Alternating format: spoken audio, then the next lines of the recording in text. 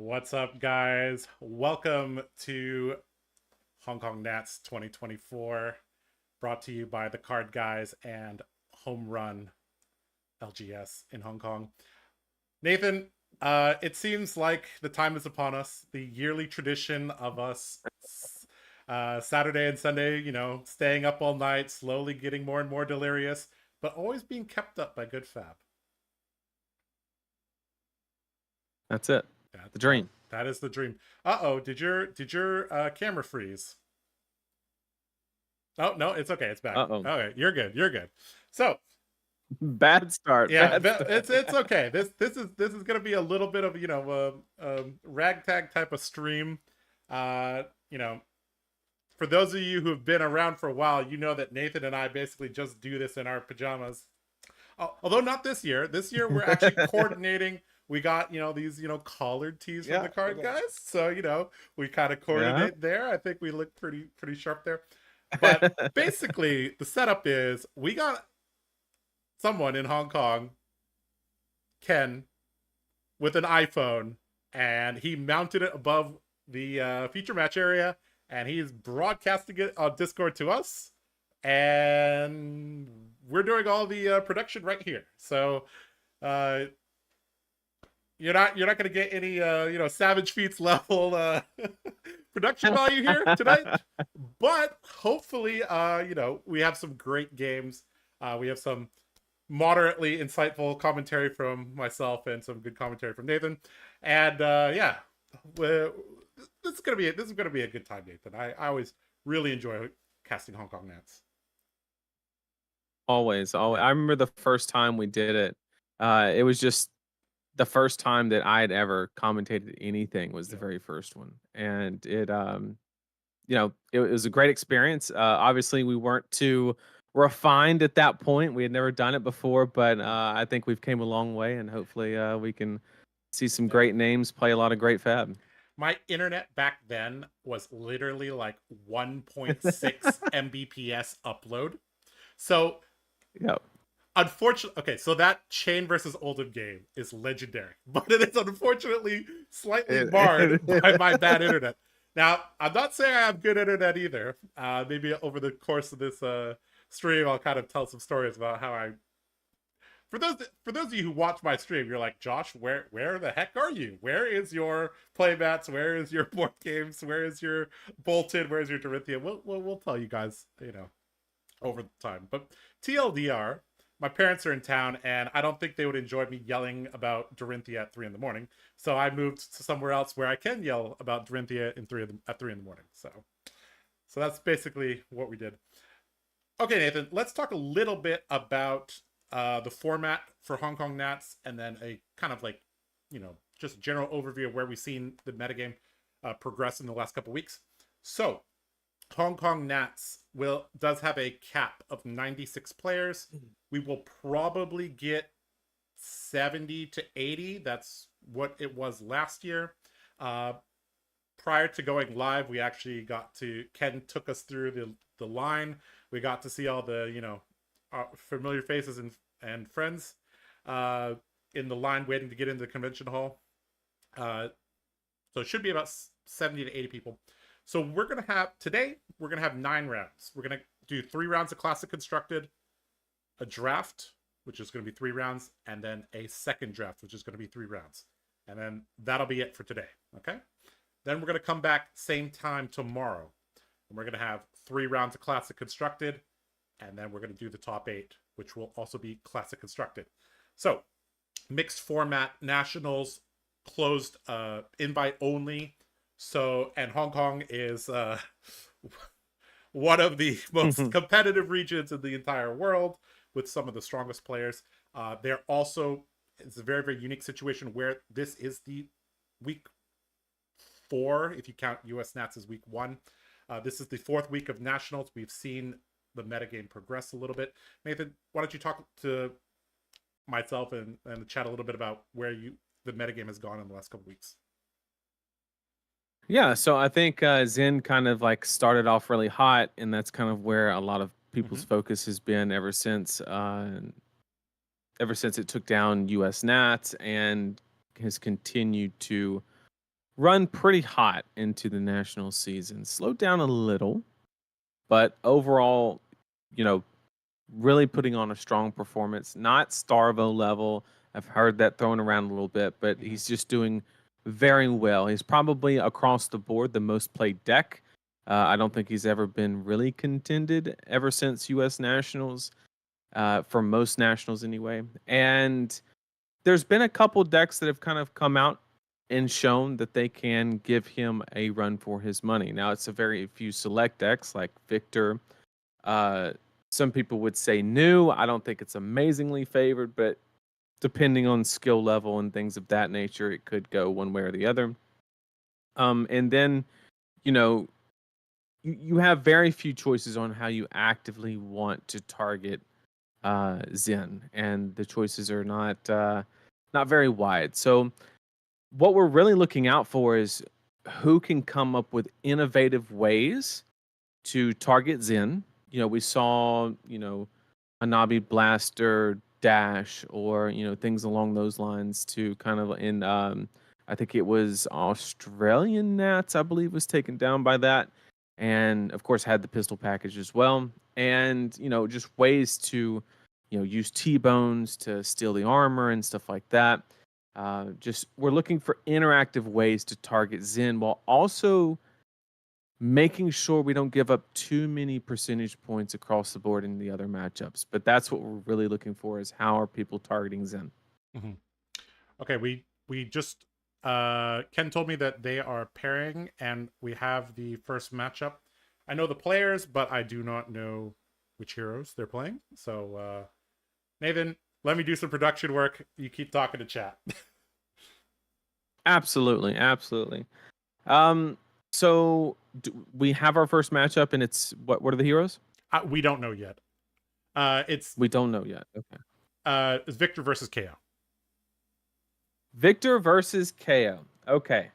I know a lot about this matchup, unfortunately. Uh-oh. Tell the people. It's not a good thing. Which city you got that information at? So there's probably some Victor players on the planet that think this matchup's not that bad, and I'm here to say that it's actually just atrocious. If Kayo, unless you have like some degenerate super fatigue kind of Victor list or something like that, and the Kayo doesn't see it coming, Kayo kind of still has about a 50-50 win chance on clashes. I think Victor's still technically a little favored, but it's like close to 50-50, right? And with that being said, Kayo just on average just outvalues Victor on a turnover turn basis. And also Kayo's not afraid to block with a card or two, depending on how the deck's built. If they dig into like the yellow Wild Rides and the yellow Bear Fangs, then it can get a little restrictive sometimes. But the farther you go into those no blocks, they do double as pitch cards, right? Because you're starting to run the yellow versions of your most powerful cards. So it is restrictive, but there's usually outs in those clunky hand situations. But what we're looking for in this specific matchup is we're looking for the Victor player to specifically try and get a pummel into Arsenal is the most important aspect. And you might ask, why not just from hand? Well, there's this card called Flesh Bag, right? And it can really hinder your ability to pummel, right? If the pummel is coming from hand. But if you play your CNC or whatever the case may be from hand, and you have the pummel in Arsenal, then you are protected from that. But you do have to take some action sometimes to kind of bait out the Flesh Bag, if you will. But really, we're looking for that crucial pummel play to kind of turn the game in one direction. And obviously, Victor clearly wants to win those clashes. Sure. Because if they don't win the clashes, it's going to get a little risky on the Visit the Goldman Estate, whether they decide to start with Crown of Dominion or not, which will be very interesting to see whether it's very aggressive leaning with that Crown of Dominion, or are we just playing value with that Balance of Justice. Mm-hmm. Do you think Visit the Goldman Estate really does anything in this matchup, considering that this is probably the hardest matchup for Victor to earn gold? I think it is. If the game goes the way Victor wants, it's a useless card, Yep. right? Because you're not trying to block and get on the back foot, and because the more you block against KO, just Yeah. can get outvalued and ran over, right? But I will say it's a good mitigation tool if things start going not your way. As an example, say you get on the back foot, you go through your deck, you see a lot of clash cards, and maybe you win some of them, most of them, all of them, whatever the case may be. Okay. And then you're kind of behind, and you draw that gold main estate, visit the gold main estate. It's a tool that can get you back into the game. Okay. So, I think we're pretty much ready. I think we can transition over. Let's see if I can do this right. Commentating and doing the production work is tricky. All right, so let's see. All right, okay. Gotta adjust the mic as well because I think I was a little loud there. Let's see. Okay, so transition here. Okay, so we have Tenji, Tenji, playing Victor. We have Isaac Lee playing Kayo. So Tenji versus Isaac. Yep, this could be round one. Let me see if I can. Okay, so click here and click here and click there. Okay, there we go. Okay, should be good now on the stream. If something is if something's not quite right, please let me know. Like I said, we're kind of doing this ragtag. If the audio or if the visual is not quite right, please let us know. Okay, there we go. Decks have been presented, and they're just shuffling each other's decks. And yeah, here we go. Keep going, Josh. Give me 1 second. Sure. All right, so we got KO versus Victor. That was Reinhardt there, making a quick appearance there on the life total. Yeah, this is a matchup that's kind of like, I guess KO and Victor are considered the old guard of the last meta. These were two of the strongest decks in the heavy hitters meta. They were both printed in heavy hitters, and they both saw a very, very large meta game share. And yeah, we'll see if if there's any adjustments that they've made to their deck to adjust to the MST heroes. For example, maybe Victor has adjusted his energy base slightly, and maybe I'm not exactly sure how KO would change their deck for the MST heroes, but maybe there's something spicy there too. Okay, big shout out to our judges in Hong Kong. I think we have a judge at the feature match table as well, so this should be very, very clean game, and it should be easy for us to tell what's going on. All right, so it looks like Victor is presenting two things, or what do I mean, two things? Two weapon slots. So we have the Arm Aegis as well as Titan's Fist, Balance of Justice, Fendel Spring Tunic, Stonewall Gauntlets, 6 steps, pretty standard there. Over on the other side, we have KO not running Sash. We have Tunic. And a little bit of glare on the arm piece, but I presume that is Apex Bonebreaker. And I believe that is Scabskin Leathers in the leg slot. So pretty, fairly standard. Now, some people have been using the Savage Sash for a bit more explosive power. But the Tunic does create some more smooth lines. It is quite difficult for KO to have some hands are very, very clunky because you have a blue and then you have like things that cost 2 and then your weapon costs 2. So the Tunic does help smooth that out quite a bit. So yeah. Nathan, do you have any thoughts on the equipment set that we've seen presented from our players? Yeah, like you said, the Tunic over the course of a longer game that could be expected from a Victor player, basically KO operates on a 2-2-2 curve, a 2 attack action, a claw, and then a 2 attack action. Well, running Tunic allows you to operate on more 2-card hands, if you will, because you can just take the Tunic counter and then swing that claw basically after your Wild Ride or whatever the case may be. It allows him to play, more small ball, block 2, send 2, and just try to, get maximum value out of his hero ability. And KO inherently as a deck is going to be denying Victor his hero ability, because it's very, very damn difficult to win a clash against a deck like KO. All right, so let's see how aggressive this Victor list is. Typically, when I was in Hong Kong, I played in several of the armories there. I had the opportunity to play against several of the Victor players there, and they were basically all on, Tunic Pummel. We weren't seeing any of this tectonic plating. I dare say garbage, because Tunic Pummel is one of the strongest plays that Guardian can make in general. And this is actually a really good open for the Victor player, actually, because you have the Goldmane Estate to pitch. You can play the Rouse no matter what color the Chokeslam and the Disable are. Yep. Because Disable in blue is 7, so 7 + 6 at worst case scenario would be 13 exactly, but the Chokeslam looks like it could be red. And yeah, just give that hammer after, which is a 3-card 11. We take those all day. Yeah, it's very, very solid. Gonna get to Arsenal another card as well, which is good.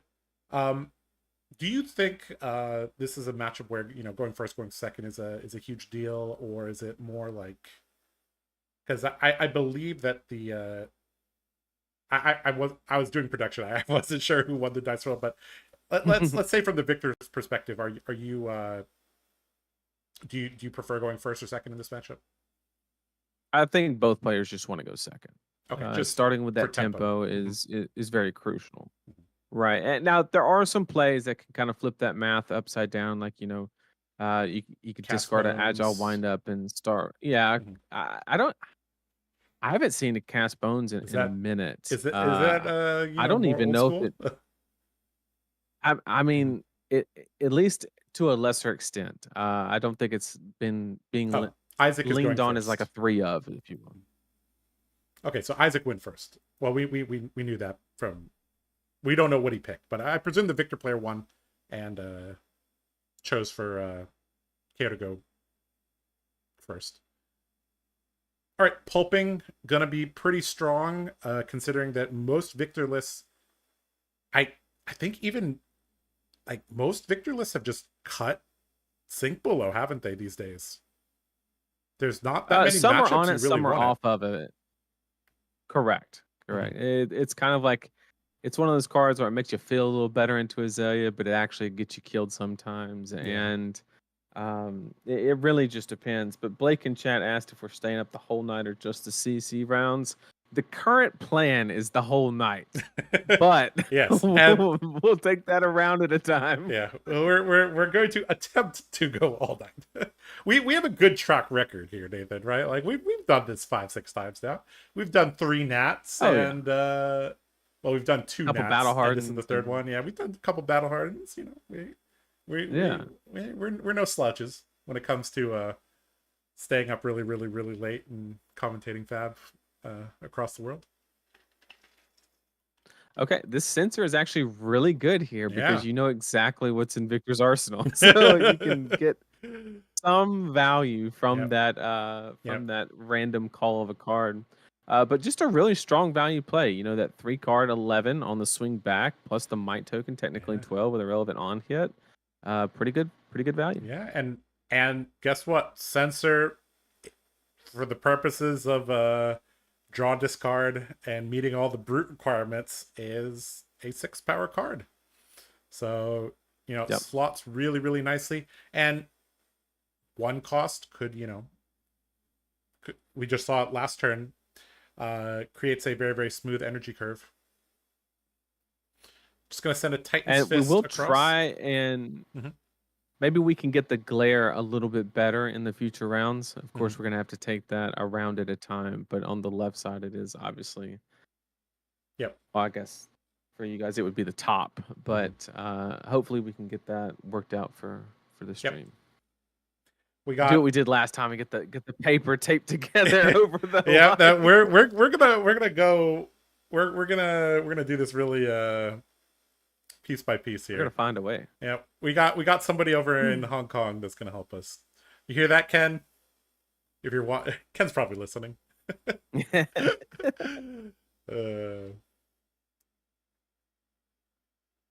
All right, thinking a little bit on whether or not to defend this Titan's Fists. Isaac says, I would like to keep 5 cards. Tunic to 3, I believe. And here we go. Let's see what he has. I'm going to start with, okay, Breaking the Might, Pulping for 7. Okay, this pulping is super safe because he knows what card is in arsenal, so there's no threat unless it misses on the discard, which hopefully, that doesn't happen. Discard the Bare Fangs. Not sure if that's what he wanted or not. Replace that Might token, and just a good old 2-card 7 with 1 floating. Yep. Now, I believe the judge at the feature match is Jerry.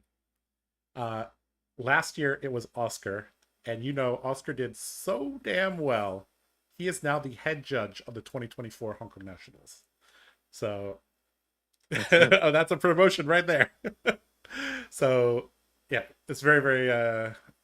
It's great when the judges are really, helping out with making sure it just makes our job as commentators easier when we know what's going on and how much power things are. Not that you would be playing yellow or blue pulping, but Oh, and such a strong. I mean, just look at the turnover turn value from this KO. He even has the option.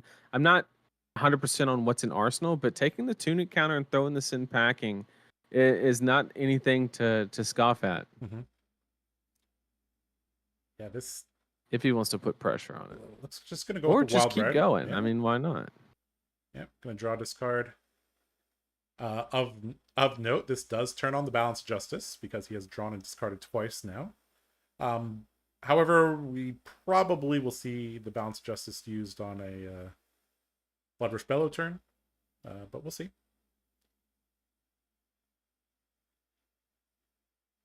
Just going to cover up some of the damage, drop to 27, and this game is it feels pretty close, but I think we haven't really seen Victor get. I mean, he has only 1 gold to his name at the moment. And we're, at turn 4, turn 5 right now. I think he's kind of really wants a couple gold. Doesn't really want to be sending Chokeslam across.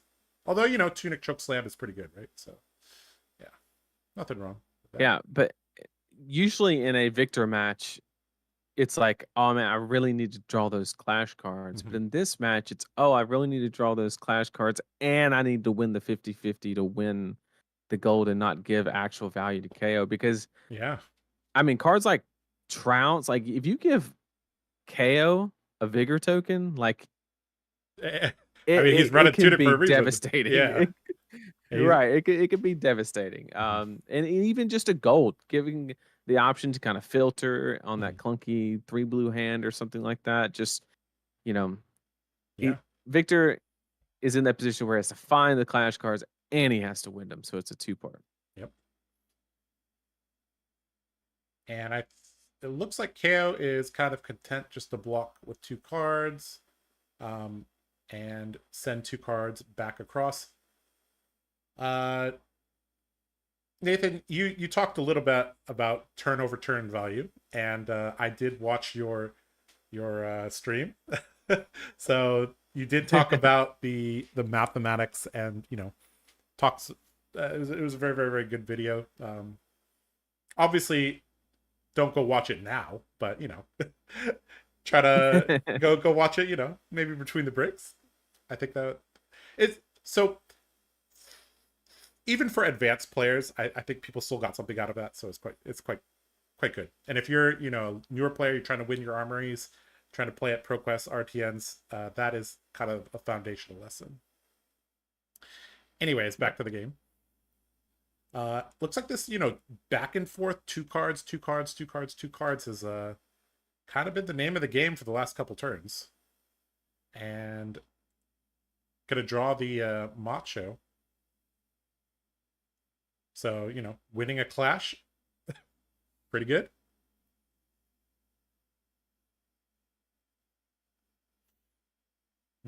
Yep, there's Sin Packing. Yep. So he gets the CNC back in the hand. And he's got 4 cards to play with. Kayo does know of 2 of them. So there is that. Kayo's kind of been... Has he been sitting on that arsenal for a while? It seems like it's been a couple turns now. Kind of wonder... No, I think no? It was a Sin Packing. I don't know if the one that he played last turn was the one from Arsenal. Yeah. That I'm unsure of. So it's either a Sin Packing or another card. There we go. But kind of clunky hand, and that's kind of the toss up for clashes with Victor, right? Because you like test of strength, he won and he gets like free value, right? Because he just drew a card, but now we're seeing an overpitch to get something out of his hand. Yep. So Victor actually just got what the gold represents in terms of value, not the free replacement card. Yep. So this is kind of one of those rough situations where things went your way to get the card, but the card ended up being useless. Whereas if it was like a Spinal Crush or something like that, you could kind of like leverage a little bit more tempo. But now we're just rocking. All right, let's talk a little bit about kind of a poker or game theory here. If you see your opponent overpitch like this, is he more or less likely to have pummel? Because if you had pummel, you would just keep in 2 this cards. specific situation, he doesn't have pummel because Fleshbag would 100% have a 100% success rate in shutting it down, which is why I actually like the play of just holding the 2 cards, because he saw the CNC with Sin Packing, so it's 3 unknown cards in hand. So if you just pitch the blue in CNC, what you can actually do is get the Fleshbag here and at little cost, because you aren't doing anything anyway, because he just doesn't want to get pummeled. Yep.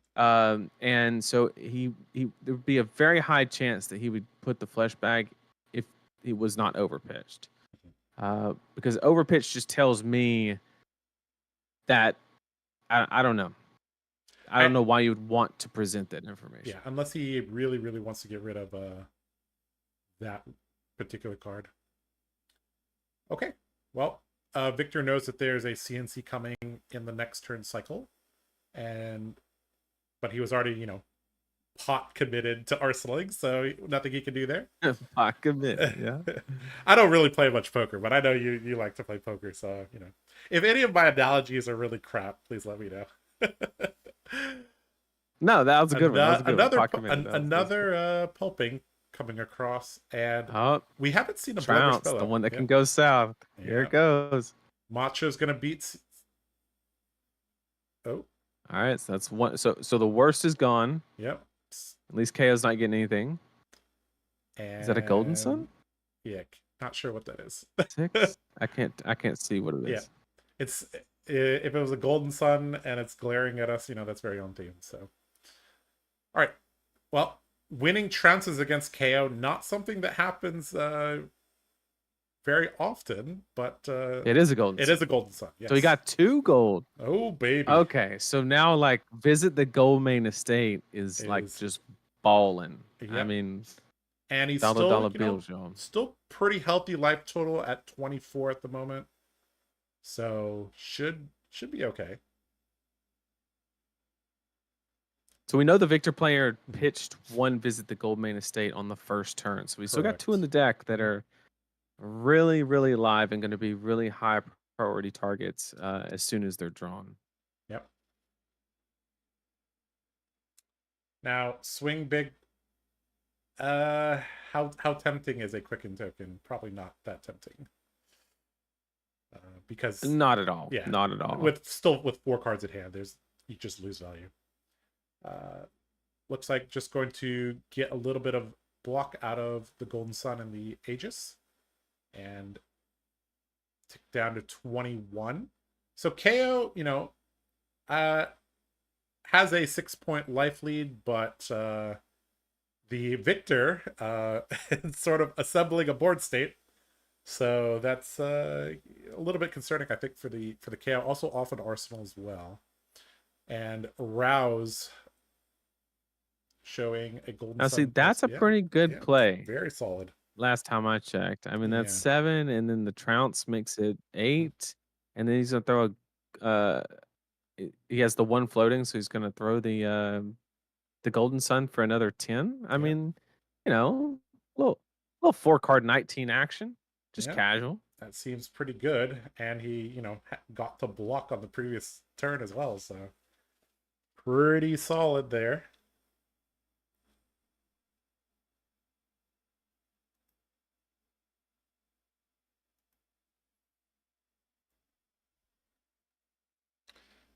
All right. So from the victor side of things, this is exactly where you want to be. Yes. The most interesting aspect of this is like things have gone very, very well for the victor. And I would say that currently he is a little bit ahead.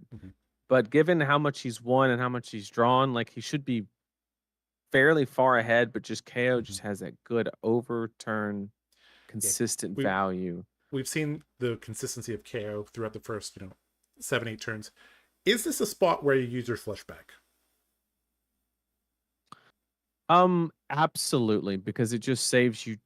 So you have to look at the delta, right? Because if you flashback, both cards have the potential to pitch for hammer, and hammer will be turned on. So you can turn 1 card into 4 value. Whereas, so if you flashback here, you're declining the opponent's opportunity to turn 1 card into 6 value because it's the difference between 10 and 4. So it would be the average value of 1 card is 3. So going from 3 to 6, you get 3 value from your flashback here, plus the 2 blocks, so 5.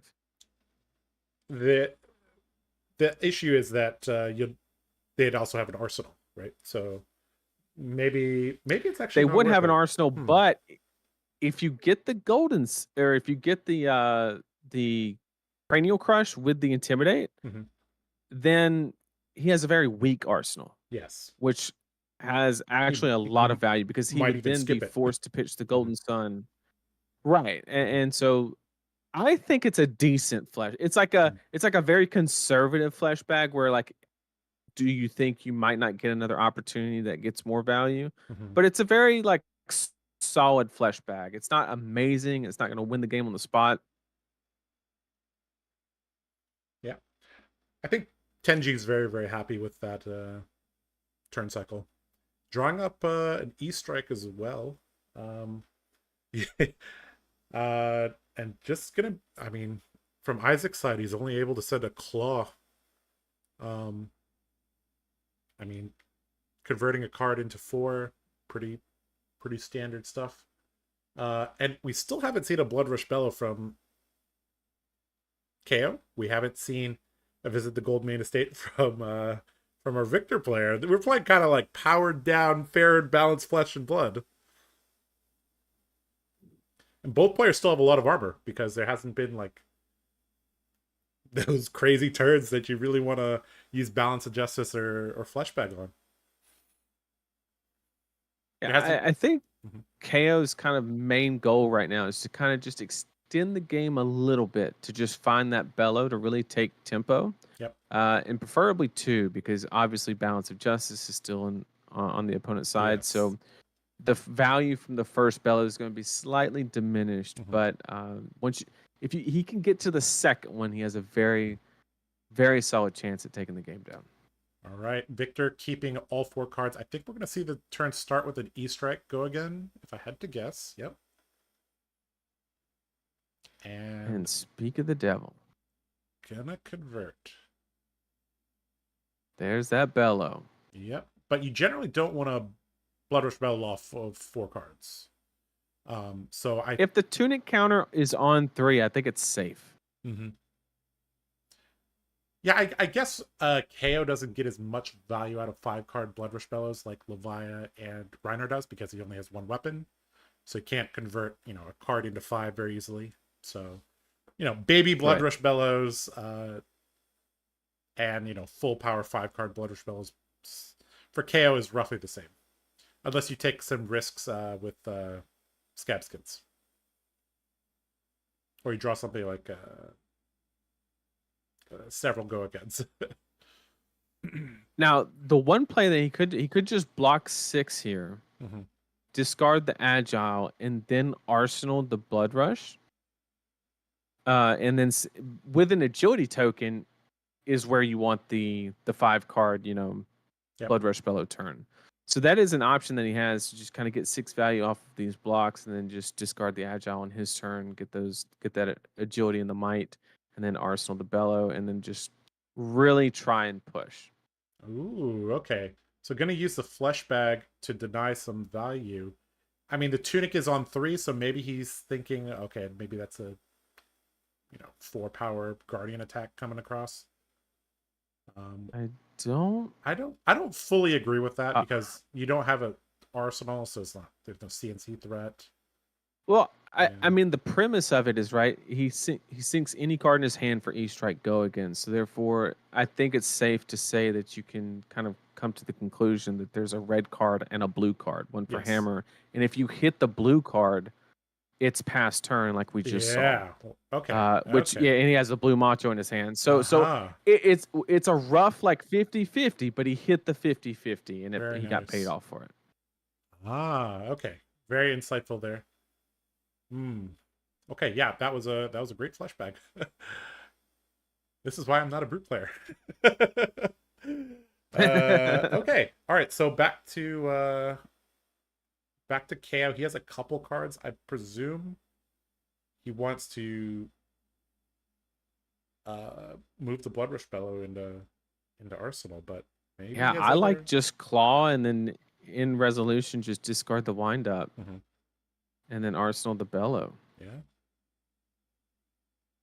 But then again, you do kind of leave yourself a little open to, CNC pommel, and you don't have flesh bag to lean on. So there are some considerations where you do have to kind of like, do you really want to give Victor full tempo if he really wants it?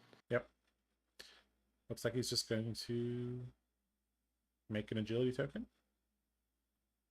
by discarding the agile windup, and he's gonna take the play that you suggested, and he's just gonna. Oh, is that a pass turn? Oh, I guess he didn't have the resources for it. Huh. Well, he had an incarnate, so that's definitely that was blue or yellow. So he could have clawed. It seems like the decision was made that he would rather guarantee the blue. So he valued having the guaranteed blue card in his hand more than presenting 3 damage. Okay. Which, I mean, depending on how, I don't necessarily agree with it, but against Victor, there's actually a sound case because then you deny the ability for any clash card, right? Yeah. So there is some validity there, right? Yeah, that's a play that you would really not make against most of the heroes in the game, but that is a very good point. That if Victor has a clash card in hand, it just converts into a red. It's a bad bauble. All right, we saw Visit the Goldmane Estate there, and quite a few might tokens being created. Looks like he's gonna go digging a little bit and see what he gets. Oh, ripped a sink? Is that a sink? That's not what you want. That looks like a sink below. I mean, maybe he can move that into Arsenal, I mean, we've already seen so many pulpings. Yeah, it looks like that's not the case. All right, so I mean, this is actually okay because it does get a card unless he wants to give up Tunic, right? Because you have 2 block in the foot and the arm slot, and that's only 4, so 4 on 8 would still get crushed. And so it does warrant either giving up the Tunic or a card. Yep. Which in this case is probably just going to be a 6 attack plus Apex to get the to extract the might value. Yeah, extracting maximum value from the Apex Bonebreaker is fairly easy against Guardians, but it can be a little bit trickier against other heroes. And looks like the CNC doesn't benefit from Blood Rush Bellow, so that alongside the Apex Bonebreaker going to jump in front of this prevent the crush, take 3, go to 14, and we're in the mid to late game now, I think, Nathan. 17 to 14. Victor slightly ahead on life. One thing I wanted to point out, the Victor player activated gold and dug for a card that he didn't even use. So actually, if the KO player would have presented 3 damage, it would have been to no point. Yeah. In that specific case. It doesn't mean that it was the correct or wrong line because, you can't just look at one instance. But in this particular case, it did pay off because it guaranteed him that blue and allowed him to, or Victor still was not able to extract the full value from his hand. All right. Blood Rush Bellows successfully discarded. Not sure if he made his might token yet. He needs to do that before he puts the swing big on the stack. I think he's pointing towards it. Maybe not. Maybe a mistrigger. All right, Balance of Justice alongside the gauntlets. He just... Maybe he verbalized it. Yeah. A lot of the times they verbalize it, but they don't do it. Okay. All right. Victor deciding to cash in some of his armor. Well, not yet. Obviously, he won't destroy the Balance of Justice while he's still defending. But looks like he wants to block for 7. Gonna take 1 damage, drop to 16. Or sorry. Oh, that's a big attack. Nope, never mind. It's oh, right, I had might. Yeah. Right, swing big with mites is big. My bad. Right, claw for 5. No, it's got Blood Rush on it. Yep. Yep. Swing blade with just Blood a Rush casual tunic counter, another swing big for 10. Nothing too crazy, just 25 damage. That's it. When KO can get, into the 20s, that's generally like most brutes can hit 20. So not too surprising, but KO, kind of seeing it late, but seeing double, and we're seeing the power of Tunic. This play not possible without Tunic. And I can't remember the last time I saw double swing big on a on a Blood Rush turn. That's pretty brutal. I mean, this is just a solid play, right? Like, as I mentioned before, like getting that first bellow to kind of like get rid of the armor, push the tempo. If he can somehow just draw into another one, then he has the real possibility to just lock the game down instantly because he can just continue to kind of push and get Victor really on the back foot. There are a ton of might tokens though for 10G and but I don't believe. And I see a wild ride. Yeah, I don't believe Isaac has to give him a card. Still has block on his armor, and this is not lethal. Oh, it is gonna rip a card is the problem because he has a wild ride in hand, so it will fulfill the requirement for weakest link, and it'll allow Victor to draw a card while also forcing him to discard it. Oh, that's pretty sick. A new card from the and a MST Bear set. Fangs. He has 2. Yeah, he has 2 no blocks. Now I believe it is a choice. And a reckless. Oh, jeez. It is a choice. Yeah. Pretty good. I mean, good timing there on weakest link. Fortunate. I mean, the weakest link's coming in for what, 10? Is that what I see, or is that 11? It's hard to see. I've been squinting the whole time. So theoretically, he could jam, and then play the reckless swing and cover it up, depending on what that number actually is. Looks like he's still thinking about blocks. So he could go 3 from the 3 block, 2 from the boots, that's 5, 1 on the arms is 6, 4 from the reckless swing would be 10, assuming that's 10. If it's 11, throw in the tunic. Yep.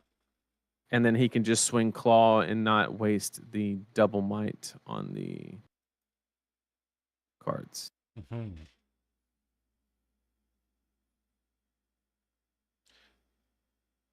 Now, this, like we said at the beginning of this game, this is a classic matchup from the last meta, but weakest link is not something that Kayo was getting punched by in the previous meta, and looks like gonna play out the reckless swing.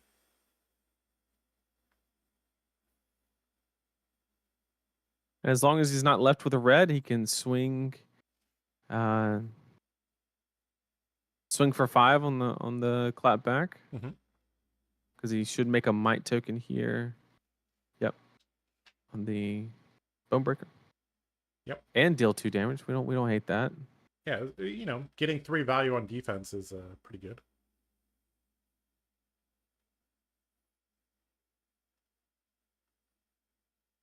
Question is, does he have the yellow? Yep. I know it's a Bear Fangs. I just don't know if it's a yellow one.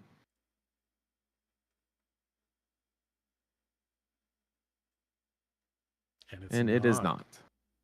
All right, so 1 value from the Apex going away and a Golden Sun. Now, we have not seen it pummel the whole game. This would be a very, very good time for one. Now, and at 14, theoretically, if he wants to, he could just jam the boots and say, even if you have it, you can't kill me. Yeah, 14 is a very, very yeah. You have to give him something here. It really just depends on what the hand is actually producing, because he doesn't have agility token. He has to have like something to give go again. I don't see a wild ride or a pulping. Nah, this could just be a value based. You got it. I mean, if he because of overpower, this might just be a scabs roll. You might just be forced into that value transaction and I think just that's go for. I mean, and if you really want to try and punish, you just hold the beast within and hope you discard it on the on the Bear Fangs. Discarding Beast Within is one of the best feelings in the world, and from the opponent's side, now here's the thing: if he drops to 1 and then discards the Beast Within and like accidentally flips a Blood Rush Bellow, he just loses the game. So, I mean, as a brute, you just gotta embrace that RNG, right? A little story about me and Alan playing this matchup specifically. 4 games in a row, I pummeled Alan while he was on KO, and every one of them, he discarded a Beast Within and just replaced the card.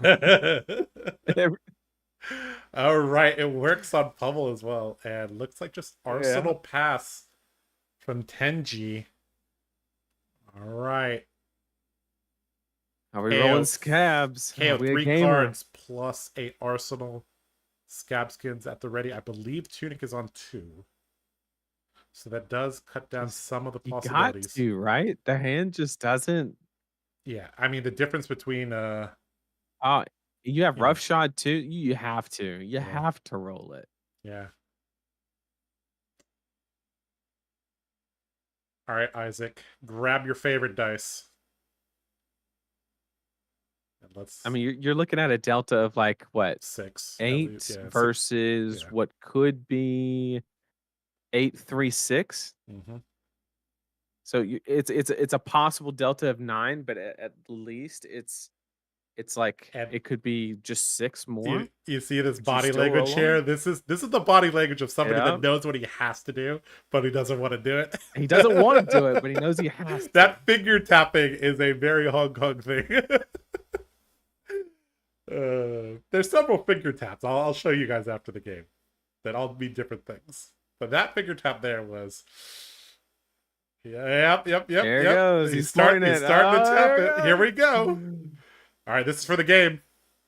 Is that a 6? Oh, baby. That's a 6. All right. Okay. Now we're cooking. So now we're just gaming. Just throw the Bear Fangs, see what you get. Hope you don't discard the roughshod, because that's just a card that has like a really good curve. Or he's gonna pitch it? Surely not.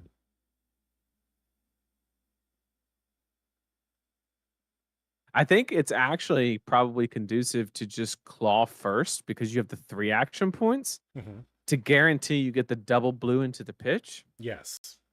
And then that way you can kind of like somewhat control what you are. Mhm. So that way you're going to either discard the sin packing, or the problem is making that play. The sin packing is not playable if you discard what you draw um, Yeah, send packing costing 3 off the top is of the deck. kind of Correct. awkward. Brute gaming. Of course, Leroy Jenkins would say that, right? In the chat. Several lines available. I do think he should take the claw first line. Now that I talked about it, I don't think you claw first because, like I said, if you discard what you draw off the top, the sin packing isn't playable from the get go. So I think you just pitch this assault and battery, play the bear fangs, hope you discard the sin packing, and then if you don't, you just pitch the blue to play the sin packing. Mm-hmm. Okay. That's kind of like. Whereas if you commit to the claw first, you're going all in on not on discarding the sin packing and drawing a 2 cost. Mm-hmm. Yeah, I really like this line, Okay. and in that way, because rough shot just fits the curve so well. Yep. No matter what you draw, Very. he's got to draw a card. Yeah, don't just discard a card. That's the. Yeah. Right. All right. We want to see sin pack. There we go. There see? we go. Send pack discarded. Mike token created. Oh, that's a bellow. Ooh. Holy cow. Ooh. I think you sent it. Yeah, I think so as well. Right? Yeah. I mean, the only alternative you gotta get cards. I guess it depends. No, it depends on the blocks, right? Because if he blocks this, then it's safe to just send the rough shot for 5 and then Arsenal the bellow. Yes. But if he doesn't block it, right, then it gets a little, because that tunic's on 3. Yep. And we're also getting that's very scary against the Guardian. We're also getting into that portion of the game where civic steps are going to have to be donated to Kayo sometime soon, which means no more scab skims rolling for for Kayo if the Victor doesn't time this correctly. Very, very, very important turn cycle going on right now. And looks like just gonna. That's a test of strength. Fate Foreseen versus Smash Fate Instinct. Oh no. Oh boy. You gotta re-roll this with Daddy's money. Fate Foreseen and Victor. Yeah. A mad worst time for that to show up. All right. And looks like he's like, have your gold, bro. Fate Foreseen from Arsenal. Gonna opt that to the bottom. Oh, forgetting to pick up the bottom card there.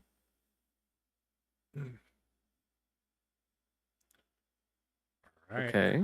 Okay. So with 3 cards in hand, the worst case scenario here is like Spinal or Tunic, CNC Pummel.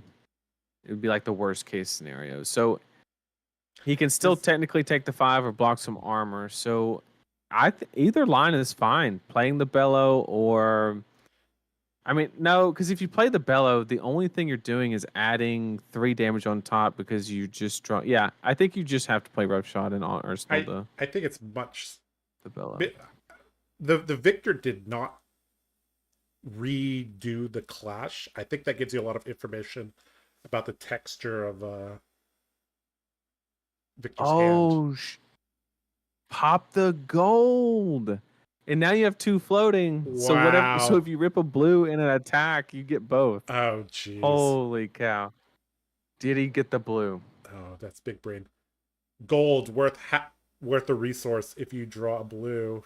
He needs the blue. There's the blue of the bear face. Oh my god, that's insane. So good. It's exactly what he wanted and more. Wow. He's shaking. He knew he hit it. And Victor not rebuying that clash. Ooh boy, that is a very heads up play there from Isaac. Yes, Wow. that was a fantastic play. Wrecker Romp on top. Kind of risky, but Yeah. I love it. I Yeah. love it. Oh boy.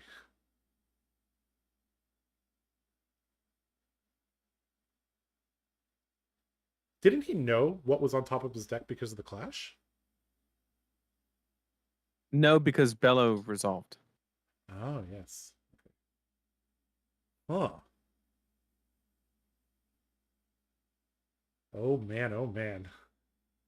Yeah, I think with that play, the KO's in a very, very strong position in this late game, especially getting to take a quicken token, possibly over to the next turn. Maybe it's breaking. I'm not exactly sure. It's a little bit confusing what's going on. And just action points on top of action points. The whole hand being laid down. Victor dropping That to is 3. We've already wild. seen one reckless swing. So Well, like I said, if he probably, could yeah. just play the second Blood Rush Bellow, then Yep. you just take tempo Yes, without the and you balance of just put Victor justice. in the spot to where Yes. you just leak or kill him with the next pulping that you Yeah. see kind of Yeah, situation. especially if you discard this beast within. Right. Tunic up. You just keep on And the gas. Wild Ride, Isaac Lee in the driver's seat. And this comes in at a break point. If he leaks, he will be put into the second reckless swing range if KO is running 2. Did not discard the beast within, unfortunately. But this is still pretty good. 2 cards committed to defense.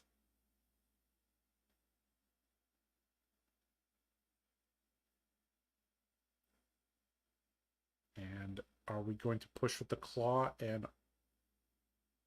no, looks like we're going to push with the beast within.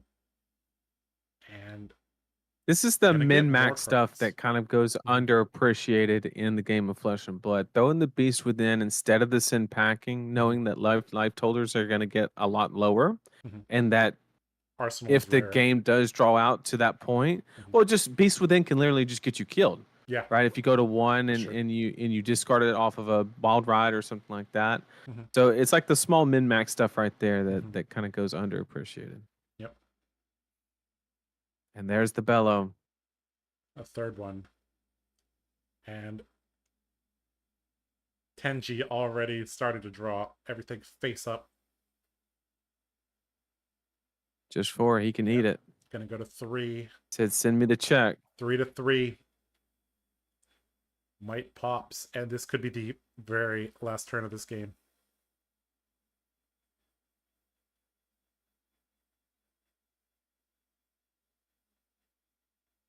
And we haven't really gotten to see what is in Isaac's hand.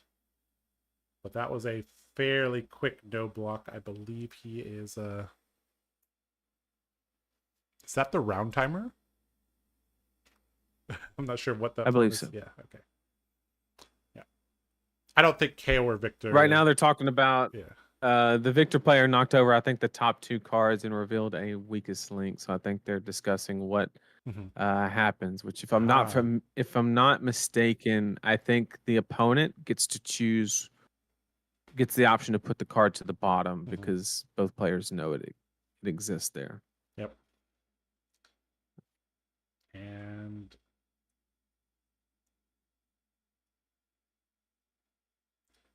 yeah, they're in the middle of the judge call. There's a judge call here. So the Victor player just knocked over the top 2 cards and flipped them up. So we saw the weakest link card. And so if I'm not mistaken, the opponent should just be able to choose whether that card stays or goes to the bottom of the deck.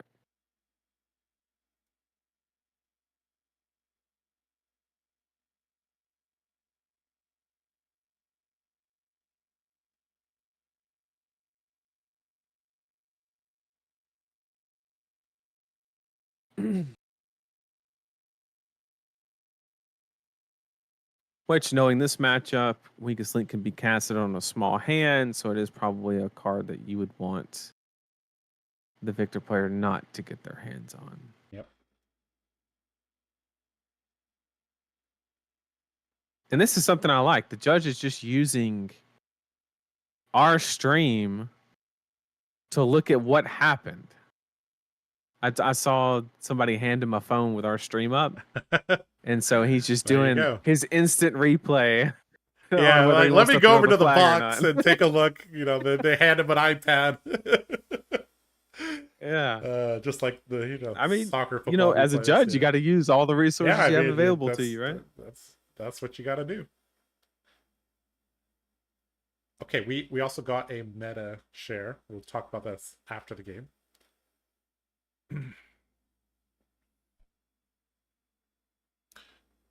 All right, back to the game. Looks like we have a Might token, a Bloodrush Bellow, pitching a Send Packing, random discard, or is that Pound Town? That's sorry, the Pound Town. Okay, random discard. Surprise, surprise. Okay, got rid of the blue. That's probably good for the victor player. Yeah, Wrecker Romp, not what you want to discard generally. Creates a Might. Okay, we got a Bare Fangs, we got a Wild Ride, we got a we got a little resource problem here. Yeah, we do. Oh, but we have Dominate. We have Dominate. Yeah, we so should. It might not matter. Yeah, I think pulping for 8 closes out most of the time. Although if the victor has shown Sink Below and Fate Foreseen, he did sink that one to the bottom on the opt, which is very relevant. Yes. But with that being said, which is why you claw now, right? So you claw now, that way you get some of your damage in, then you throw the pulping to try and steal the game away, but not risk your entire turn on it.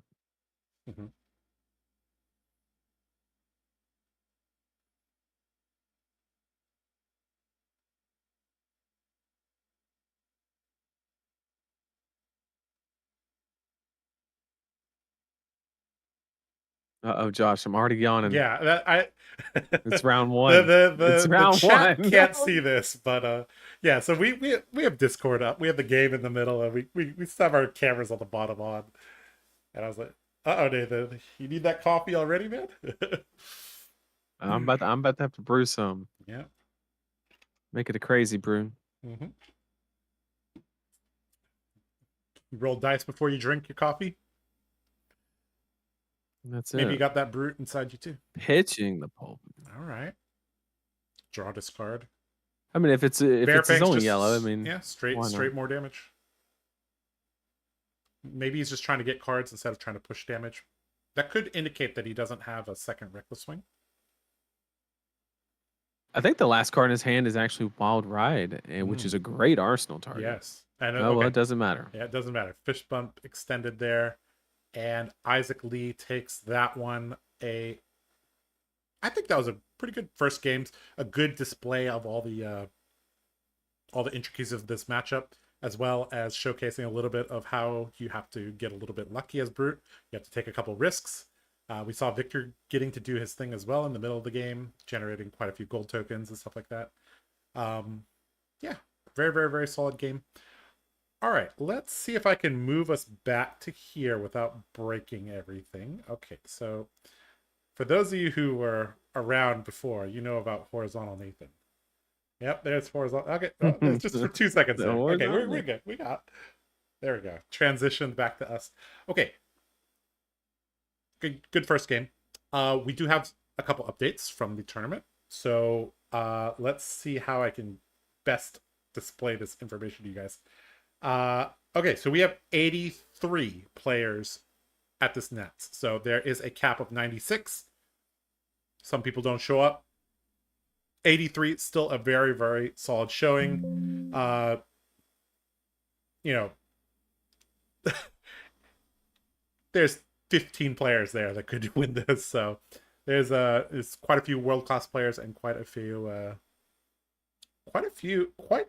some spiciness actually.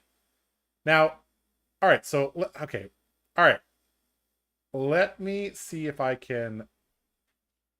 Oh man, we're living dangerous here. All right, so we're gonna try to take a screenshot of the Excel sheet. Okay, now we're gonna open Paint because Good old Paint. Content creator staple right yep. there. All right, now I'm going Good to old see if I Paint. can. Okay, so let's see here. Can I go back here? Turn this off. Okay. Now add window capture. Name it Paint. Okay. Select Paint. Press OK. Rescale this. I'm working on the metagame share for you guys. Just give me a second, guys. All right. Let's see. Paint. Oh, no. Paint doesn't want to be window shared, apparently. Huh. Okay, fine. How about Excel? Okay, Excel is fine being shared. Okay, so we'll make it bigger. All right. So apparently, paint's not friendly. Okay. All right. So let's. All right. Okay. So let's. Okay. So Nathan, you should be able to see this on the stream. Okay. So here is the metagame share for the Hong Kong National Championship. Now, a lot of familiar faces, but quite diverse familiar faces. So we have Zen at 15, New at 13, Azalea at 12, Kayo at 8, 6 Enigmas. So this is a general trend we've seen at Nats, kind of a slowing down of, or Enigma kind of falling off a little bit. Victor coming back a little bit because has a pretty good Zen matchup. And then we have 4 Dories, 4 Kanos, 2 Dashes. I wonder if Alan's one of those Dashes. 2 Katsus. I know there's some diehard Katsu fans. PH. I don't know if you're playing Katsu, but I got to play him at an armory in Hong Kong, and he kicked my ass. He kicked my ass with a Katsu. Got 2 Levias, 2 Rhinars, 2 Riptides, a Maxx, Arachne, Dash, Prism, and a Vincent. So no Bolton. Sad. But yeah. Interesting. For Kasai? No, well, I wonder why. Not a single one. Yeah. Okay, so let's talk a little bit about this metagame share. So, if given this metagame share, which hero would you want to be? So if you look at the Zen representation, it's actually not as high as most would expect, right? I think most are kind of banking on 20 to 25% representation on Zen. Yeah. But 15 out of 80, you said 86. Yep. That's roughly what, like 83. 18%, so a little bit under maybe 83. So yeah, so like 17%. The very first Nats we casted, there was like 45% Briar. So this is a bit more diversity here. Yeah, so I'm wondering if now there have been murmurs that Azalea, her stock has been kind of going down over time, but we still see it showing up here as the 3rd most played. I think it's going up. Yeah, looks like it is going up, but there have been murmurs about it going down. Looking at this metagame, the deck I don't want to be playing is actually new. Because there's not enough Zen to actually pick on. You have no hero ability against Azalea. Your KO matchup is like okay. It's like probably slightly favored. Enigma's and then Enigma's difficult. horrible. Like right. And then Victor, of course, you're pretty good there. But like, I don't know. And then you have your Kano match and then Dorinthia and so forth. Yeah, so like if it's built as Hachidori, it's gonna be hard. Yeah. I feel like you're playing new to kind of target Zen, and there's just not quite enough of it there. Now, there's It's something to kind be of my said thought for, process. winners metagame, right? Generally, because Zen is Hmm. considered the best deck in format, the percentage of Zen increases as the tournament goes on. So we'll see. Right. We'll see. We'll see. Yeah, if there's a new that can win the first 2 to 3 rounds, they're good. Mhm. They're golden. Yep. It's those first couple rounds that they have to get down and to really get into that quote unquote bracket of meta decks, if you will. Yep. And it looks like we're already getting set up for a second game, and that appears to be a Zen using the Spring Tidings mat. Quite nice. And that's a judge, jury, and executioner play mat. I presume that's going to be a Azalea, but that may not be an Azalea. That doesn't look like Azalea. Yeah, it doesn't look like Azalea. What is that? Looks like a KO. Could be. And it looks like they're already rolling dice. KO, Okay, so Victor? I guess we could just transit. Let's well, I guess we shouldn't transition yet. I haven't typed in everything yet. I haven't gotten all the information yet, so we'll just chit chat here. Okay, it is KO. Okay, Next matchup will be KO you, versus Zen. Wait, hold on, Nathan. You should recognize who this. You should recognize who this KO player is. A little bit bigger hands, a little bit tan, loves brute. Starts with D. It's Dennis. It's Dennis. Oh my god! Our favorite brute player. Favorite brute player. Yeah. We have casted so many Dennis games. Oh man, and they're always the best. They're always the best. Okay, all right. So we got Cliff Wong. I can't promise you anything about this game, chat, but scabs will be rolled. Yeah, there will be scabbies. All right, so let me set this up a little bit, and you can chit chat while I do all the production work.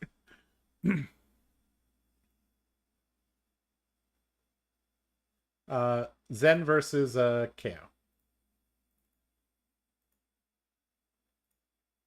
Oh, we already had a KO last game. What's up, Gee? It's our pleasure to do it. We're just trying to bring some games of flesh and blood to people that we know everybody wants to watch. So yep, we're happy to do it. So our next matchup is going to be, we know the KO side is going to be Dennis. I don't know who the Zen player is. I do. He's been playing for several years now. Very, very solid, very, very friendly guy. I've played him probably 15 times when I was in Hong Kong. He played a lot of Ninja back then. He played Ira back in Blitz. So, Ninja is definitely going to be his wheelhouse. Cliff. And what was his name again? Cliff Wong. CLIFF. Okay. Okay, so we got Cliff on Zen and then Dennis on KO. Yep. So this matchup is just all about just value. I mean, I know technically every matchup is about that, but this one's just going to be, can the KO leverage a couple tools, maybe weakest link, strength rules all, send packing to kind of get some blocks out of Zen at very opportune times. Other than that, just who can find those power cards first, which obviously with Zen's ability to transcend and go get those cards, I would say that the matchup is slightly Zen favored overall. But whoever goes second is, sitting at a pretty good spot. The only thing I'll caveat that with, if the Zen goes first and transcends and they're running Traverse the Universe, it can kind of flip that statistic on its head because they have so much starting power, basically, just ready to go whenever they draw the right hand. Okay. Ken is telling me that there's some problems. Not exactly sure what he's referring to. Not dropping any frames. Everything seems okay. Maybe he's talking that there's a issue on the other side. But that was a very quick round one. I thought we were gonna have a little bit of break between round 1 and 2, but looks like we are just. I mean, nobody's playing fatigue right now, Josh. That is true, and Hong Kong players play pretty quickly because, let's just tell some stories while we're waiting. So in Hong Kong, armories start at 8 p.m. Wow. Now, why? Because everybody finishes work at about 7, and then they go eat, and then they take the train or bus or whatever to go to their LGS, and they arrive there at 8, and they play 3 rounds, maybe 4 rounds of CC, and they have to haul ass and get back home before the last train. So, Hong Kongers are used to playing quite quickly. So, yeah. Now, is this the most Dennis thing ever to use a judge, jury, executioner playmat?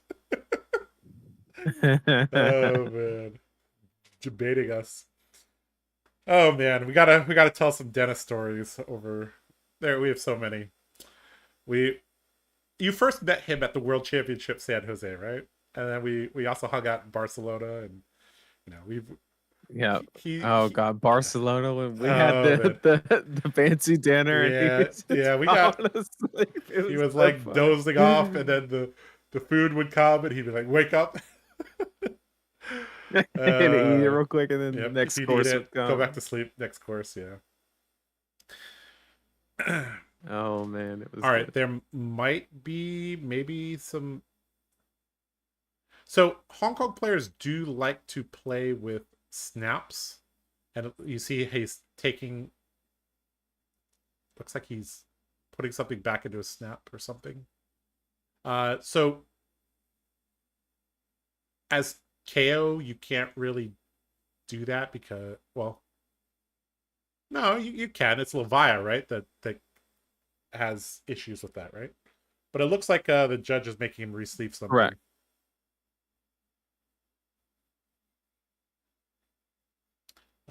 Let's see if I can get some more information from Ken on what the heck's going on. They need repairing. Oh, the card's going back into the box. Oh no! Oh no! It's okay. We'll see Dennis later. He just needs a little nap first. All right. Looks like all right, we'll go back to our pretty faces then. Repair. Yeah, it looks like a repair. All right. Well, let's see how many people we got in chat. We got 130 viewers right now. Not too bad. Yeah. Quite a few people chatting as well. I hope you guys are enjoying the stream. There's quite a few streams this weekend. I think there's like 6 or 7. So, if you want to just sit back and enjoy Fab for the next 48 hours, you can do that. And I think Hong Kong is, aside from Japan, this should be the first one. So the first one, yeah. Because I don't think there's any 3-day nats. I think even the large ones like Canada and UK are 2 days, right? Still 2-day. Yeah. US, we just got 500 people, so Is US the only 3-day one? I think so. And this actually gives us a kind of a big advantage because we're like, I'm like, oh, it's the exact same format as Pro Tour LA. 4-3-3-4. Right. So used to that. Like all of the Pro Tours and the US Nats are basically exactly the same format. All right, we got a Kano playmat. Okay, so Cliff did not move. Oh boy, we could have a Zen versus a Kano? Okay, hold on. This is an interesting one. Yeah, this is interesting. Now, okay, you don't use Eye of Ophidia sleeves at that's not just a Kano playmat. That's a Blazing Aether playmat, and it is sleeved. You see that? Yeah. It's a sleeved Kano playmat. A sleeved Kano playmat. Okay. All right. Let's see if I can get some of the. Okay, so, it's Terry. Oh man, from Fable Gaming HK. I think you might remember Terry. The Millennium Puzzle, Terry. Terry Yoon, yeah. All right, he wore the Millennium Puzzle, didn't he? He's still playing Kano, huh? All right. He was playing Kano against me as Dorinthia back in 2021. Oh boy. So this I is bet a he's loving very Kindle. very experienced Kano player. Let's see how this goes. All right, Nathan, time for you to talk while I change things again, because I have to change the hero Sure. and the pictures and all that. So our next matchup is Zen versus Kano. This matchup is decided by two things: the equipment that Zen flips over at the beginning and the top 15 cards of the Kano deck. That's pretty much it. I mean, really, the most conducive thing that the Zen player can flip over is as much spell void as possible with like a base of AB. So AB1 is just like not. I don't even think it with Kindle around. AB1 is basically nothing. I don't think there's a whole lot of delta between AB0 and AB1, but AB2 has like substance behind it.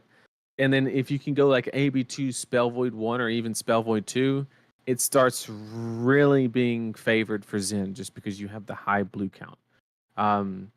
But and I don't want to say heavily favored. I mean just a favorable position to be in most of the time. The Kano could just accidentally kill you all day. So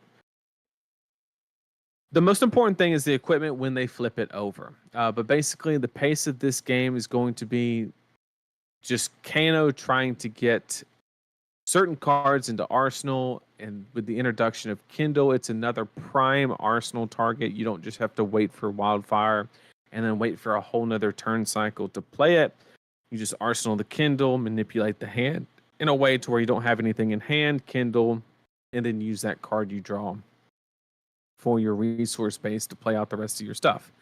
But basically here we have Arcane Lantern, Tide Flipper, so that's at least AB2, and I cannot see the arm piece. So we have AB3, which I don't think is ideal. I think you really want the Spell Void because you want the opportunity to kind of,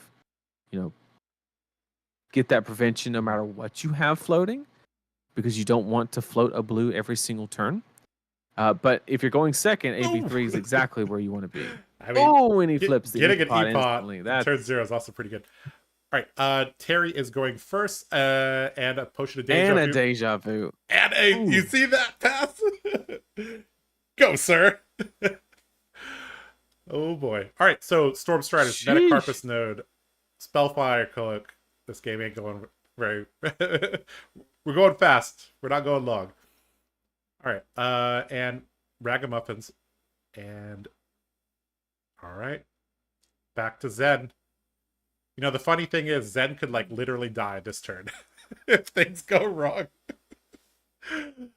Oh boy. And like transcending is not as simple as you think it is, because there's a priority window between gaining that resource and gaining that blue card into your hand. So like what would normally be considered like a really, really strong play, like double transcending, can literally get you killed in this matchup. Yep. Red 100 wins coming across for 3. No blocks from Terry. No reactions, down to 27. That was a very quick no blocks. Yep. I mean, pitching the snag. Terry has played Wizard for 3 years. He like sees the Matrix at this point. Roundhouse Kick, or Cyclone Roundhouse, I think is specifically the name. Going down to just one card in hand. Terry says, yep, CNC is still a possibility, so you have to keep your cards here. Yeah. And there's another finger tap there. I like Zephyr Needle in this matchup because it does incentivize interaction. It doesn't force it, but it does incentivize interaction, which is very important. Yep. I think he's thinking about whether or not to push the Zephyr Needle forward. And he's just switching out his left-facing for his right-facing Zephyr Needle. Gotta be, fashionable and proper. Although there's something to be said about having, a left-facing white-bordered Kadachi and a left-facing cold foil Kadachi, There's something to be said for that. Just to show your opponent how crazy you are.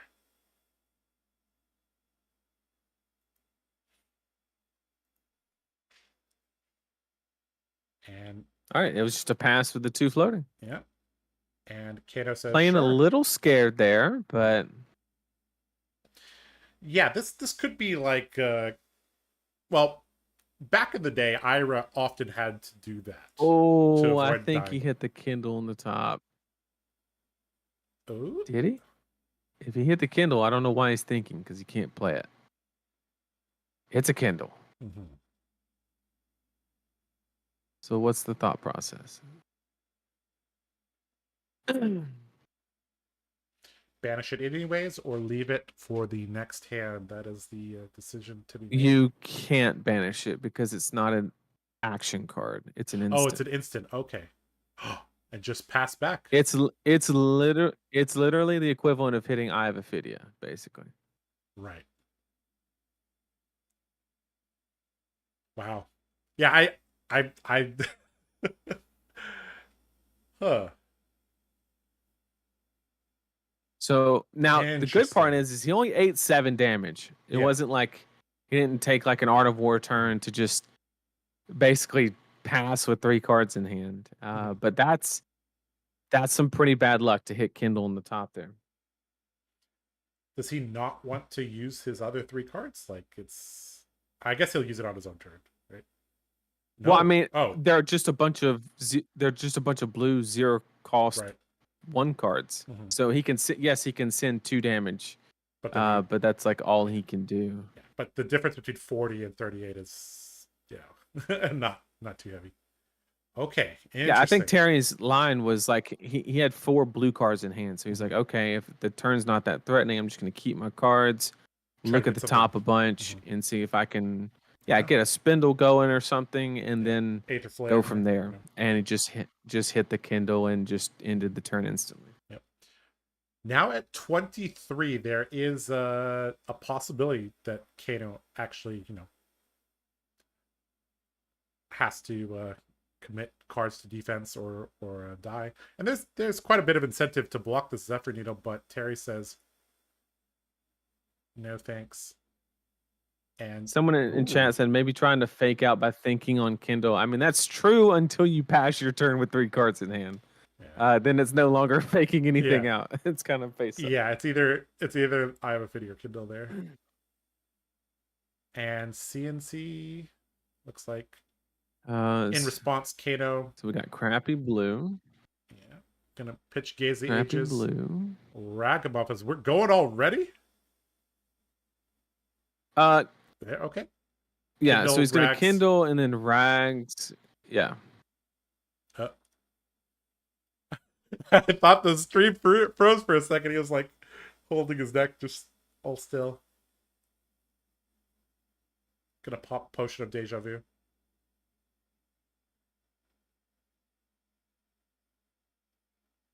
Two cards back on top. Resolve Rags. You're gonna put the tome on top. Mm-hmm. That way he guarantees he draws double blue. Yep. Kano activation. Resolve Kano. Banish Tome. Offendal. So you can tell he's been playing Kano for a long time. How quick he's doing all this and. Yep. Kindle. Draw. Amp 1. Resolve Kano. Banish. Now that's Gaze in his hand, so I think he meant to put him backwards. Because there's no way you'd want to Aether Arc over a Gaze. Whereas if he would have ordered the 2 pitch cards differently, he would have. Well, maybe he didn't want the. Well, there's a second Kindle. We still haven't seen, one of those cards that really, really. Oh, I have a Fiddy. Oh, I have a Fiddy. Okay. Now. Okay, I think that's double blue. Yeah, we still haven't seen, Aether Flare or Aether Wildfire. We haven't seen Yeah, Blazing Aether. he hasn't But gotten anything of substance yet. But he hasn't popped his boots yet either. So there's that. Another E-pot. Okay. E-pot, and now he's like, all right, well, I mean, was that all just to clear his arsenal? Maybe it was. Basically, I mean, if you look at the Zen's turn, it wasn't that impressive either. It was 8 damage. Yeah. So doing all of this to get an E-pot out and present what? Oh, and a tome. Oh, this is good. 2 more. 2 more. All right. So at what point does it? Okay. Another tome. Oh boy, why not? Okay, so now he has 3 cards in hand. Okay. Blue, yellow, and a blazing Aether in hand. Another tome. Draw 2 more. Oh my goodness. Cliff is just standing there, just like, really, bro? All right, there's the wildfire. There's the wildfire. Okay, now there is a decision to be made because you have enough resources where you can hit Striders and go for it, and you have the double Kindle on it, so AB3, and you have the Cindering Foresight. Ooh. So now this is 3 on top of the wildfire. So I think you rip it. I think so as well. Because you already have 3 attacks. Yep, he's got 3 cards in 3 attacks in. Like, you definitely don't kill him because he has 2 cards in hand with AB3. Yep. But I think you get him down to a life total where, like, I mean, you still have double E-pot, so you have a whole nother look. You can nodes everything. Yeah. Looks like another look is. Okay. Gaze. Another gaze. This is. Jeez. Ugh. Brother. Ugh. Okay, so. Once you have 30 that was cards, a blazing Aether. Oh, this is it. That's game. Once you have 30 cards face up on the playmat, you just win, right? I think that's how Kano math works, right? For us, not arcane. us. Yeah, I'm 90% sure that was a blazing Aether on the top there. So he's gonna go wildfire for nodes.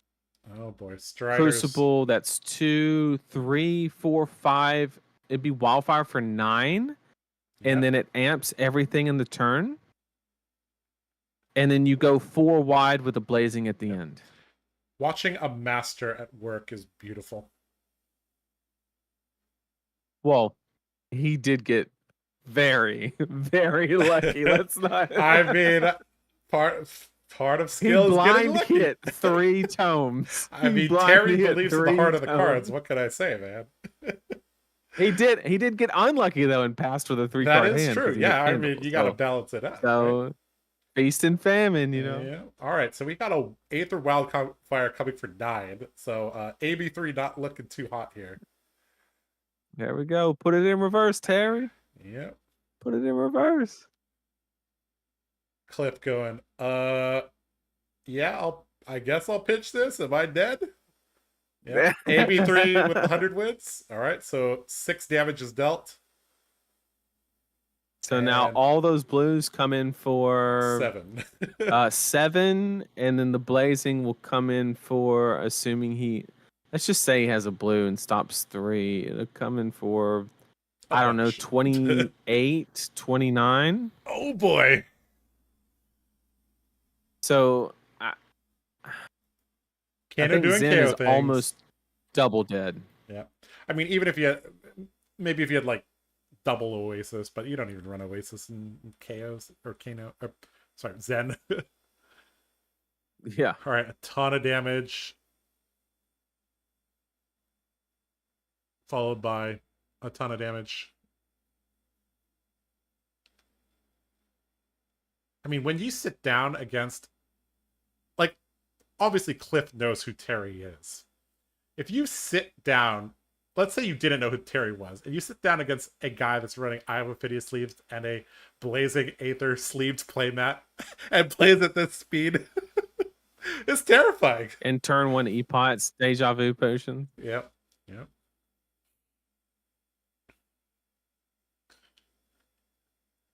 He still has access to a whole nother card and 3 resources with Spellfire Cloak and E-pot.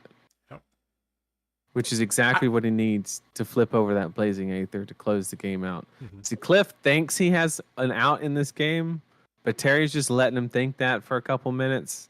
Because he could have already flipped over the Blazing and just had the handshake, but he's having a little fun here and just kind of like hiding that, you know? You'd have to ask a judge. I think when you're opting, you can't reveal what the card is to your opponent. So no, but he could have already activated Kano, is what I'm saying. Yes, he could have put it out and said, like, this is gonna get played, you know.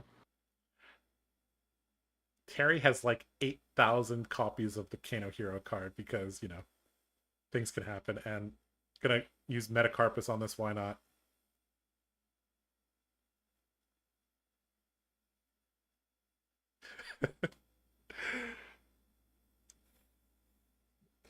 There are several game states. When Kano doesn't know if you're dead, when Kano knows if you're dead, when you don't know if you're dead, and when you do know you're dead. And we're getting to see one player know that they're dead, and one player knowing that the other player is dead, and one player not knowing. And E-Pot being popped, gonna activate Kano. Banishing Blazing Aether. And he knows he's dead. And there we go. A bajillion damage.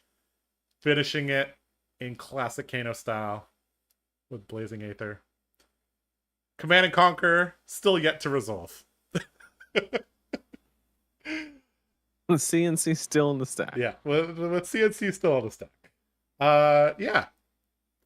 All right. So that had to be a Blazing for like 30. Yeah, I think they're trying to figure out just how much damage this is. Yeah. So he was probably at negative 20. Yeah, sounds about right. Yeah, negative 20. Yeah. And that's with AB3 holding back a blue and a red card. So he held back 4 resources and just died. Kano doing Kano things. Well, I mean, that was a very, very impressive game from Terry. Not gonna lie, it's very. Just the speed at which he was making those decisions. You just know he's been doing this for years, dude. Like I said, I've been playing. I played Dory versus Kano against him so many times. Like, and I've been in the US for 3 years. He's an OG. He's been playing Kano for a very, very long time. I think he brought Kano to every Nats. Yeah. And here's the someone thing. counted in chat. It was 62 damage turn. Oh, geez. 62 damage. That sounds about right. Yeah, the flavor text is, oh, you thought you were gonna win?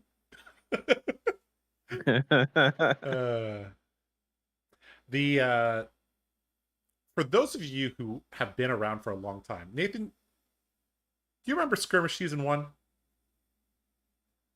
I do. Yeah.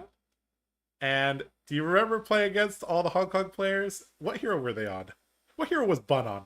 So it was my first competitive season in Flesh and Blood, and it was back when COVID was still very relevant, and you know there were no in-person events kind of situations. So Skirmish season was majorly held online, and so I got my Dory deck, and I was super excited, and I got my I literally bought all the stuff just for those events because I didn't really have a reason for like webcam and stuff like that. And I sit down and it says you've been paired against Bun R, and I was like, okay, let's do this. And I'm like, okay, Spoils of War, Steelblade Supremacy, Swing Dawnblade, and he just fucking kills me. It was like, because I had never played the matchup before. Yeah. I never played the matchup before, so I didn't know the implications of like tapping out. Yep. And so it was it was a very, very quick and abrupt learning curve, to say the least. Oh no. Ken messed up. Oh, we got horizontal Nathan. No, we got me and Nate. Okay. Okay, hold on. Okay, he turned it back on. Oh, we can share. Oh, look at that. Okay, hold on. We got something cool. Okay, let's transition to this. And we're going on tour. Yeah, we're going on tour. Oh no. Okay. This thing's not ready. Okay, I have to rotate it. Oh, Dennis is playing win. Wait. Rotate. Man, we got to do all this on the fly. Rotate what? 90 degrees. That's a nice venue. Yeah. I need to fix this for the stream though. Hold on.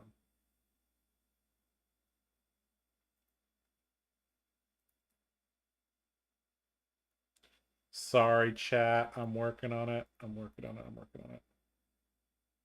I see Shing. Okay, there we go. Okay. Let's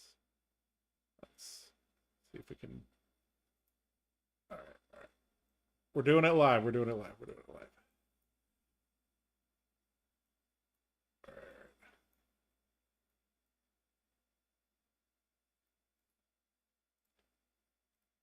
All right, we're trying to get this working. Oh, okay. He rotated the camera. Now, okay, whatever. Oh, he helped you. Yeah, See? Yeah. He's the best. Well, yeah, I just changed everything. It's okay. This works. Okay, cool. Okay, so we got footage of the venue. So this is something. Hey, Savage Feats can't do this, right? They can't just take their DSLR camera down. Yeah. I mean, we he love just you, has a Ethan. We whole love separate you, camera and does it. But yeah. So this is the benefits of filming Nats on an iPhone and having Kano as the feature match. There's Kelvin Law there playing. What is Kelvin on? I think he's probably on Dash, if I had to guess. He loves his Dash. Now, Bun just walked by. Yeah. Do you know what this venue reminds me of? This reminds me of like an exam center. But yeah. Okay. There's Shing. There's Shing. There is Pudding. Oh, there's Pudding. Yep. And there's Alan. Nova. Yeah. Can we I don't know, Ken, if you can hear us, can we see what some of the players are playing? Like which heroes they're playing? Looks like we got an Azalea over there. I wonder if Shing is on Victor. Probably not, right? He's on new. No, he's on new. Interesting. That's Mortal playing Kano in the pink mask there. Where's Mortal? Shing is playing Mortal. Oh, okay. I've never actually seen Mortal before. That was him right there, to the left. All right, looks like we got more new action. Pretty cool. 33 minutes still left in the round, so tons of time left. This is really cool getting to walk around the venue. That was Maxx, you think? Oh, could be. Yeah. It's pretty cool. Kelvin is on a Brute. I saw a Mandible Claw. Mm-hmm. There's Kaiser. Yeah.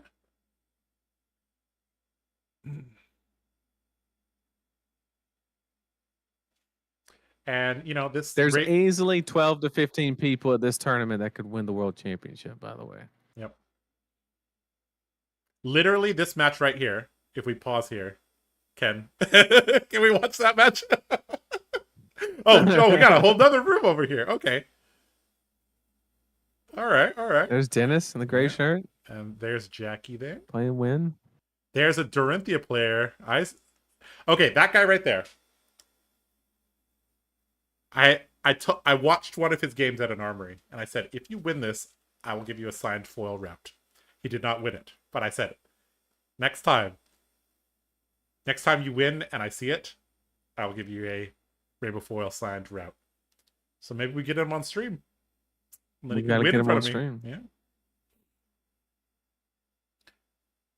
There's another Kano Matt. Oh, it looks like Dennis was playing Wen there. Mm-hmm. Yep. Well, Jack. What is Jack on? He's probably on a. Is that's? I can't actually tell. What is Jack playing? Yeah. Huh. I couldn't tell. Couldn't tell. Yeah. Oh, there is. That was Ray, and that's Eugene. So Ray was the second place last year. He beat me in Phuket in round 1. Very, very good player. And that's the head judge station, and over there, that is the feature match. So was that a Gengar shirt? I didn't see it. I was looking at the I think he had a bunch of Gengars on it. Yeah. That looks sick. Yeah. Jackie there.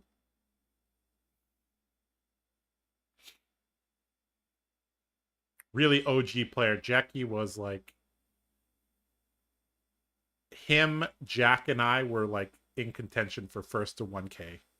So it's good to see Jackie and Jack still playing the game.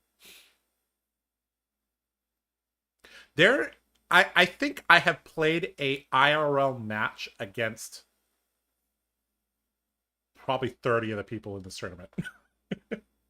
which is really cool. And I think even Nathan has probably played at least 8 or 9 of these guys, so you know, it's really cool.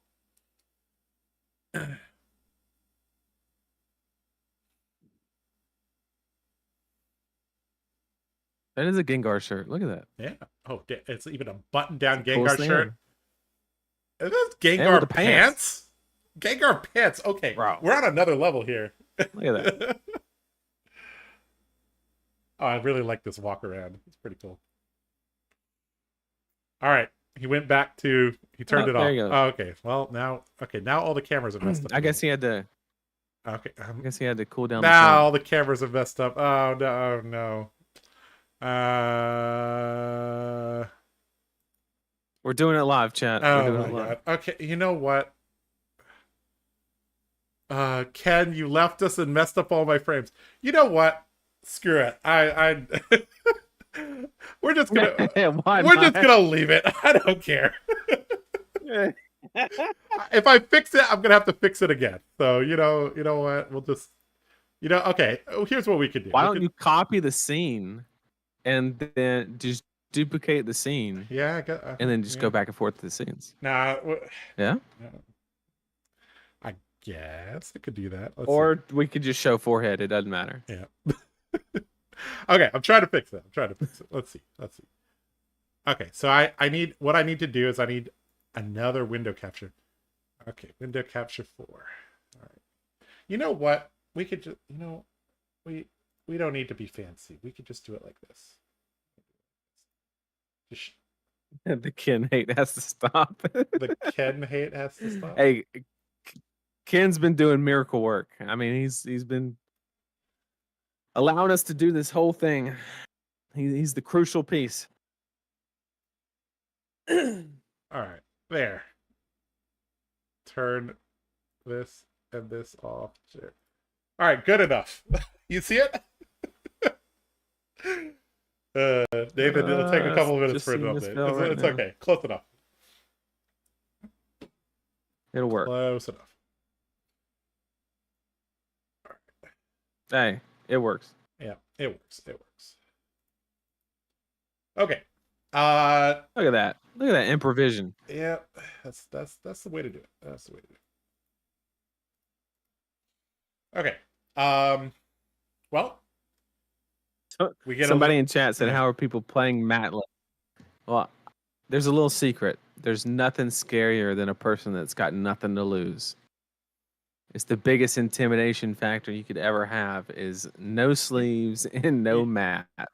You know what? An interesting thing is that actually in Magic the Gathering, playmats are not very common. Like pros actually don't use playmat. Using a playmat is actually a sign you're a noob in Magic the Gathering, which is very, very, very weird. But yeah, most pro players do not use playmats in Magic the Gathering. It's the commander players that use playmats. Correct me if I'm wrong. I'm pretty sure this is right. I've played Magic the Gathering in the past, but it's been a while. No mat? Yeah. Isn't it like hard to pick up the cards? I think this just stems from back in like the 90s and 2000s and 2010s, like tournaments took place in like very confined or like tight spaces, and you didn't really want to have like you didn't want 8,000 things in your backpack, and like a lot of people, they just have pen and paper in their deck. That's it. They don't even have dice. Like, you don't even really need dice in Magic the Gathering, so you don't have to track resources or anything like that generally.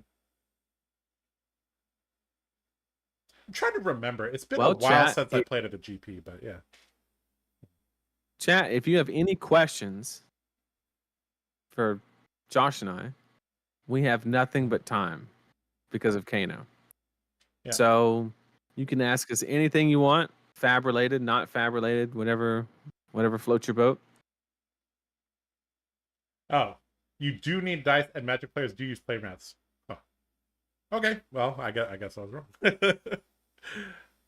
Okay, let me put it this way. I saw less people using playmats in Magic than in Slab.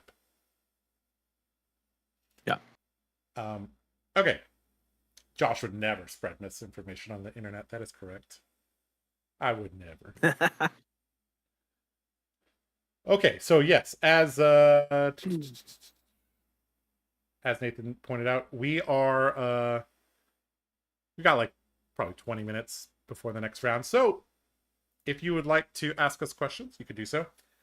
I'm pretty sure somebody's going to ask me about the Bolton Armory deck. Now, what is the best card in the Bolton Armory deck? I think it's actually a tie between the Headpiece and Saving Grace. I think they're actually both really good. So the Headpiece is really interesting because it allows you to extract a ton of value from Saving Grace, which is normally you have to give up your whole turn really to get good value out of Saving Grace, because you basically go down 2 cards unless you put it in an arsenal. But charging with the Headpiece allows you to get a card back, assuming it's a yellow. Yeah, and you can extract a ton of value from Saving Grace with that. Yeah, Saving Grace probably the best card, and then the Headpiece is second. But I think all the cards are pretty good. I made 2 videos on the new cards, so you can go watch that. Warrior stream has begun. No, it hasn't. We're just in the break. Hey, for those of you guys who were here last year, you guys remember we got 2 Warrior games in rounds 1 and 2?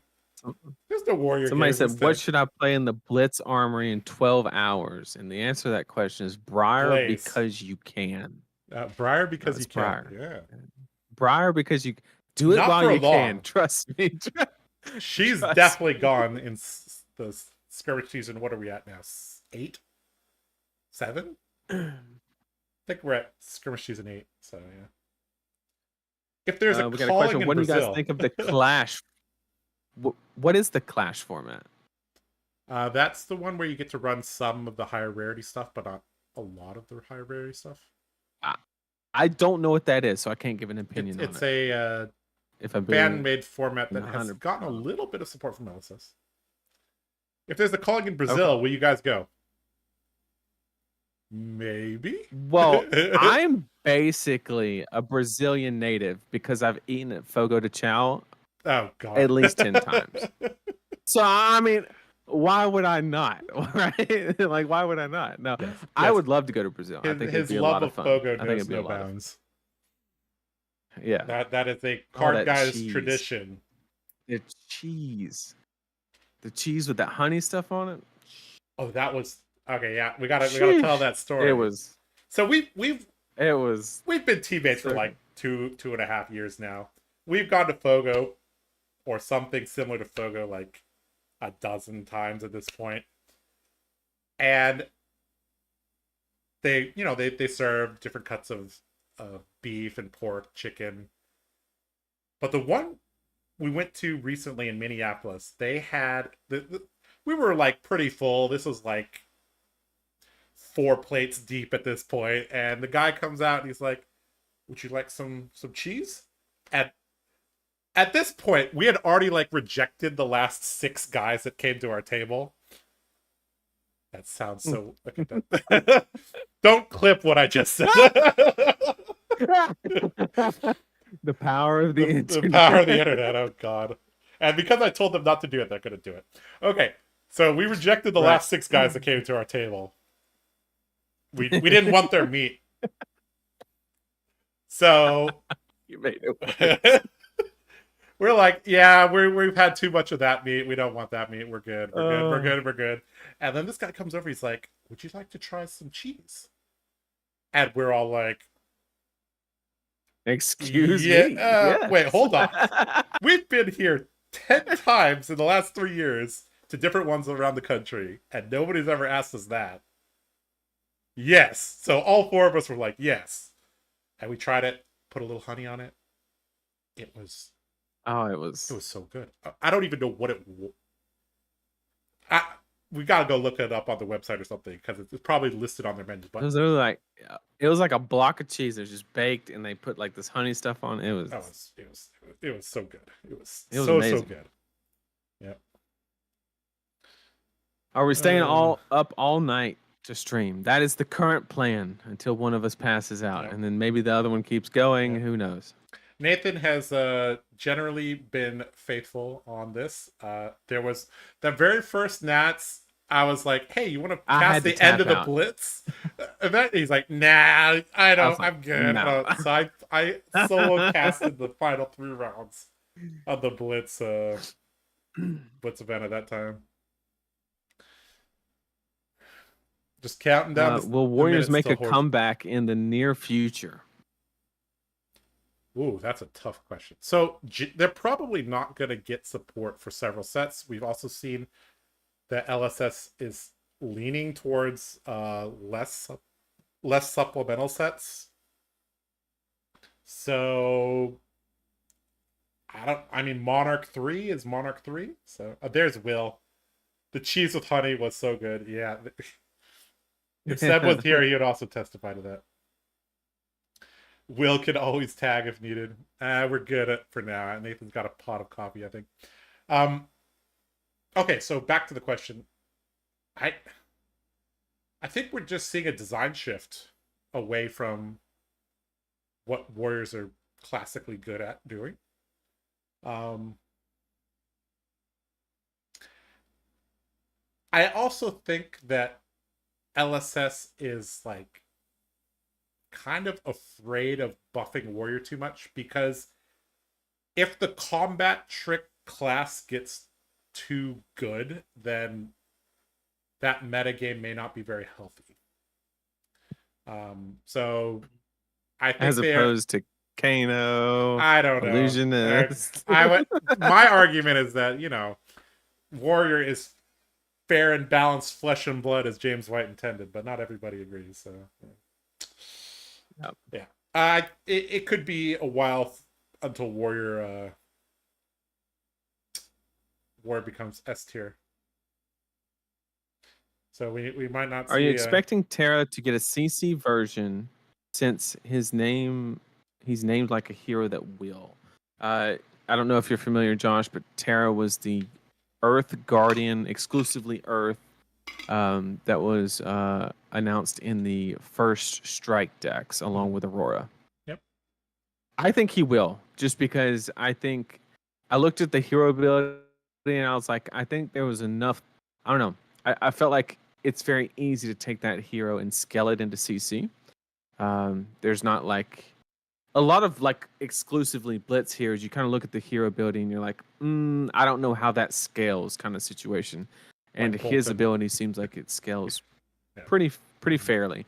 Not only that, but they just banned Crown of Seeds. That could obviously be due to the Wizards or the Rune Blade. Who knows? But we will. I do believe they will. Yep. Although we will never see Winter's Wail again. So, yeah. Right. Who are you most excited for from Rosetta, and why is it Aurora? And that's actually an interesting point, because I was interested in Florian the most first. When I saw him, I was like, because I enjoy the Earth embodiment more than the Lightning embodiment part of Briar. So that's why I kind of gravitated more toward that hero. You don't like blocking but the further, I mean, I do. I really enjoy it. But The problem is I think Florian goes too much into just auras, whereas Aurora just I feel like there's going to be a lot of play with that hero text, and so currently I am looking a little bit more forward to Aurora.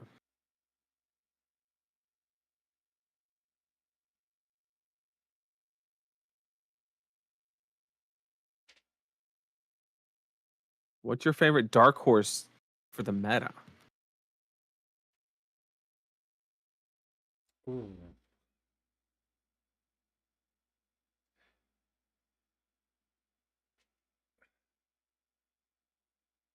I want to say a warrior, but Tough. I can't. I don't think any of them have dark horse potential at the moment. I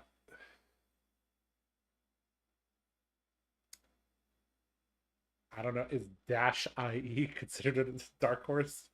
I think she's actually pretty good. Yeah, I mean, I think it's just an argument of time frame, right? I think the first week she was a dark horse. I don't think she is now. She's kind of on the map a little bit. Mm-hmm. But if you wanted like a legit dark horse, I don't know. Maybe I guess Riptide would be the closest classification of. Mm-hmm. I think he can produce a solid win rate into a lot of the field. I don't think he's particularly favored into Zen, which is why I don't think he's like A tier or whatever.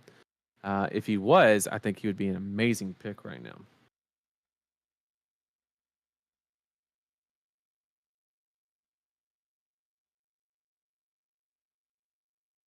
What are your thoughts of draft taking up half the rounds? It's an interesting question, actually.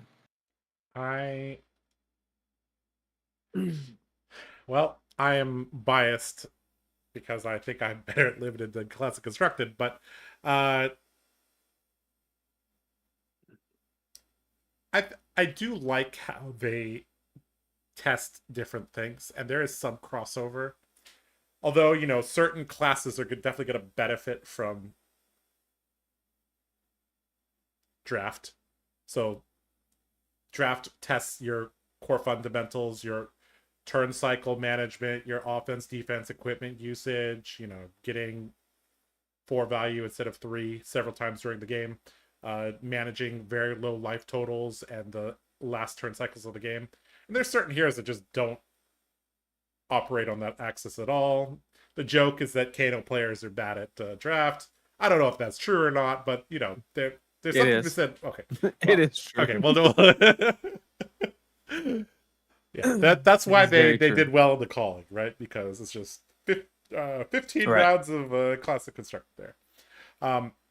Yeah, I personally like the mixed format. I think we could go back to a format similar to in the past. I don't if you remember, Nathan, we used to go 5-3-3-5, but that was that did push the days a little long. So but 16 rounds does make it so like there's a cleaner cut to top 8 as well. So yeah, because with the current format, 14 rounds, the Pro Tour, Worlds, US Nat, stuff like that, you basically got to go 12-2 to guarantee it and be a good 11-3. So with 16 rounds, there's a little bit more leeway, right? You could have a 1-2 draft and recover from it.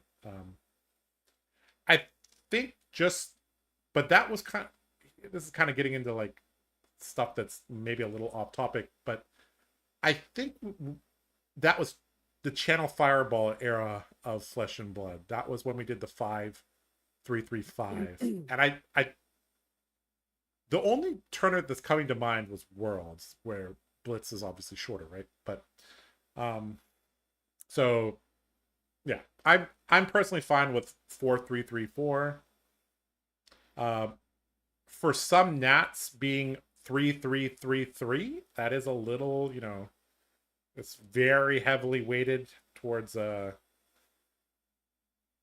draft. But then you're also playing in a smaller nationals, so you're gonna see in the Hong Kong nationals, 83 players, 12 rounds, 8-4 could make top 8, right? So yeah, so in that case, you know, there's a little bit more leeway. Yeah.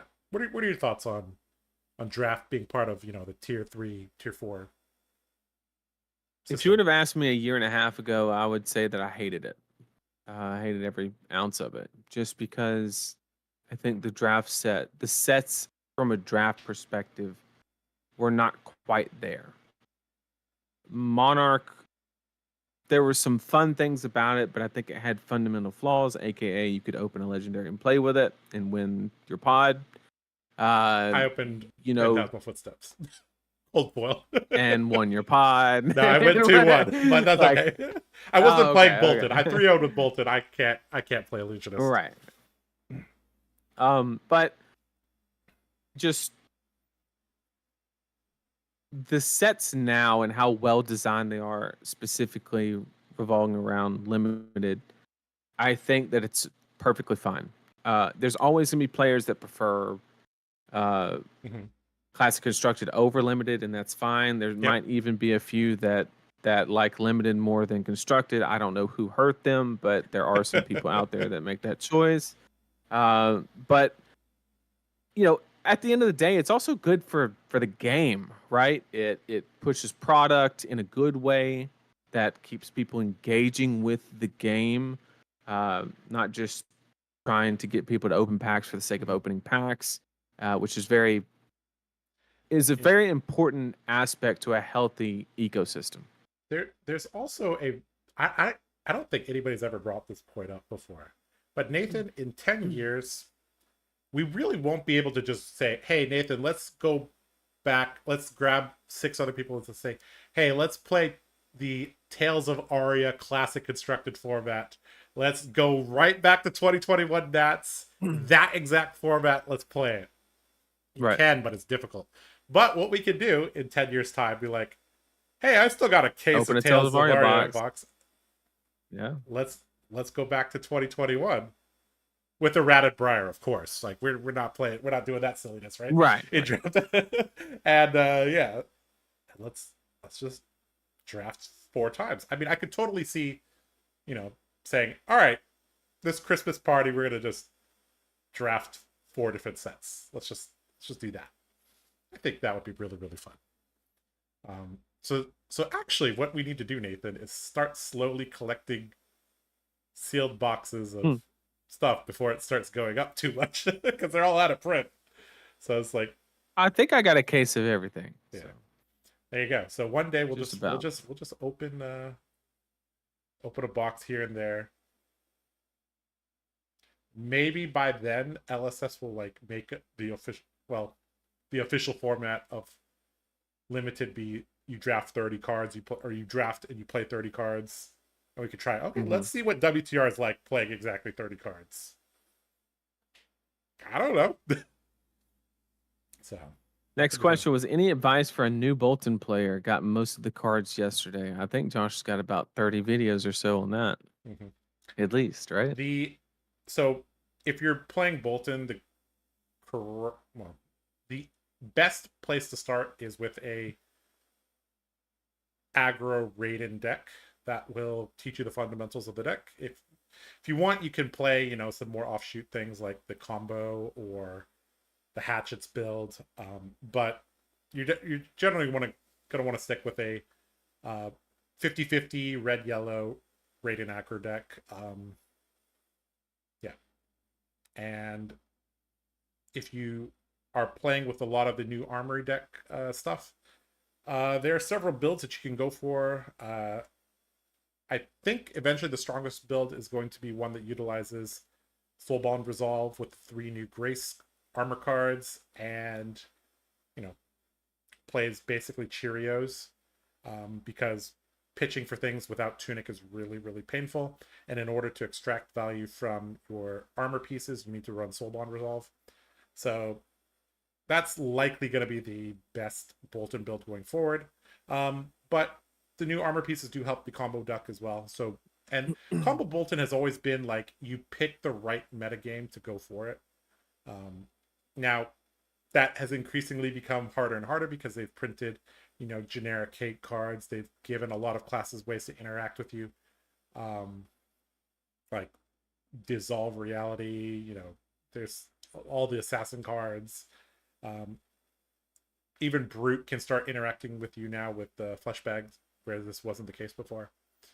But yeah, I think that's basically where you want to start. Start with a 50-50 red-yellow aggro Raiden deck.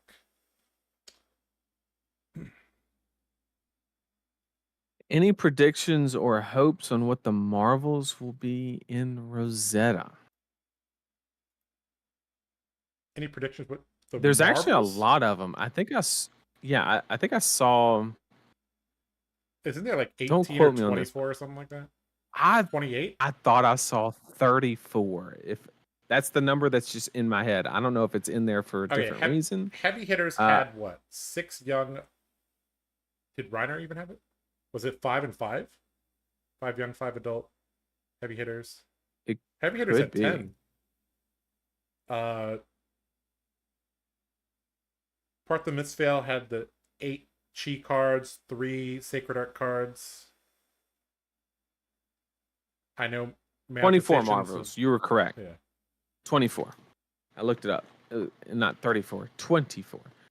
So with 24, then you can roughly say that there'll be 6 per hero. What 6 would you make per hero? Obviously, you're going to do 2 for each young and adult version of that hero. That takes out 1/3 of the equation. Legendary specialization. So you're left with Then you're left with the specialization probably. So that leaves basically 3 for each hero. I think it could be probably the channel cards, if I had to guess, or if they introduce a new mechanic, it could be those. Kind of like how they did with Transcend. I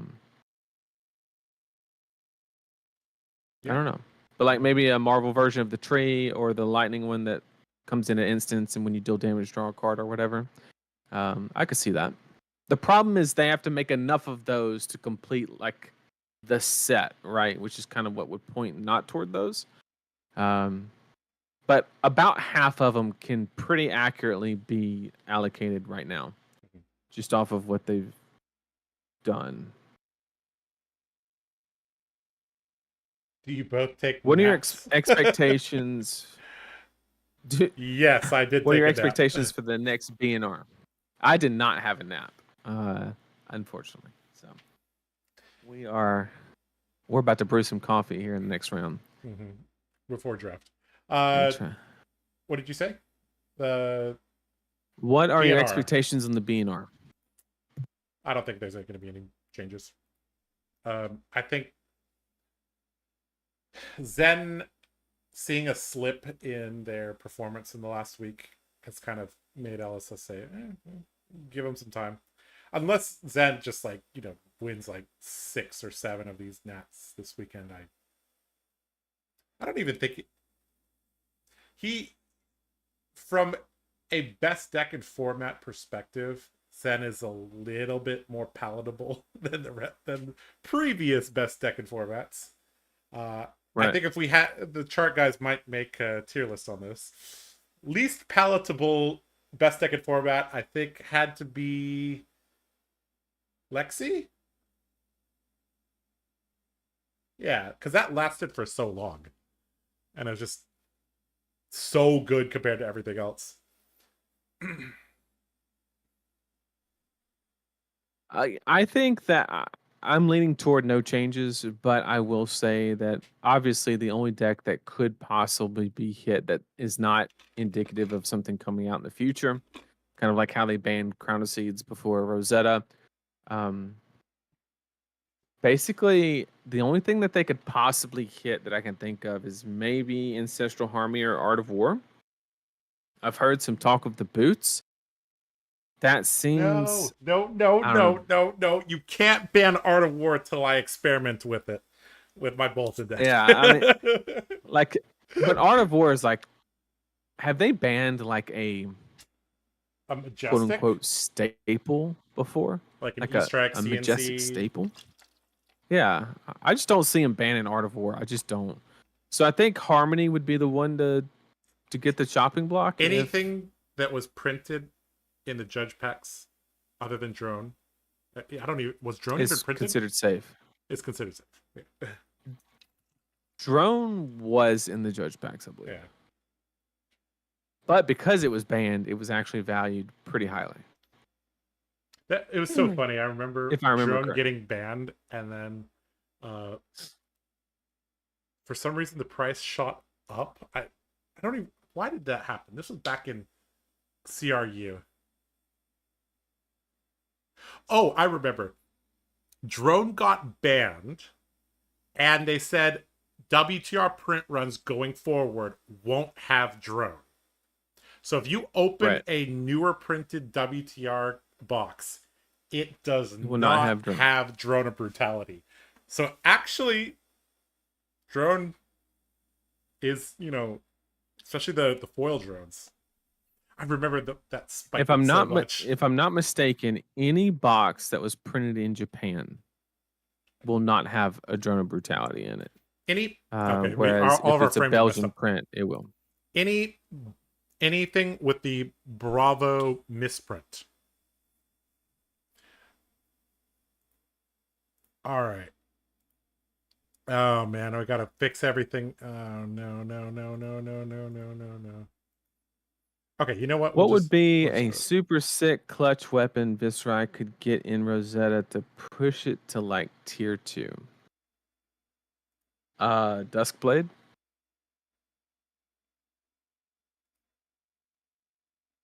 For being honest. That's like the power level it would need to take Viscerai up there.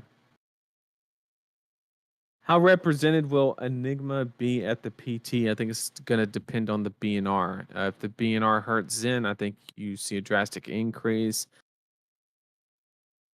If somebody figures out some very specific Zen tech, you might see an increase anyway. As someone who has struggled with draft and MTG sometimes, I always love drafting part the Misfell. Feels so fresh and open. I do agree. I enjoyed that set more than any others. Ken keeps ruining all. As a viewer, the draft rounds are the least interesting to me. That's actually a good point. I think across the board, no matter what metric you look at, as far as viewership is concerned, anything limited does worse. As a comparison, you could have a limited calling, and I guarantee you, if you had equivalent coverage, it would do worse than like a fresh CC Battle Harden. And that's just because the entertainment value on like watching limited is, no pun intended, very limited, because unless it's the world premiere. There's only so many. It's the world premiere. Right. The world premiere is very exciting because all the cards are exciting and everybody's, just hyped to see them, plain and simple. But past that, it's just like, okay, I don't know. It's very telegraphed, kind of. There are some intricate plays and very deep decisions. The problem is the decisions are not known to a viewer.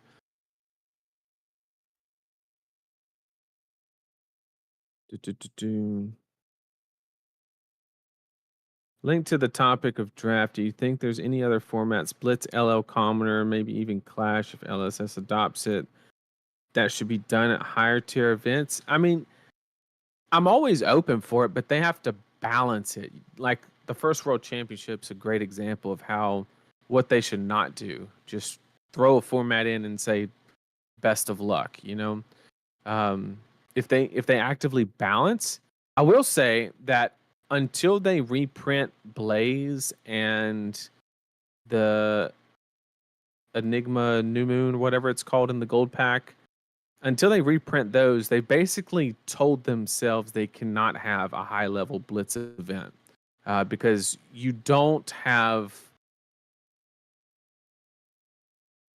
I don't think that's a great look to say, okay, if you want this competitive hero, go get this extremely rare legendary that nobody can acquire. That'd be the most Bandai thing LSS would ever do. If/when Shiana Diamond Gemini becomes good, this problem will surface. And she's getting there. Is there a specialization weapon? Vincent. Okay, so Shiana got that. Wait until she gets a real. Yeah, she can ping Wait herself. a second. Is this why Olympia still doesn't have a specialization weapon because of Shiana? I put 2 and 2 together, chat.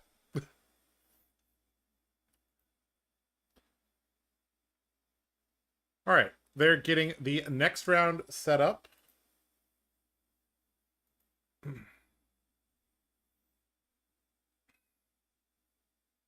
So we're gonna go into that.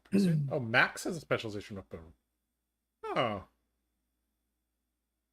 but it's hard to a couple crit. more questions. What's y'all's opinion on current metagame, and where do you think Azuri fits into it? The metagame is a little fast for my taste currently, but I do think it teeters on like exactly where you want to be. It's just a little bit too fast. It's just there's a lot of stuff in the format right now that's very explosive, like Kano and stuff like that. That really, I think, than ever before, there's been a lot less agency in the game, which is, I'm not saying that in a strictly negative connotation, right? For some people, they might view it as a negative, which it can be, but it also does bring excitement in the game when people do powerful things.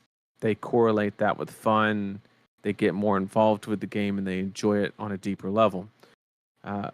But that does sometimes prevent people that, were making top 8 every single weekend. Maybe they don't make top 8 every single weekend because of those exchanges. And there's a whole nother debate on whether that's the good way to go or the bad way to go. I think for the general health of the game and the continuation of Flesh and Blood, it's probably the correct direction, the one that they're headed in. But it might just rub some people the wrong way.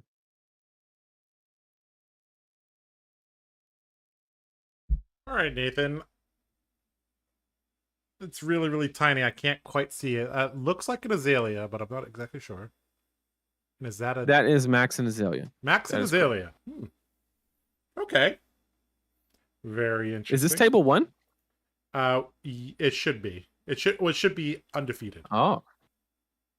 So we got a Maxx at 2-0? Yeah. Okay. Now, this is funny because there was a really, really, Josh, when I say this tier list was done like really well, right? This person did a tier list a couple weeks ago and they posted on their Twitter account. Yeah. And right next to the tier list, they said that they had one dark horse for the format and they said it was Maxx. And of course, that person was me. So just saying, if this Maxx goes all the way, you heard it here first. I had the third eyes. That's simple. Okay, I got the information. Thomas Lee on Azalea, Marcus Shum on Maxx. Okay, so I'm gonna go set that up. So I guess Nathan, you can chit chat about that while I do all the So why was Drone of Brutality banned? The reason for that is it led to, in the game of Flesh and Blood, we've went from like very low power format to a very high power format, which is kind of where we're at right now. And it just kind of ebb and flows between the formats. And when we got into the low power formats, Drone of Brutality would create very, cancerous game states where people were just blocking with 3 drones, sending the drone from Arsenal, and just really not what you want to be doing in a card game. So they basically got rid of it. The most interesting thing about that ban is if Drone of Brutality was around today, nobody would have them in their deck in any hero. It just is strictly not a playable card in this meta, which is actually very interesting. The fact that there's a card banned and it's not even playable in the current meta. But I think it just went against. There was something I saw. They posted a message and they said that it basically revolved around. They want every card to be a decision, whether you pitch it, whether you play it, whether you block with it. Partly Whereas why Crown of Drone of Seeds Brutality was banned. Exactly. Drone of Brutality, no matter what you do with it, it leads to the same result. So it's theoretically not a real decision. And they didn't like that aspect of it, and they got rid of it.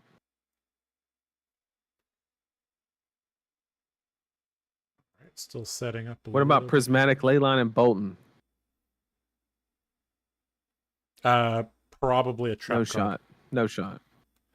It's interesting, but it's probably a trap. Okay, lock. Right, still setting up a little bit. Sorry about this, guys. All right, we got caught up on all the questions. Thank you for the questions. Those are the lifesavers between these when it's really late at night, between the matches, answering those questions. It keeps us awake. We don't think about sleeping, and it keeps us going. So thank you so much. Yep. And we also don't run ads if we're talking. So, exactly. So win for everybody. All right. Okay. Okay. I think. Let me get this game up for you guys. Okay. There we go. I don't think we missed any action. All right. So. No, they just drew up. Yep, they just drew up. Okay, and I just finished all the production work, so we're good. Okay, so let's talk a little bit about the equipment. Got Death Dealer, of course. What is that? Snapdragon, Skullbone Cross Wraps, Tunic, Bullseye Bracers looks pretty standard. Crow's Nest for the Quiver. Pretty standard stuff for Thomas Lee. Over on the other side, Marcus running Cogworks base legs, Foundry Heart. Is that Hyper X3 as the hat? I think it is. Yep, and then the galvanic bender on the arms. So Hyper X3. I would say it's considered the standard on both heroes. Yes, it's pretty much considered the standard.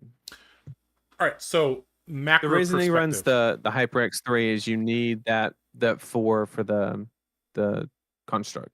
Mm-hmm. All right, so from a macro perspective, what are we looking for during this game? I guess when we talk about Maxx, we have to talk about Nitro Mechanoid. So that's definitely something that Maxx is going to be going for. But I'll be honest, I don't think I've ever seen this matchup before. So there's going to be a lot of learning here from my perspective. I've actually played this matchup before, interesting enough, and I've actually played Riptide in the Maxx as well. So, basically, it's actually a very interesting kind of dichotomy because Azalea has the ability to create inertia tokens, right? And Maxx's kind of traditional game plan is to basically turn into the mech suit, right?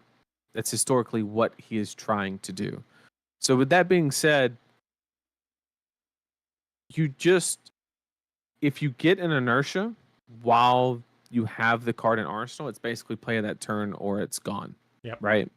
So you have to get the construct in Arsenal, but then make sure that you're safe from a form of inertia, which is very scary because obviously Azalea can dominate very, very tall arrows and prevent that from happening. So I would consider it pretty unfavored for Maxx. It's not where you want to be, but we'll see if Maxx has any tricks up his sleeve. Mm-hmm. So once he transforms into the Mechanoid, he needs to generally play a high octane boost a couple times, which leads to restrictions on how you construct your deck. So I don't think Maxx is running many, probably no generic cards. So things like Sync Blow, Fate Foreseen, maybe we really won't see them. Yeah. So that means, and one of the issues is that Mechanologist as a class does not have a defensive D-react. Something up? Block with all the armor there. Huh. Yeah, like you're not even stopping the on hit. I was trying to figure out the thought process there. Mm-hmm. Because the max block there is 1 from the helm, 1 from the arms, and 2 from the chest. It's a total of 4. And then a card from hand would be 3. That'd take you to 7. You'd still leak 4. So I think they realized that after. Mm-hmm. Oh, we got our first supercell. Yeah, let's go. That's the new card. I'm gonna have to pull that up. I don't even remember. All right, believe it or not, we're almost online. Yeah, we're almost online. So he did X equals 2, I believe, is what he paid for it. And so it's just gonna make a hyperdriver. All right, Supercell. Right, he paid into. Costs X. Put X Steam counters on X target hyperdrivers you control. Create a hyperdriver with X Steam counters. If X is 3 or greater, you may shuffle a Construct Nitromechanoid from your Banishone into your deck. So Supercell really... Yep, they're pulling it up for him too.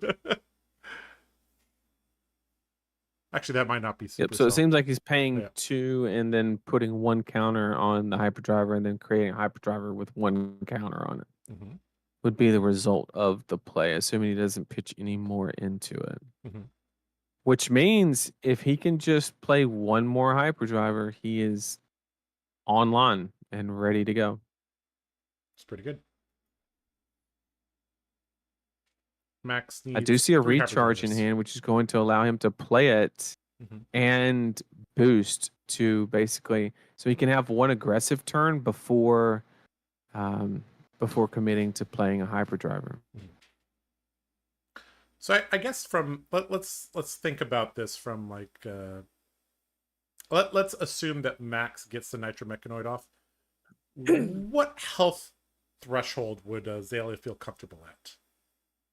Like getting the Mechanoid off when they're at 20, at 15, at 25? Because the game becomes radically different game. Radically different game. Right. I think the health total of the Max player is the important part, not necessarily the health total of the Max. Because the health total of the Max player. I mean, if he can transform and be around 20, he's in a good spot. Yeah. Like actually a really good spot, because you can then block 8 with 2 cards. Now you still also blocks really well too.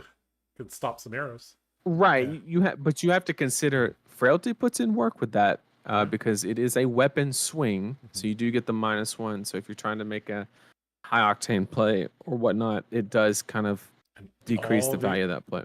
All the armor committed. Because of that seek and destroy. That's the key part that I was talking about, where you have to stop those on hits if you have the piece in arsenal. Yep. Yeah.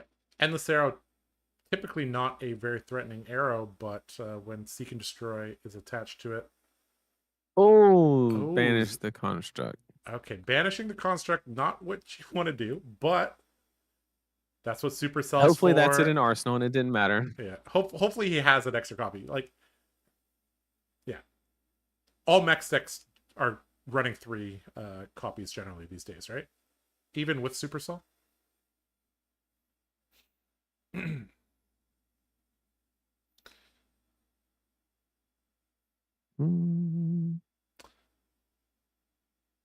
Just checking the Cogworks base legs. That was a limited all-star back in I think Bright Lights. Oh, they were so good. You just pay 1 as long as you boosted, and you just get an action point. Yep.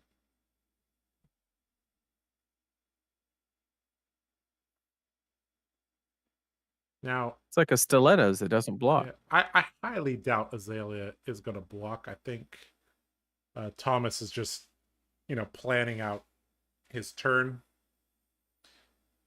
There are some hands where Azalea gets where you draw like 3 to 4 arrows and you just actually cannot utilize your entire hand. So you actually would like block 3 to extract the value. Yep. But at the same time, Azalea, you do have these greedy lines you can take where you can like blind Azalea almost, or you try to get a pump into Arsenal and then fire the pump and then load there's like plays that you can make that they could be correct if you can find X on the top 2 cards of your deck, or they're bad decisions if you don't, and you just have to take the risk sometimes. Skullbone Cross Wraps activation. Take Flight revealed. I think with Snapdragons and Bullseye Bracers, the chance of Azalea blocking is quite a bit lower, because unless it's like the brickiest of brick hands, most of the time Azalea can utilize every card with some assistance from the equipment.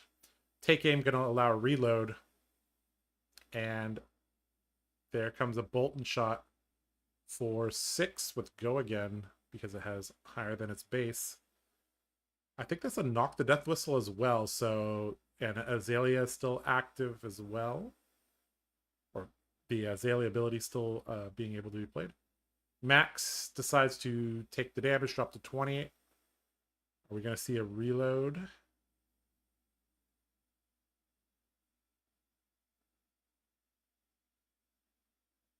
This is actually really interesting, because you can Death Dealer in the Bolt and Shot, pitching the knock, and then if you rip a pump, you can play the pump into the Bolt and Shot, and then if it hits, you throw down the Remorseless and fire it as well. Or you can just, even if it misses, you can just or if he blocks it, you can Bullseye Bracer in the Remorseless and fire it, if you really need to. But I guess he's going to take the conservative line and just load the Remorseless, and then if you draw a pump, you can always just play the pump and then dominate whatever arrow you want in your deck. Looks like that's an Infecting Shot, I think. So, did not draw the pump. Can still knock to put something on the top, switch it out with Azalea. If he really wants to give Dominate to an arrow of his choice. And it looks like he's going to go for that. Well, the Maxx player only has access to 1 armor, so unless they have that, what's that mech card that blocks 4 Firewall?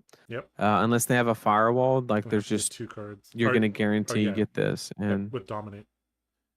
Red in the Ledger going to restrict the Maxx player to 1 action if it hits, and given the armor situation and the fact that Mechanologists do not have access to D-Reacts, and Maxx decks are typically not built with D-Reacts, this is probably going to hit. And these are the type of lines that become available to you as the game progresses when you wear down your opponent's armor.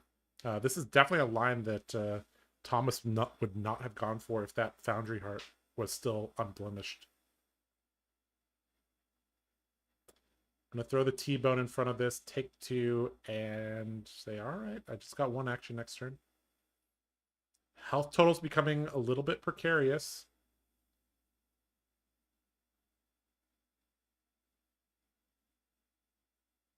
And Azalea ending the turn with an Arsenal. Setting up for a Opt next turn. Oh, a Signal Jammer. Ooh. You remember what Signal Jammer does, Josh? You can't play...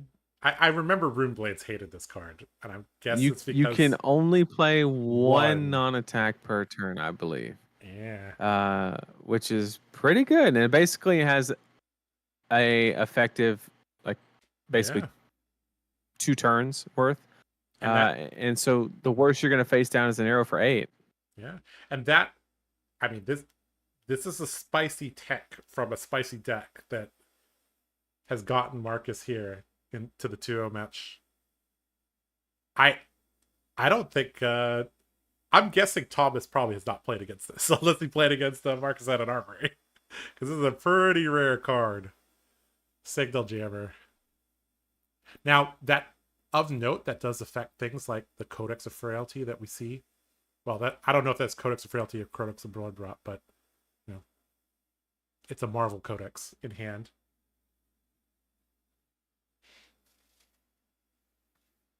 Cross wraps up to the bottom.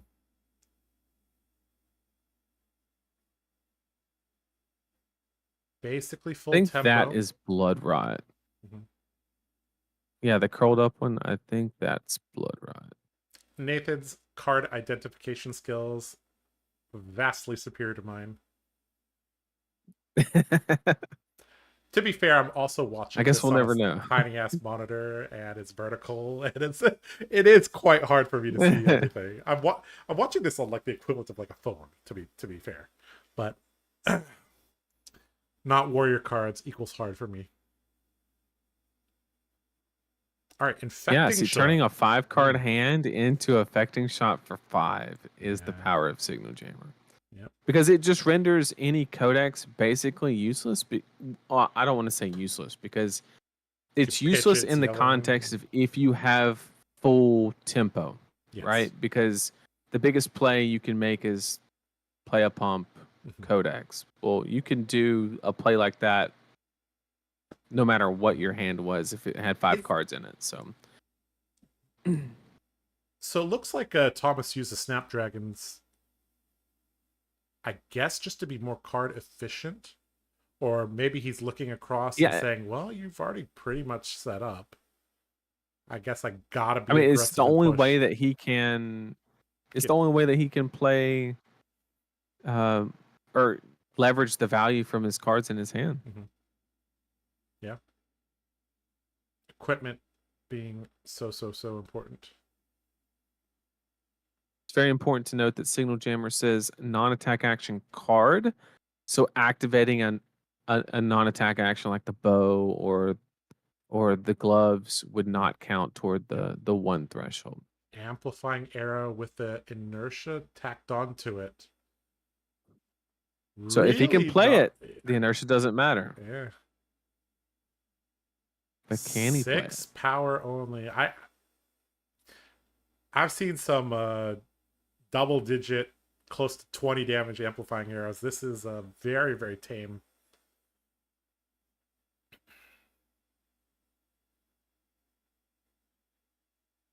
Do you? I mean, at the end of the day, though, a respectable what? The infecting shot was worth 7 due to the blood rot plus 6, 13 damage through a Signal Jammer. Obviously, he's not going to be able to do it on the next turn because he won't have Snapdragons to lean on. But really kind of mitigated this one. All right, 0 to 60 and gonna. Interesting. So does he have a 2-block in hand? Okay, so him using the Foundry Heart indicates this is the mech turn. Well, him taking the inertia token indicates that he can play the mech, or else that line doesn't. It's gone, sense. Yeah. right? And and he's already banished 1. So if he doesn't play the mech this turn, then he's literally relying on the last copy in his deck, which is super risky. Is that a Big Bertha? Oh, and hit the Big Bertha. That's going to put a counter on a Hyperdriver. Not that it really matters because he's going to transform. This is the power of playing Dark Horse Heroes. Your opponents have to read everything. What is this? And they have to put together a plan on the fly as well. And now he just gets to activate Maxx and crank the Hyperdriver, which gives him the criteria of having 3, lay down the Mechanoid, and now we're in a good spot. Now, we mentioned earlier 17. That Maxx really wanted to be at a life total of like 20, and he's at 17, so he's kind of where he wants to be for the game, and has the Signal Jammer to really lean on for the next turn. Yep. So this is actually a pretty good spot. Yeah. If he can get together like a high octane, maybe a twin drive turn or something like that, I mean, Maxx can just run away with this game out of nowhere. Yep. Exciting stuff here.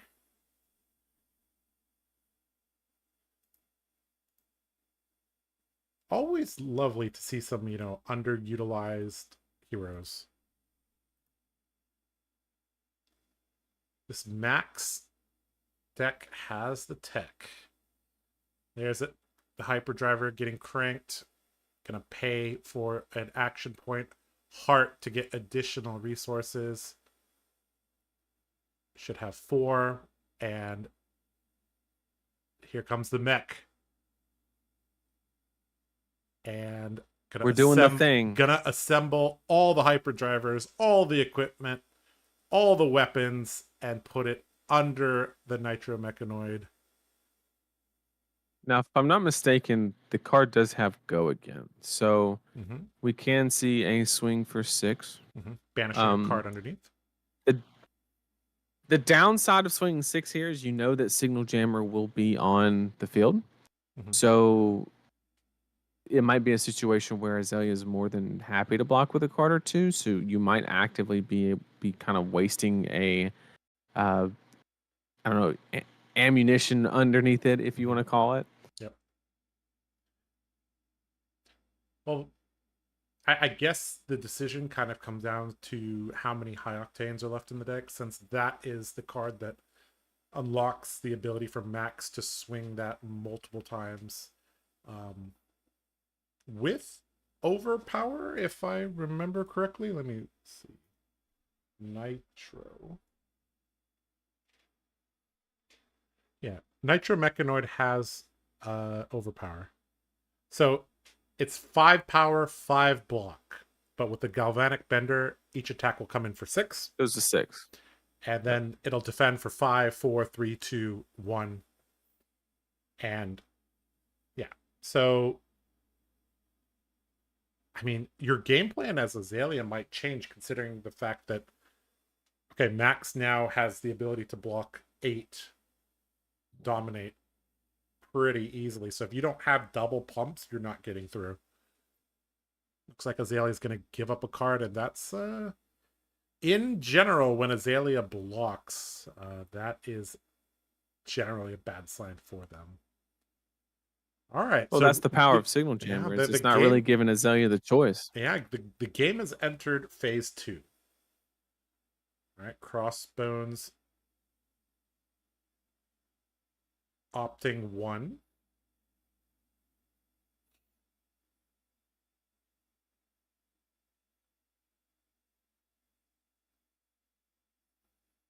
$21 to $15.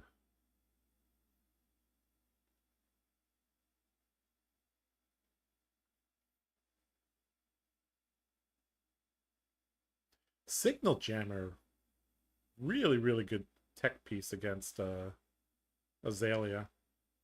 I don't know if it really sees any other use in this current metagame. I don't think it's very useful against Zen or New or Enigma, but yeah. All right, Lace. Bolton Shot loaded into the arsenal. Gonna fire that off. Should be good for 7, I believe. The Mechanoid plus a card from hand.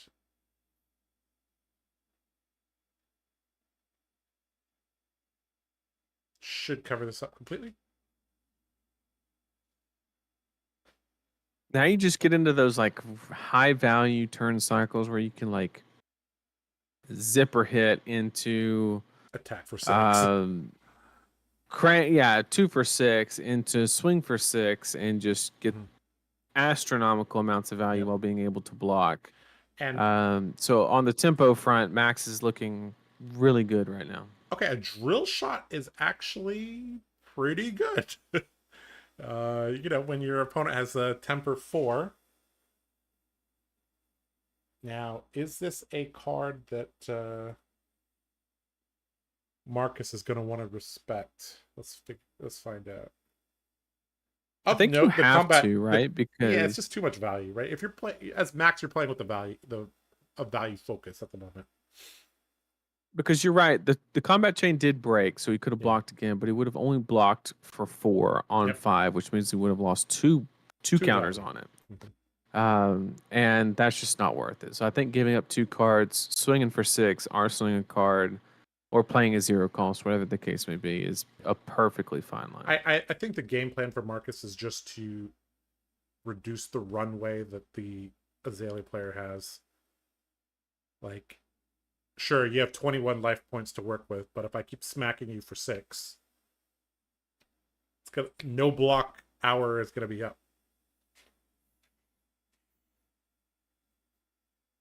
Okay, down to 15. 5 cards, no signal jammer. Still has bracers. Reveals lace, opting to the bottom. Read the glide path, gonna get a second shot at the top of the deck.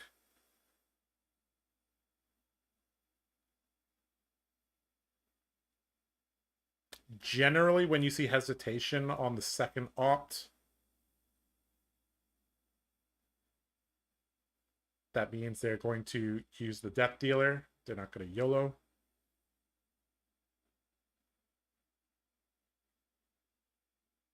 The amount of times that Azalea has had to YOLO in recent times is very, very low. So that's kind of a desperation play. And I don't think we're quite there yet.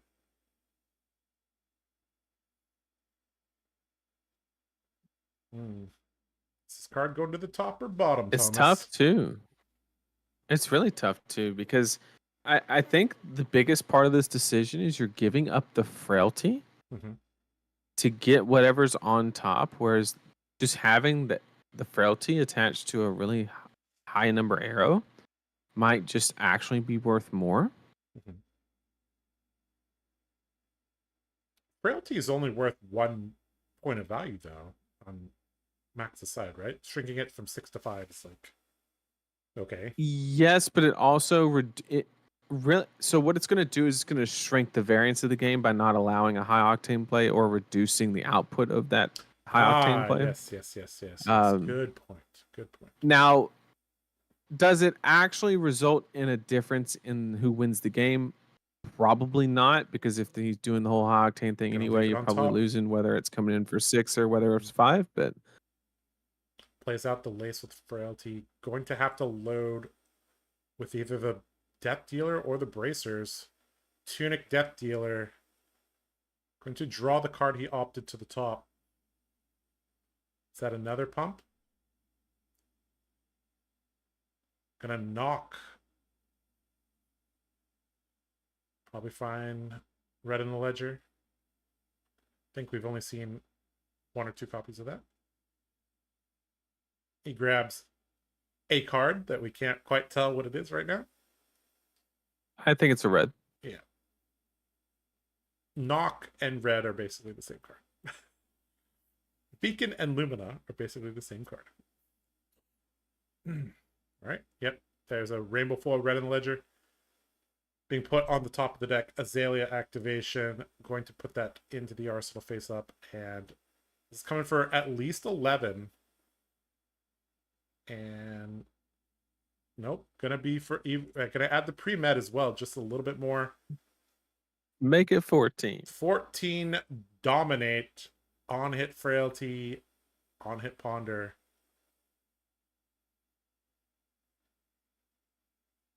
Now, these are the type of turns that Azalea is known for. And this could be very backbreaking because you aren't going to be able to utilize the whole hand. Going to take a bunch of damage down to 8. Frailty and ponder going to get an arsenal card. He didn't even look at it. He's like, of course this is going into arsenal. Must be nice. Must be nice to just arsenal anything. All right. I'm not sure what. Oh, signal jammer. Another signal jammer and pass. All right. 8 life points and still some armor to work with. With the signal jammer, the Maxx player Marcus is guaranteed at least another turn. And that's a high octane in hand. Oh, baby. If the Azalea does not present like literally red in the ledger, I think Maxx is going to go off with a high octane next turn. Lace. Oh, this is so good. Shot. Yes, very, very nice.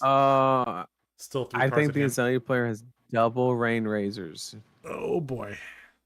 Yes, Which this is is not a non-attack action, which has nothing to do with Signal Jammer, which will probably result in a win for this game. yep.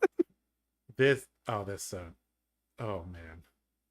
And an endless That's a arrow on the reload that will yep. also give Yep. +4 on that as well. That is real dirty. Gonna end the game like Lexi does sometimes. And I mean, can he get the read? Blocking for 6. Uh, I mean, he's not gonna die, but this is gonna hurt.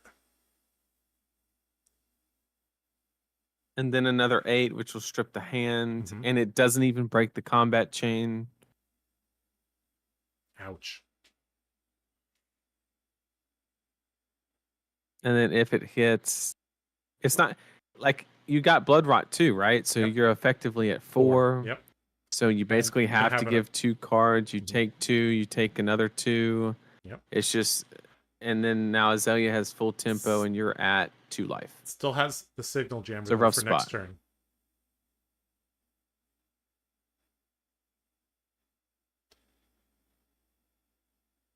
The Azalea did not draw Rain Razors for the first, 8, 9, 10 turns of this game. All right, down to 4. Endless Arrow going into the arsenal.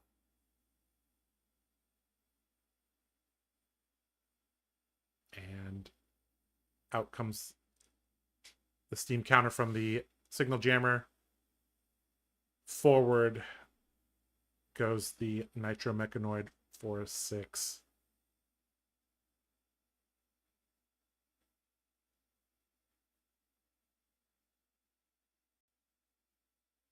Things become sort of deterministic if you have a knock. So I don't know if we saw one in hand. So it looks like an amplifying arrow. Card turn sideways indicates a block, so this game could go on for another couple turns. Blocking for 3, taking 3, dropping down to 12. 12 to 2 at the moment.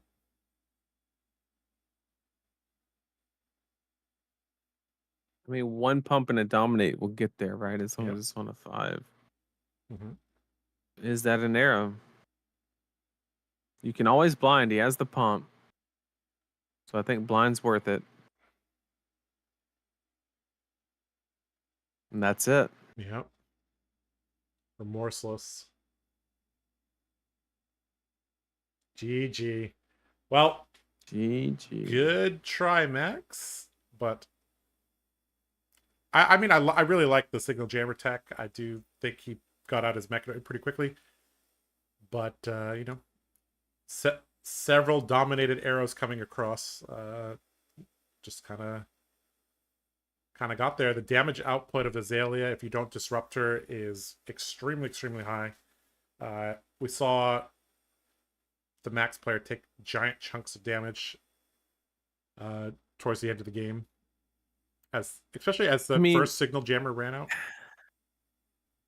If you look at the that last turn, we're going back here. Okay, we're doing with the double rain razors. If you swapped out any of those cards, right? If that wasn't a Bolton shot, if you didn't have the rain razors, like Maxx wins that game because he can easily go down to 2, 3, whatever the case may be, and then just high octane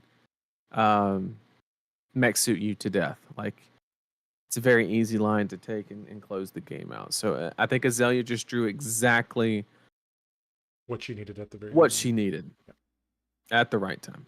All right. Looks like we're going back to Ken Cam. Gonna walk around the venue a little bit.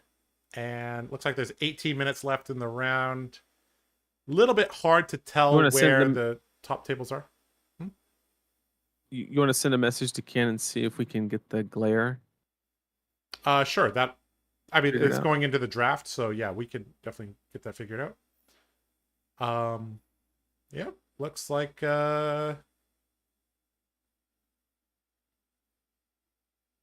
quite a few of the tables are done. There's PH. That's the Katsu that kicked my ass.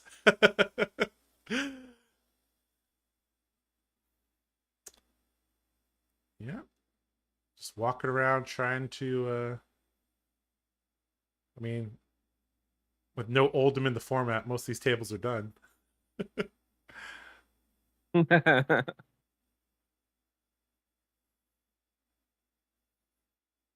There's Galaxy, the winner of last year's national championship. There's Team Blue Pitch probably talking about the bad beat story. There's Jackie. All right. Well, Ken, what you could do, let's just do this on the fly. If you unmute your iPhone, we could actually have, well, I guess for games that are going on, we probably shouldn't be talking, but like, we could go around the venue and, you know, interview some players or ask them how they're doing. There's Jack. Either doing very well or very poorly, because that side is either table 1 or table 48. All right, looks like Ken's had enough of that. Okay. All right, let's see. Gotta fix all this on the fly. Horizontal Nathan. Okay, there we go. Okay, we're back. All right. Okay. Well, guys, now the long watch begins, Nathan. Now the real tough part happens, right? Because 18 minutes left in the round. Draft setup, called draft, deck registration, pairing. Okay. There's 160 people in chat. Yep. We need you. We really do. Like, this is not gonna we cut really it. need This is not gonna cut it here. Yeah. Especially because this year we probably do not get to watch a draft live. Last year we got to watch Shing and Nova draft some really sick Monarch decks. But tournament integrity, you know, may not happen. I'm still gonna request it, but you know, I think head judge Oscar has said, I guess in this format with the hidden equipment, maybe that's a little bit. Yeah, there's like a lot of stuff. Yeah, like in Monarch Draft. Oh, you have a Courageous Steel hand. Wow, I'm so surprised. Wow, take flight. We need you, chat, to ask questions, keep us awake. And if you don't, we're gonna run ads. And we're gonna go bye-bye for an hour. So if the questions dry up, everybody gets ads. That's your motivation. We have not run a single ad in the last 3 hours. I specifically turned it off. Yeah. So feel free to ask any question you want. It can be Flesh and Blood related. It cannot be Flesh and Blood related. Ask away. Be more than happy to answer as we try and stay awake. It's that simple. But Josh, I'm gonna let you take the helm for about 5 minutes. I'm gonna go brew some coffee. Yes, that is a good idea. Yeah, I need some metaphorical milk. All right. Okay, so then let me pull up chat. All right, chat. You're gonna be with me for the next 5 minutes. Let's see here. All right, I just pulled it up. Let's see.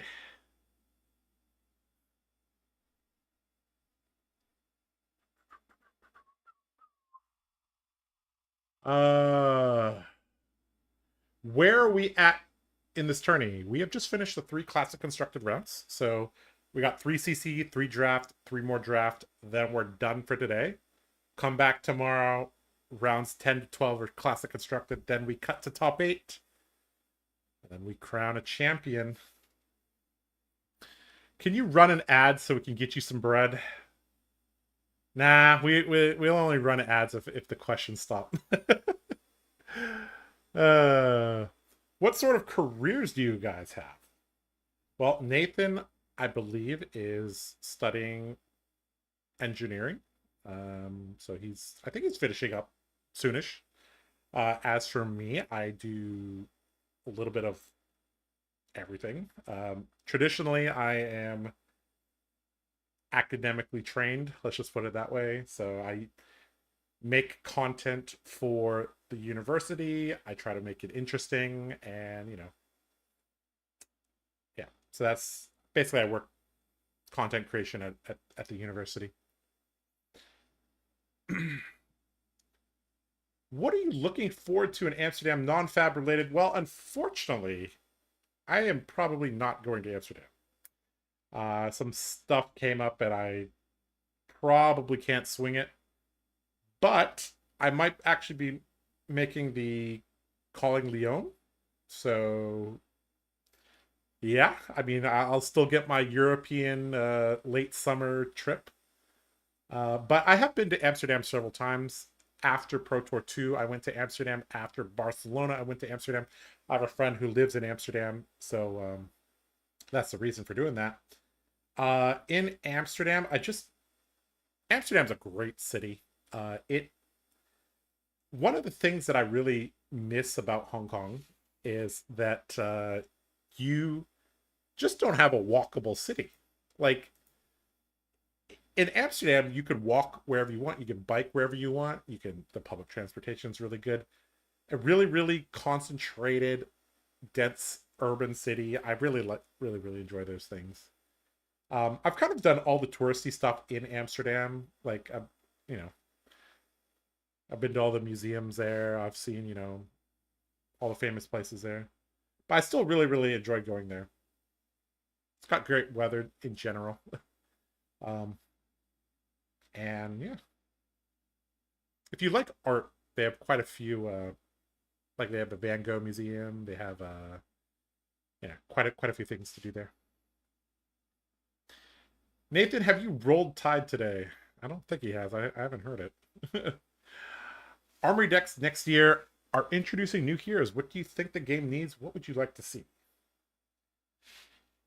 Oh boy, that's a very, very open question. I think in general, we just need certain classes to gain depth and certain classes to gain width. So certain classes tend to play kind of similarly, like Brute, and certain classes play radically differently, like Warrior and Wizard. Although, yeah, that's just the design of Wizard. Icelander and Kano are very different. So I guess for certain classes, I would like them to print multiple archetypes.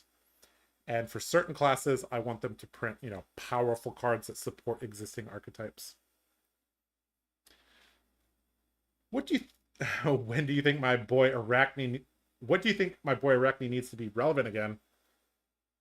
I mean, that's kind of related to my previous point, because the brutes play similarly. You just play the best brute.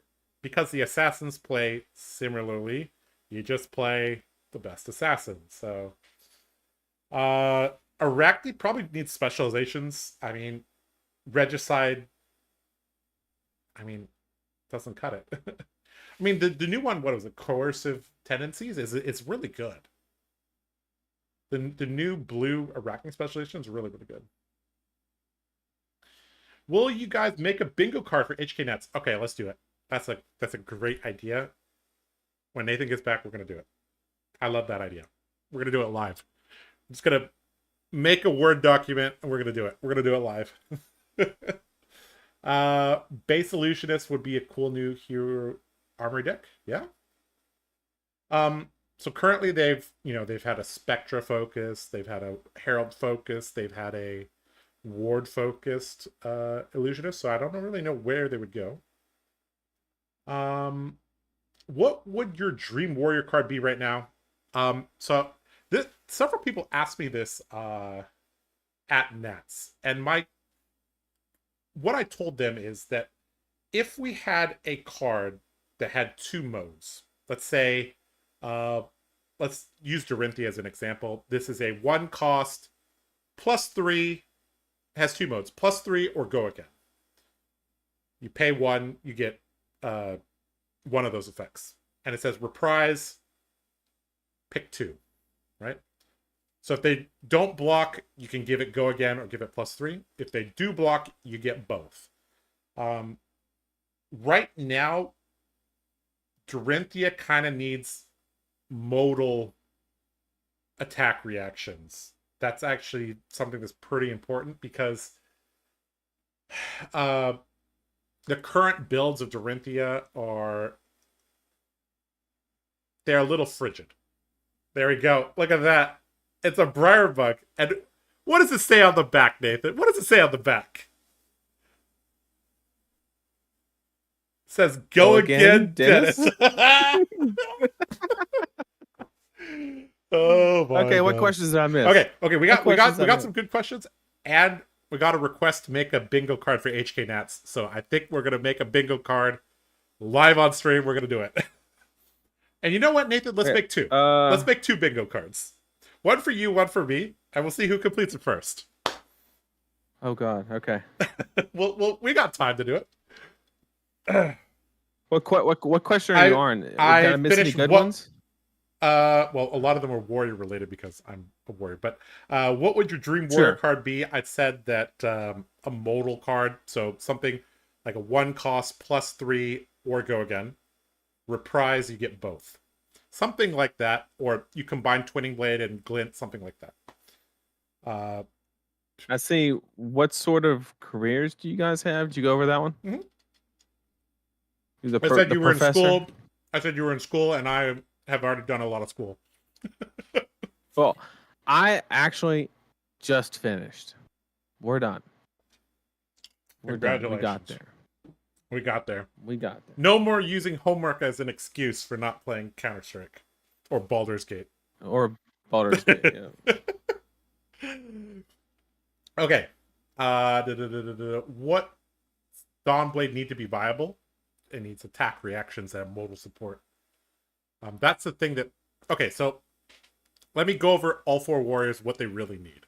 Dory needs attack reactions that have 2 effects in 1 card. Modal attack reactions would be very helpful to Dorinthia. Bolton needs a way to offset 3.5 intellect. Just that simple. Probably involves a new weapon, to be frank. Speaking of new weapons, Olympia needs a specialization weapon that can help him wager. And Kasai, I think Kasai is actually fine right now. Yeah. Okay. Kinda. Well, she's not good now, but I think she's, as a hero, she's pretty complete. She has the one-handed support. She has good... She gets to utilize the good cards from Dorinthia, like Blade Flurry, Out for Blood, and all that. She has access to strong warrior equipment, like Dying Dynamos. She has powerful specializations. Yeah. Doria's a light warrior when? That's coming in Monarch 3. Bring back Reprise. Yeah. I wish we could bring back Reprise. Okay. Nathan, okay, you can answer some questions. I'm gonna set up our bingo cards. We're gonna do it live. We're gonna do it live. All right. What's your opinion on Prismatic Leyline? Which class probably you? I think the only person who should be running Leyline is new. That's because if you have not seen the stream on Turn Cycles, I highly recommend you to do that because it literally breaks down the correct math of exactly that card, Prismatic Leyline, and why it being a 1-card 6 is completely the incorrect way to look at that card. So highly recommend you check that out. It breaks it down literally piece by piece to make it as easy to understand as possible. Yep. And even if you're an experienced player, you can still get something out of that lesson. Yep. Fundamentals are important. All right. When people make it to the NBA, they don't stop shooting free throws. Yep. That's a fact.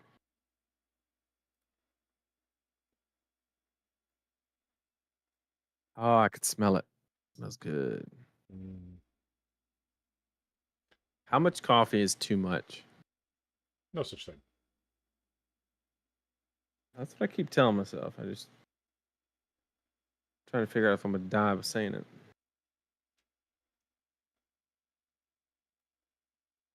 Nathan, have you roll tided today? Actually, I have not. You have not. Guess it's about time for that, huh?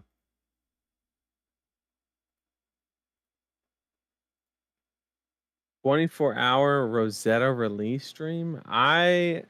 So what I've decided is when the set drops, I'm going to start a stream probably earlier than I usually do, and I'm not going to turn the screen off until I solve at least one room blade, maybe even two.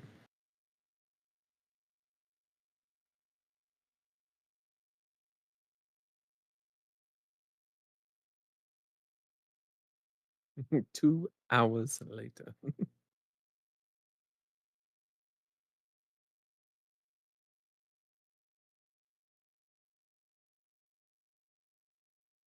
I am interested in the.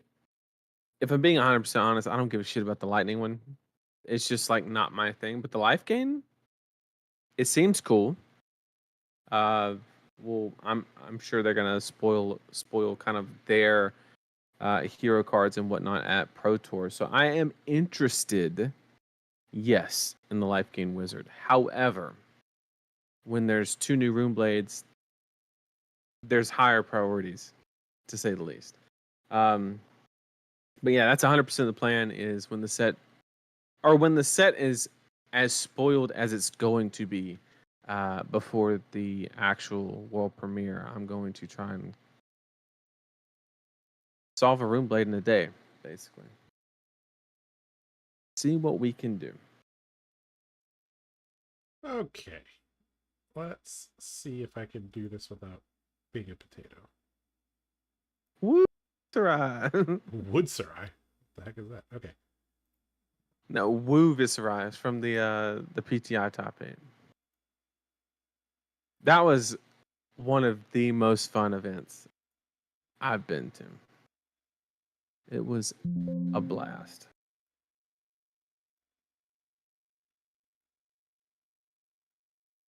I think we should experiment more with hot mics in like fab streams. I think it does give a lot more responsibility to the producer of the stream, like Ethan or whoever is responsible for picking the two players that play on the stream. But man, when you get like two people that like have the banter going, and it's just like the best fab viewing experience ever. Like when me and Aaron played that first top 8 match or whatever at the PTI event. I mean, it was just we were laughing, we were still playing sick lines, like, you know, it was a good time all around. Yeah, if you have the right people, that is real good.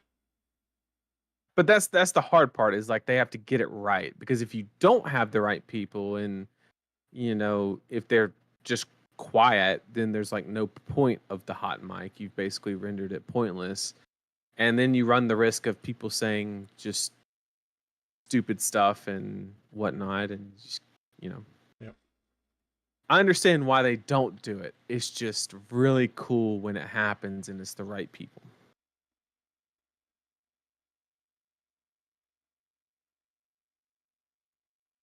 Where in Wraith do you think Fab will go after Rosetta? My guess is the 3 emissary cards from MST outline the next 3 sets. What do they say?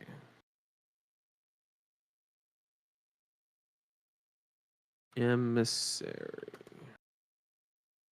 of the Moon. Our future extends beyond Mysteria. The wisdom of the moon should be shared with the world. Ning sounds like a MST kind of atmosphere name. In the depths of the ocean, a world unseen await where the songs and the time reveal the secrets. I don't know. They like Dan Loot, like that just feels I don't know. I feel like it's too MST to like tell us where we're going.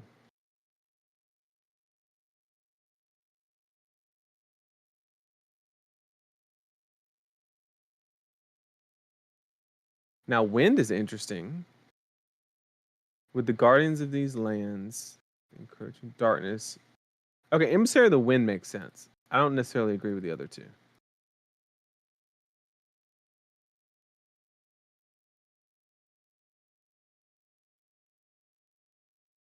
So working on the bingo cards. We're gonna get this soon.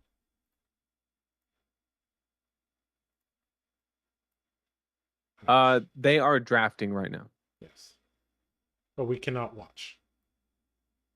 So we have to do other things. Moon looks like Volcor. Wind looks like Solana. Oh, you're referring to the picture. Okay.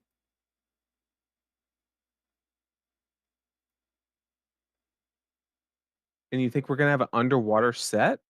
I mean, that'd be under the sea.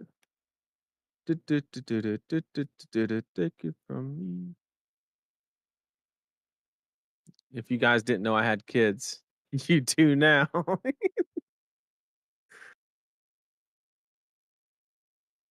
No, I respect that.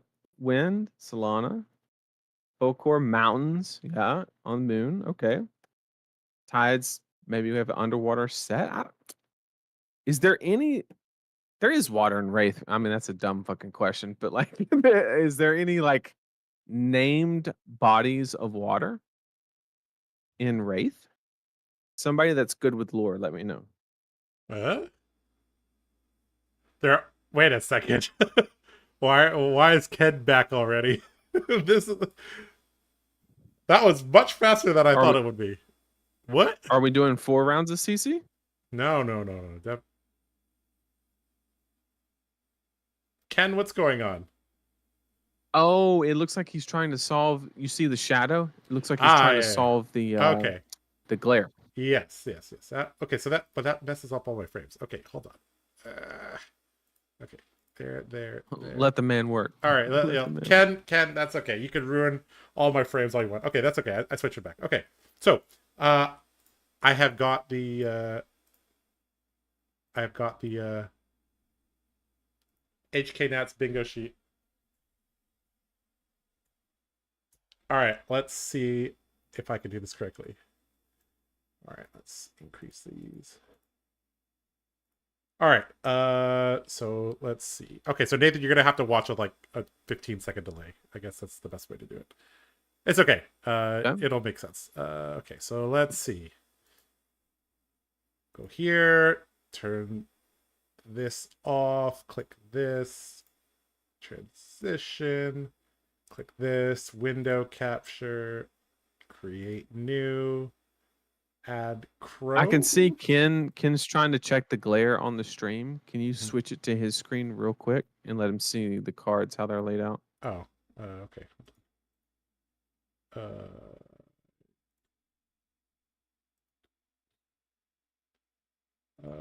Yeah, there you go, Ken. Let me get this back for you.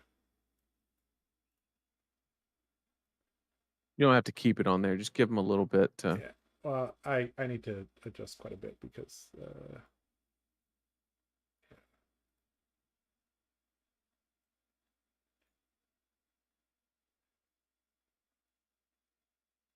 All right.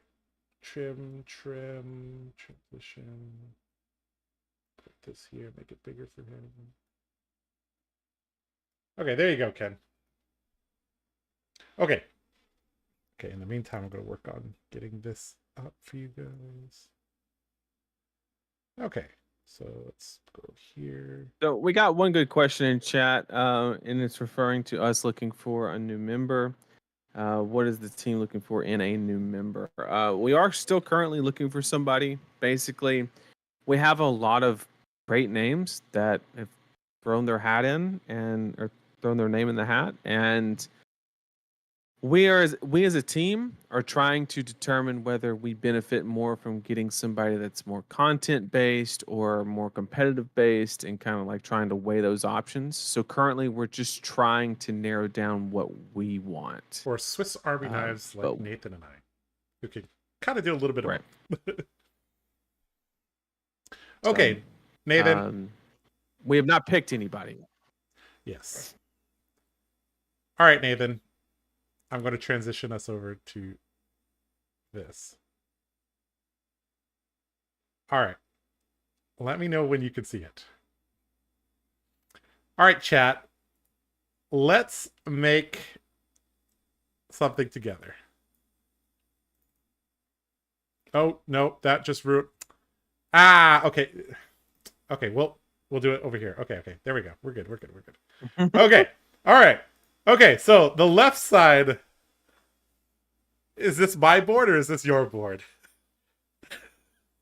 Josh mentions I think Warrior. mine's on the right. Okay, fine. Okay, left side is my board, right side is your board. Of course, Josh mentions Warrior. That's a free one. Easy peasy. Nathan mentions Rude Blade. That's a free one. Easy peasy. All right, guys, let's start building this out. So, let's see. So it's very difficult for me to look at. Let's see if I can do this properly. Okay. Of course, a girl could be on the card, guys. Yes, of course. Okay. Okay. This looks proper. All right.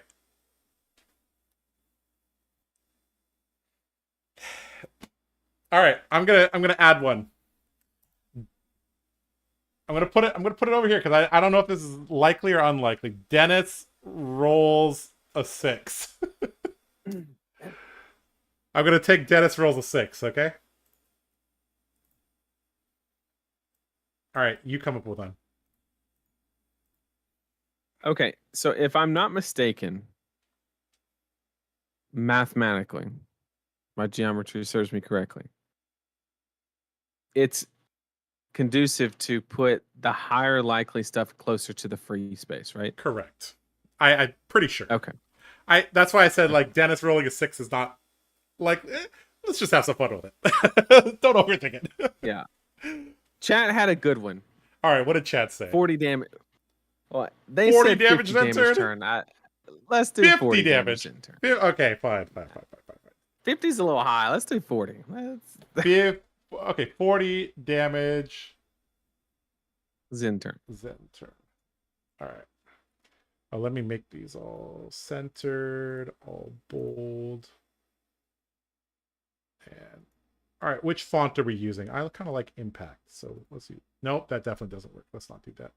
All right, we'll just stick with Arial. Okay. The card folks. The card folks. All right, let's try to think of some other things that could happen that are not like super likely. All right. New fatigue somebody. Somewhat likely, right? Attack reaction win. I'll take that one, sure. Attack reaction wins game. Does that include grain that tips the scales? Chat calls for Zen ban. That's a free. Yeah, that'd be fair, yeah. What was the other one? Yeah, new fatigue somebody. I'll give that one to you.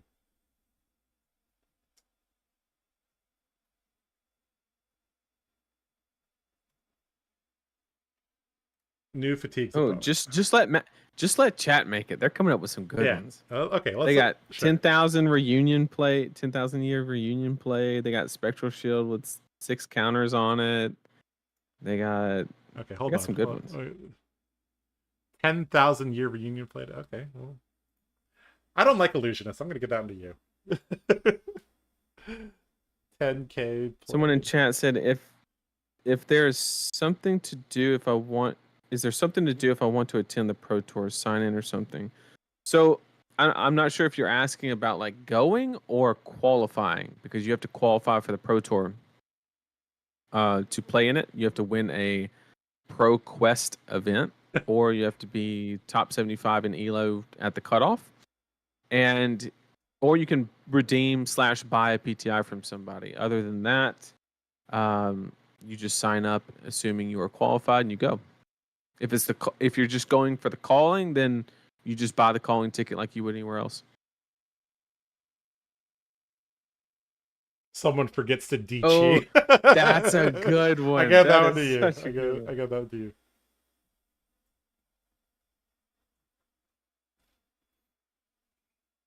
Cosplay on stream? I've never seen a cosplay in Hong Kong. I don't. That's very, very, very, very unlikely. Very, very, very unlikely. They don't have a competition.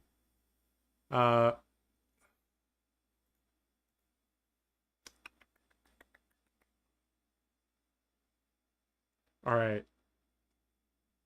I guess I have to take Warrior in top 8, right? Runeblade in top 8 for you? Oh God, no. Too late. Too bad. I'm giving it to you. Put it far, far I away put it in the from top corner for you. Hey, there's only 4 of them in the tournament. Kano deals 30 without Striders. Sure, I'll take that one.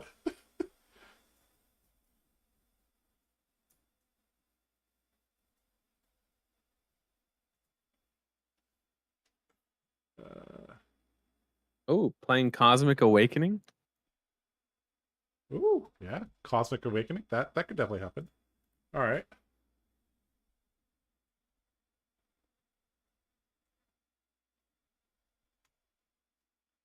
All right.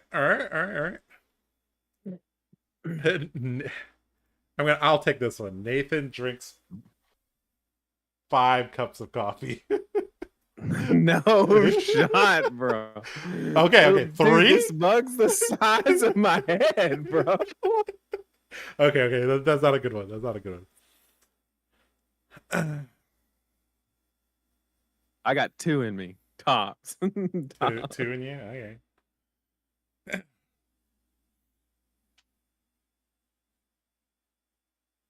Oh, the Holy Trinity in tokens from Azalea. Frailty, Inertia, Blood Rot at the same time. You could even throw in Ponder on there, like they said in chat. Sure. Holy Trinity of tokens. Reckless Swing killing a Mira guy? That's very unlikely, but possible yet. Tunic forgotten on stream. There we go. I'll take that one. That's a free one. That's a free one.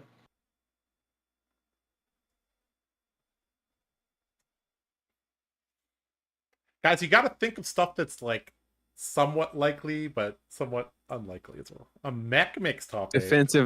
Defensive Art of War. Defensive Art of War is pretty... Okay, I'll give that one to you. This is going to be 50 things we have to keep track of. Chat will help us. That's okay. I hope. I hope. Okay. Maybe you could make something relate... Well, yeah, we'll let chat do this. We got to come up with some limited ones. Yeah, some stuff related to limited, and maybe stuff related to stuff that Nathan will say or I will say, or yeah. Blood debt. The value. The value. Double Blood Rush turn. Sure, I'll take that one.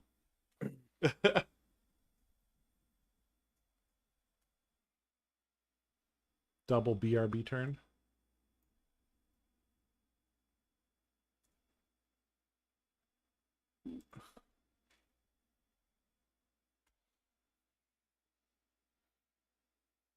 Ooh, that's a good one. Class mirror match on stream, but not hero mirror match. That's a good one.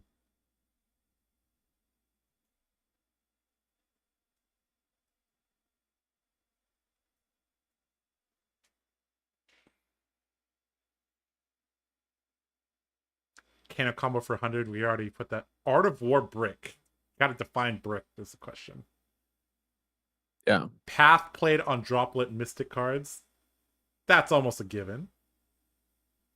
We'll give that one to Nathan, though.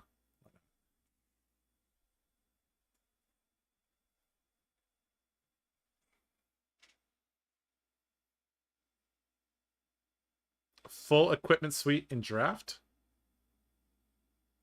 That happens pretty often That in happens MST. pretty often. Most of the time, actually. Statistically, that... Well, there's 24 equipment cards plus the rares. Yeah. There should be 4 people with full sets of equipment on average. Triple chi turn. I'll take that one. Bonds of Agony for 10. Unlimited? Yeah. Zen makes 4 tigers in a turn. That's hard.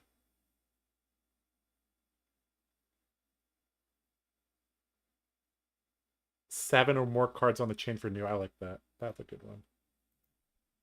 7 cards. 7 cards on the chain for new? That's a lot. I mean, attack, react, play one of their cards. Play 2 of their cards. I guess Venomous Bite and Hiss are 2 and 2 and yeah. 1 and losing the game to Blood Debt, but that has to be Leviathan. Draft win before turn 3. That's also a good one too. Okay. Let's give Nathan a really unlikely one. Zen Mirror goes to Fatigue. Oh, God. Nah, we don't want to watch a Zen Mirror. Ward armor broken turn 0 or on their turn. Yeah, I guess with Enigma that generally happens. Art of War Brick only being able to play 1 or 2 actions on an Art of War turn with 4+ cards in hand. It's pretty good. Crouching Tiger for 5 is actually fairly hard to get. Right? You need like Untamed, Kakara, and Tiger form. In limited, it's almost well, no, any Tiger form incantation can get a Tiger to 5. If you add weapon and like any other 1 buff. Yeah. That's. I'll give it to you. I don't think it's that common or that uncommon. So. In CC, it's like Chase the Tail plus Chuko almost. Crouching Tiger for 5+. Sure. Okay. Judge call longer than 5 minutes. Okay. Yeah.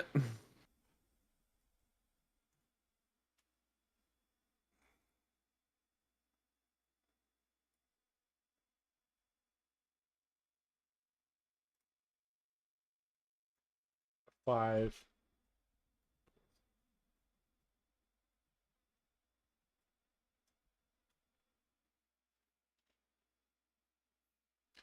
Cast Homes for 5 might. I don't know if we're going to see another Victor. Opponent gets DQ'd for eating opponent's cards. We're not Pokemon, Spencer. Oh, okay. Enigma wins with 20 health. I'll take that one. In the mirror match. Very likely. Battlefront Bastion blocks Kakara and Tiger. That seems somewhat likely. I'll give that to you.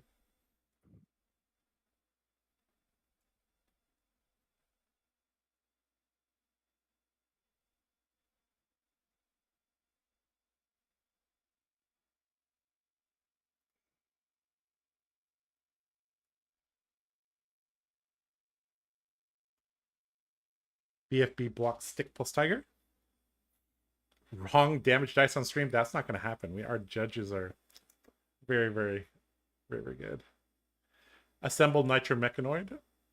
Spoiler alert. Victor going Burr, having attack for 20. Okay, yeah, that's a good one. Single attack for 20+ damage. That's real hard, isn't it?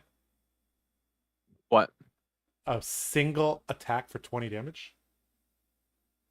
I guess Kano can do it. A single attack? For 20 damage. Like a really... Cast Holmes and Kano are the only things that... Maybe it should be 15. But that might be too low. Double Reckless Swing on a 4-card hand, no arsenal. Blood Rush discarded to draw discard. That's very likely.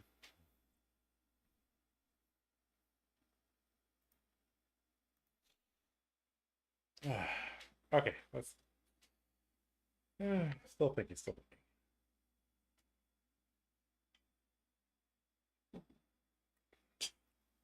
What do you think, Nathan? You gotta assemble your own board. I've kind of been assembling your own board. Set the bar at 20. Okay, we'll give us 20 single instance of 20 damage. Death by Beast Within. So many brute related ones. You got ignored. What did you say? Reality Refractor? Illusionist? There's not very many Enigmas. All right. I mean, isn't Reality Refractor the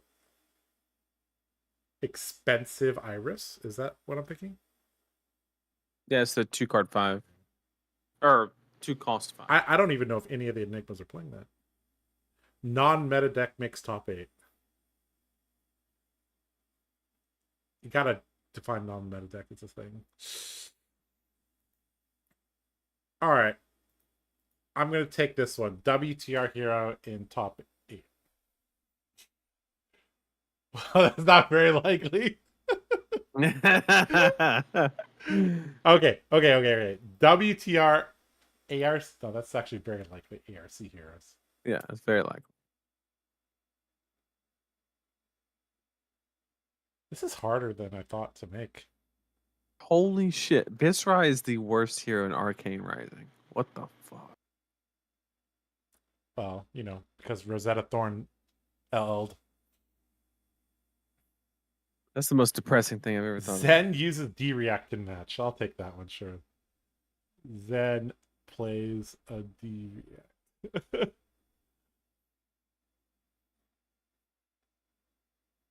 Someone plays Olympia. That's already failed. Back to back red in the ledgers. You want that one, Nathan? Why not?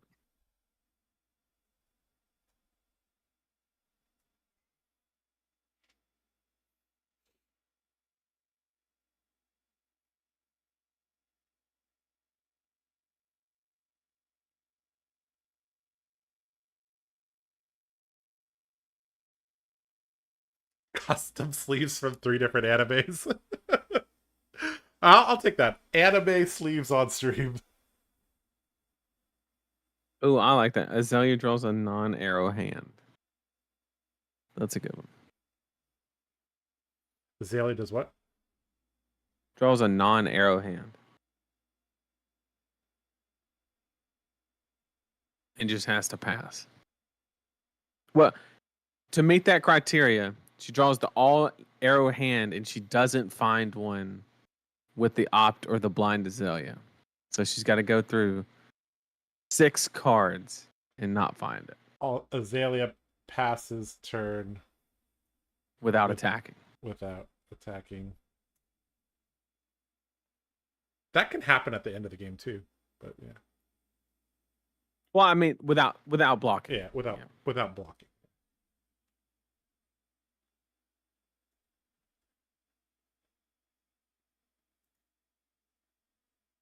Can we get Gengar shirt /pan guy on stream? Sure, we could try to interview Gengar guy. Oh, yeah, Zen forgets 12 petal trigger. Forgotten Tunic. This one has to go right next to it, right? Forgotten 12.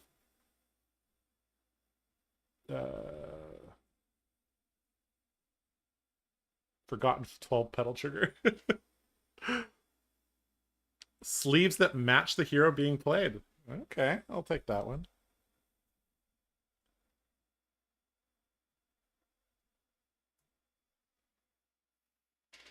Zen State token on stream. I think that's a good one.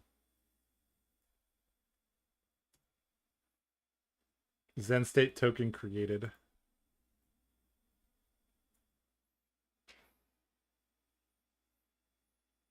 Blood Rush draw into all reds.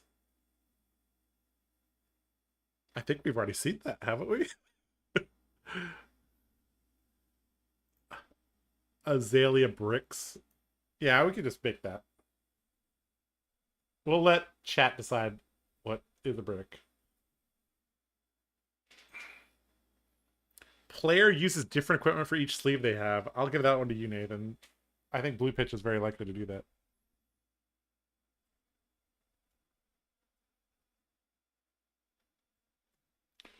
Four different sleeves for equipment.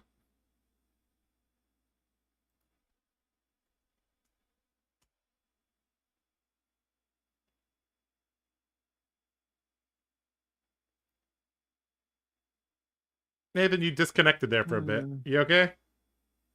Did I? Yeah. Okay. Anyways, where did we leave off? 8+ scowling value.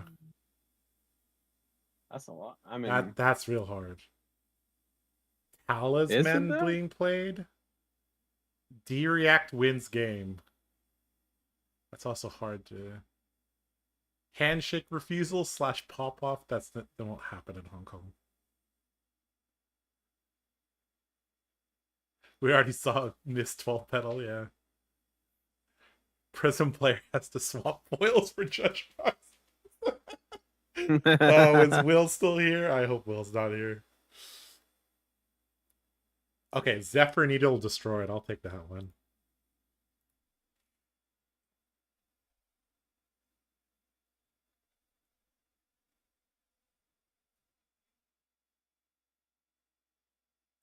I'll give you this one as well, Nathan. Ancestral banishes the natty. The nat.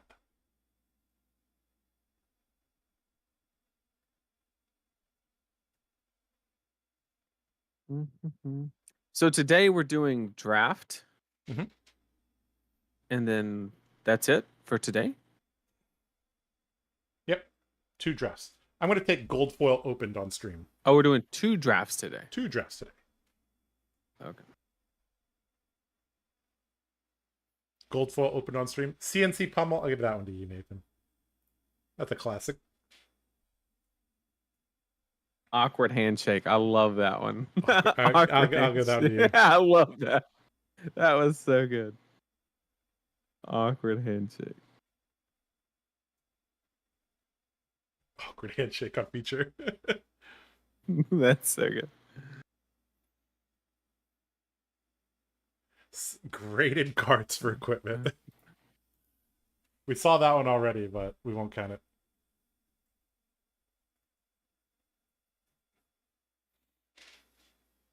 Mm-hmm. 3 M's in a draft deck. That's hard to keep track of.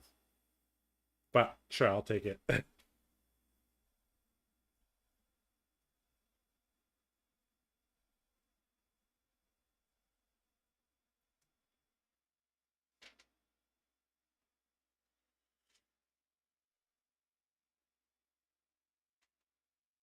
Go again, chosen on Art of War? Go again on Art of War, yeah. Like the only hero that really does that a lot is Levia. Traverse blocked with no chi to get. That's never happening, right? I mean, that's good though, but like sometimes Zen's put in that spot where he has it transcended. He needs it to like stop it on him. Mats on stream. That's very rare. I'll give that to Nathan. Actually, that's so rare. I don't think it's gonna happen. Hold on. Enigma Aura lasts the whole game. We already have Enigma wins at 20 health. That's almost the same thing.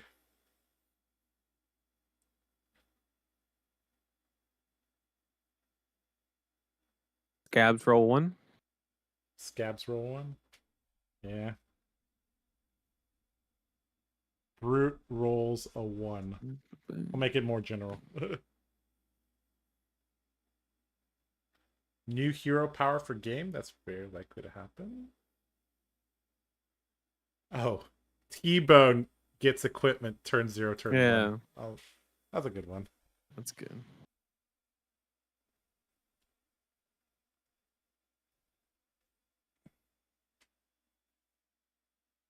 Need more stuff for mech. Tiger not created off Zen ability. That's like forgetting a trigger. You know what? I'm just gonna line them all up here. Put all the forget stuff. Sigil of Solace, very unlikely. Zen Kadachi's for 1, somewhat likely if they're playing a wizard. Concede before hitting 0. That's a good one. That is a good one. Have you seen that really, Nathan? Conceding before you get 0? That doesn't happen much. I mean, are we saying like you die before even lethal's put on the stack? Like you just say, I can't win this game. You give up before lethal is put on the stack or lethal damage is dealt. Do you know that you have lethal information? I'll give you an example. Let's say you're at 1 and Zen has shown the ability to play double bonds. And you just extend the hand. It has to be like plays it. It has to be like where there's like a 0.01% chance that you could win or something like that. Right. Not like, you're staring down lethal and you just shortcut it. Yeah. But like you're like 35 to 4 and you're just like, you know what? You got it. Like yeah, that rarely happens. Yeah, that might be too rare. Cube equipment setup. That's a very Hong Kong thing. I'm going to take that. Yeah, it's very common. They also bothers the crap out of me. They put the hero and then both one-handed weapons to the side. Yeah. It just irks pudding. That's what pudding. I mean, pudding does that. So that's very strategic for pudding. Kadachi for 1. You're like, oh my god, this is so annoying. Whiff on a boost could happen. Savage Sash used for blocking only. That's pretty good. Yeah. Savage Sash blocks for 3. Blocks for 3, yeah. Not a good sign for the brute player. Nope. Balance of Justice triggers. That's a pretty good one. That's always going to trigger. Yeah. I think Nathan needs, 2 Crouching Tigers hitting for 0. Tekla Washington transforms. Amulet of Echoes used in Zen matchup. I don't know if anybody's on that spicy of a tech.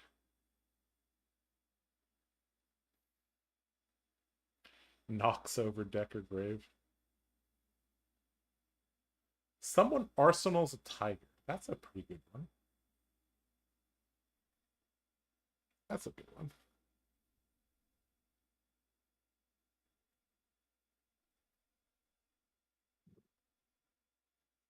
Zen player shuffles their graveyard. Why would you do that? Because they search their deck so often and they've been so used to just shuffling their deck that when they look through for bonds, they just shuffle their graveyard. Victor loses a clash.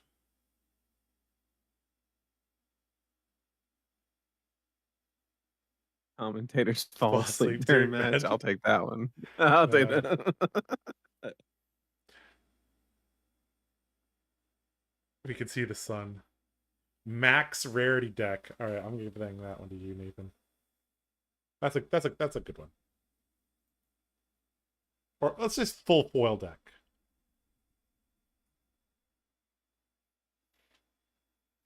We already have forgot the DG. Yep. 30 life difference. We already have Enigma wins with 20 health. It's kind of the same. All right, Nathan, your side is full. We just need 3 more for me. And these are kind of surrounding my middle, so come on, guys, give me something somewhat likely to happen. Card drops on floor. Somewhat likely.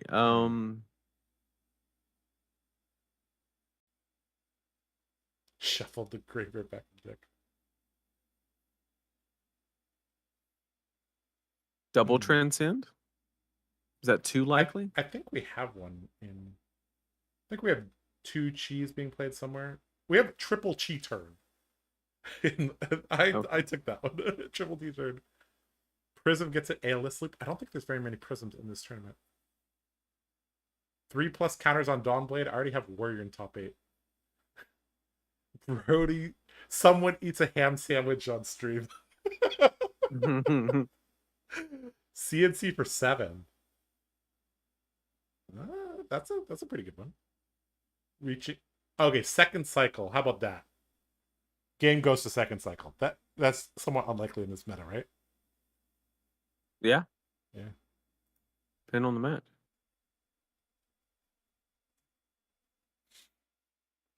Triple bonds. Alt art hero on stream. Oh, That's blue pretty pitch victory. Blue pitch wins stream match. Yeah, we'll take that one. No, No. I would Blue say pitch wins not the... stream match because Oh. that's 100% Yeah. success rate. But I mean the whole tournament. Okay. Blue pitch player wins HK Nats 2024.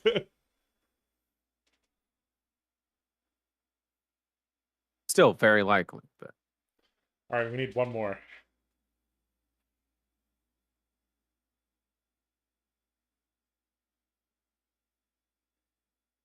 crack bobble? That doesn't happen very much in MST. Yeah.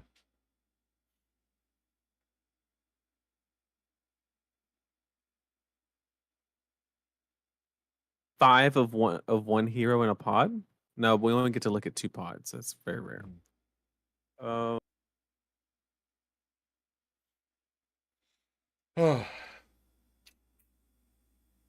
I think if it wasn't 1 a.m., I could actually come up with some stuff. But I can already tell our brains are already starting to give away.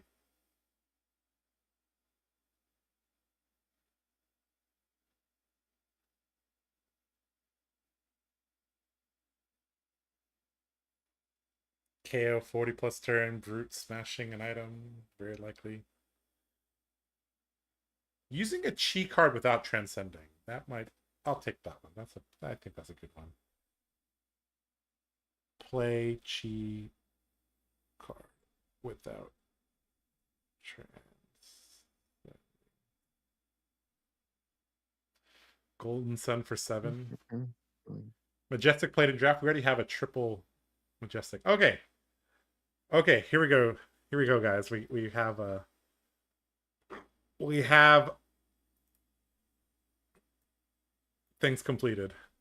All right, so my color is orange. Nathan, your color is green. There you go. We'll tick these off as we go. We'll come back to these between the rounds and see if we can cross any of these out. All right, chat. We gotta go back to questions. Yep. Gotta help us stay awake. Yep. Chat, make sure you screenshot this and you can help us. Fire away any question you want, fab related or not. Fab related or not.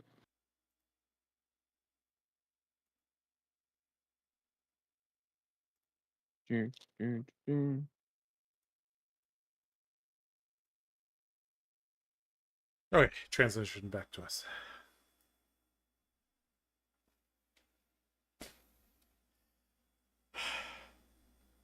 The night has only begun, Nathan. This is gonna be rough. I can feel this. I can feel it already. This one's gonna be rough. This one's gonna be rough. Somebody said time for cup number 3. Well, chat, in case you're wondering, this is the cup, and it's like literally the size of my head, and it's like that's huge. That's like that's 24, 30 ounces. That's 20. The mathematical measurement is enough. Yeah. That's how much it holds. That is how much it about holds. right.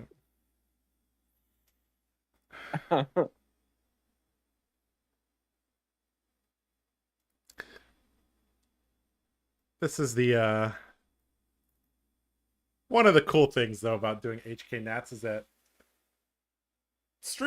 chat already knows we're, you know, unhinged and chilling at the same time. Oh yeah. Yeah. So you don't, we set the expectation of like, guys, the stream is gonna be kind of, we're gonna kind of wing it. We're gonna have some production issues here and there. Ken's gonna mess up my frames 20 times during this broadcast. But it's all good. We're just chilling in here with you guys. All right, let's see if we got an update. Is it Vietnamese coffee? I would never use this cup for Vietnamese coffee. Dude, Vietnamese coffee is so dense. It's strong. It's really strong. Yeah. Put hair on your chest.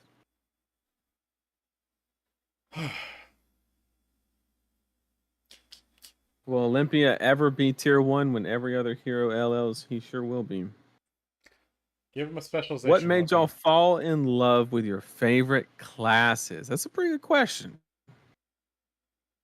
You want to take this one first? Sure. Since you fell in love with yours first. I don't know about that. You landed on your warrior into Runeblade. The timing is roughly my ninja into warrior timing. I played Ira for like 4 weeks, and I'm like, I'm good. I thought you were already like sold on warrior by the time we met. Yeah. I literally January 2021. I played like 3 weeks of Ira. Got my ass kicked by Mortal and Alan. And I was like, no, let me play Dory. Actually, Mortal kicked my ass with Dory. And that's what invigorated me to try Dory. And basically, I like Warrior in general because it asks questions of your opponent. And it says, no matter what you do, neither of these options are very good. You block Dory, bad things happen. You don't block Dory, bad things happen. You block Bolton, great. I have go again generally. Here's a Raiden. You don't block Bolton, okay. Lumina hits, Bolt of Courage hits, Engulfing Light hits. Kasai, you don't block, okay, I generate a gold. You do block, okay, now my Saber is coming in for an extra damage. My my Hot Streak got go again, etc. My Out for Blood has reprise. Olympia, you don't block, I get all the tokens. You do block, well, then I have all my warrior reprise. So yeah, that's what I like about warrior. They put their opponents in tough spots. And interactive games with warrior, I think on both sides are very interesting and fun. I don't really see players complaining about playing against warrior in general. Right. Because that's a fair statement. We play the game on both sides, offense, defense. We have powerful cards, but nothing super broken. I think the height of warrior discontentment was probably right after PTLA when the hatchet Dory was everywhere. All right, how about you?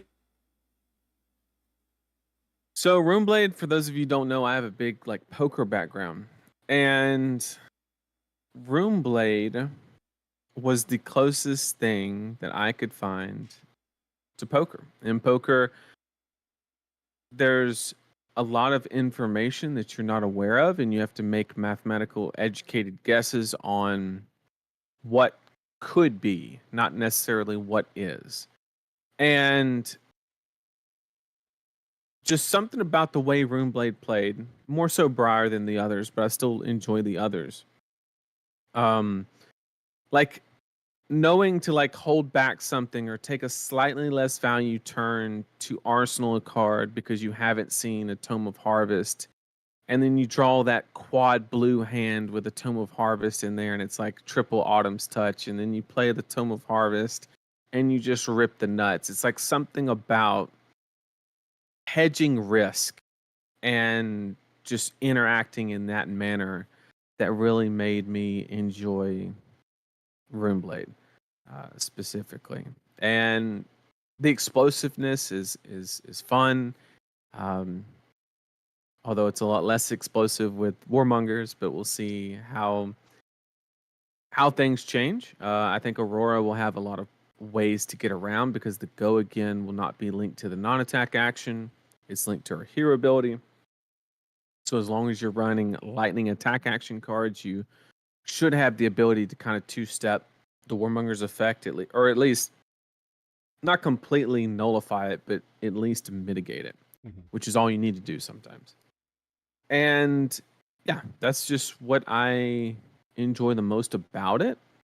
And yeah, I played Dory was the first hero that I played, and then I met Josh, played against him, and realized that I should probably play something else. And I went immediately to Runeblade and basically stayed on it since until recently when Runeblade kind of fell off competitively, and I've kind of been experimenting everywhere. But I specifically spent this time trying to play everything to get a better understanding for the game, instead of just latching onto Runeblade when I know for a fact it's not the right choice. And guys, this is why Nathan is the back-to-back Jeopardy champion, and he reads card pictures 40 times better than I do, is because he plays all the heroes in the game. Okay, some updates, Nathan. I can see the pods. Now, the first pod is stacked AF. Yeah, is it? Yes. In this pod. Wait, give me some names. Got Alan Lau. Okay. He's alright. Arguably the best Lau in this game. I don't know. It's kind of close between him and, my brother, Zach Lau, and myself, right? He only bubbled all the world championships, Oh, no, okay. Ken's here to ruin my... Ken, you just show up at the right time, don't you? All right. We're gonna go back to the big go board. Okay. While I read some more names. Okay, we got Terry Yoon, the Kano that blasted Cliff on stream. Nova Chan. I mean, Nova is the reason that I realized I was not good enough at limited. I did practice with him. It was all of blue pitch, but it was specifically him. And I could not beat him in limited. We played 3 times that whole day, and I didn't win once. And I was like, okay, what do I need to do? And I learned a lot from them in that session. And thank God it happened. Thank God it happened. That was PT Baltimore, yep. Jack Tang. Brother from another mother to me. 2021 Nats finalist. I think he was top 16 at Worlds. Very, very, very, very strong. CYK, also very, very, very, very strong player. I think he was one of the top seeds last year. But Pod 2 is also stupidly stacked. We got Jackie, Pudding, Mortal, Marcus, Wu Tsulung, which I believe was first seed last year. Yeah, it's just these first 2 pods are very, very stacked. And yeah, somebody is gonna come out 6-0 from these pods, and we're gonna see who it is. It's late if we're already getting engineering jokes. Oh no. Best and worst ice cream flavors. For me, the best is undisputedly either coffee or cookies and cream. And then the worst is undisputedly mint. What about you? Sorry, you said mint was the worst and you like cookies and cream? And what other one? / coffee. Okay. Ice cream. So I think I'm more of like a fruit type of guy. I kind of like This is gonna sound. Nathan, you know what Chilton County's Strawberry? favorite? Like peach ice cream. I like peach ice Peaches. cream. Yeah, I yeah, like yeah, strawberry yeah. ice Okay, cream. okay. You I know, can respect that. yeah. Yep.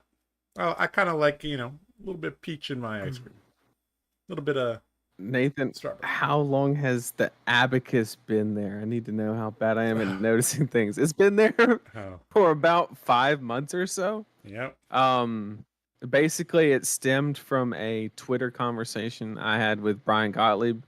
We were having we did it several times, but we had like little, just conversations about the game on Twitter, just replying to stuff. And I think I criticized one of the BNR announcements, saying that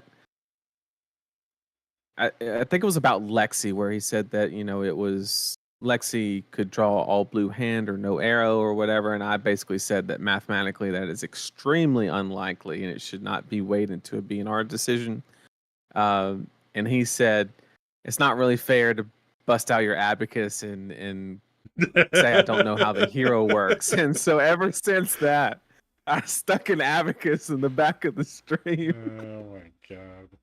And in the Discord for a while they called me the abacus, and so it's kind of stuck. So There you go. What/who got y'all into Fab, and do you remember your first match? I actually do. It was very okay. So I ordered the Channel Fireball starter bundle, brought it to my LGS, and played some games. And I remember us not understanding how D-Reacts work. And so we're like, why would we ever... We were playing Sealed. That's what they suggested us to do. And I looked at Sick Blow. I'm like, why would I want this? And I put it in the side.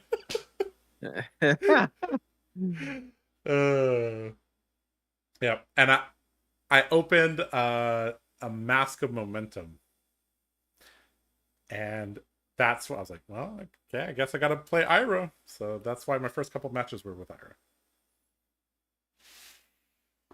I got into Flesh of Bloods purely off of financial speculation because everybody was going wild off of Monarch product and just to make money. And I ended up playing a game. I remember it was just kitchen table. I was playing with a buddy of mine, and we were so new at the game, we didn't even know the rules really well. I was playing shunts without pitching for it, all kind of stuff. And because I thought it was a D-React, so I thought I could just play it. That'd be pretty good. And yeah, and so I remember playing the match, and it was like I was at like 18 and they were at like 3. And I was playing Dory against Katsu, and I was like, I can't kill him because I kept blocking their damage and then sending like 6 or 8, and they would block me out and then send more damage. And I was like, this person won't die. And then it clicked. It just instantly clicked. I was like, wait a second. If I just take the damage, I can send more damage. And then it was something about that moment that I was like, this is a good fucking game. It's just that simple. Like the fact that it was my first conceptual realization of tempo. And I was like, okay, this is it. Turns out it was a good game. The one part other than meeting Josh was, which I've told that story several times. The other big moment for me that I don't know, was like a big motivator was actually that very first skirmish that we talked about earlier with Bun that I played. It wasn't Bun though. I learned how to play my fun before I met Josh. How I got to that level was somebody that no longer makes content for the game, which is a shame. They make content for Star Wars Unlimited, but it was a guy named Davis Kingsley. Tower He number ran 9. Tower Number 9 was his YouTube channel, and just the way he explained stuff just made sense. It was well thought out, and it was just great content. And I remember, like, that's just where I got all my fundamentals. And I'll never forget Skirmish Season 2 round 4. Once again, it was an online skirmish. I look at my phone for the pairing, and it said Davis Kingsley. And I played against him. He whooped my ass, of course. I was playing Dory, he was playing Chain in Blitz. And it was just a moment, like it was somebody that like taught me the game. They didn't even knew they taught me the game, and I met them, and I had that interaction, and it was like just a really good motivator to like get me to really pursue the game. And then went to RTNs, met Josh, and it just escalated from there. But that was kind of what got me deep into the game. I actually have an interesting story about David. He is the only person to have ever beaten me in a Dawnblade Dory mirror in an official match. It was in Skirmish Season 1, I believe. So he's probably not going to see this or hear this, but props to you. All my lessons and stuff, I literally try and tailor it toward the way he made his content, because it was just so effective at explaining the game. But what cars do you predict to be on the restricted and banned list? We already kind of went over that. We both kind of don't expect bans. Maybe a little hit to Zen like Ancestral Harmony, but that's about it. But neither one of us think that we really need it.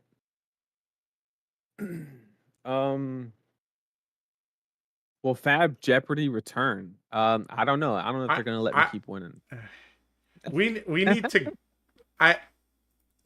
Behind the scenes here, I play a game with the guys on camera, but then the Blue Pitch people also want to play the game too.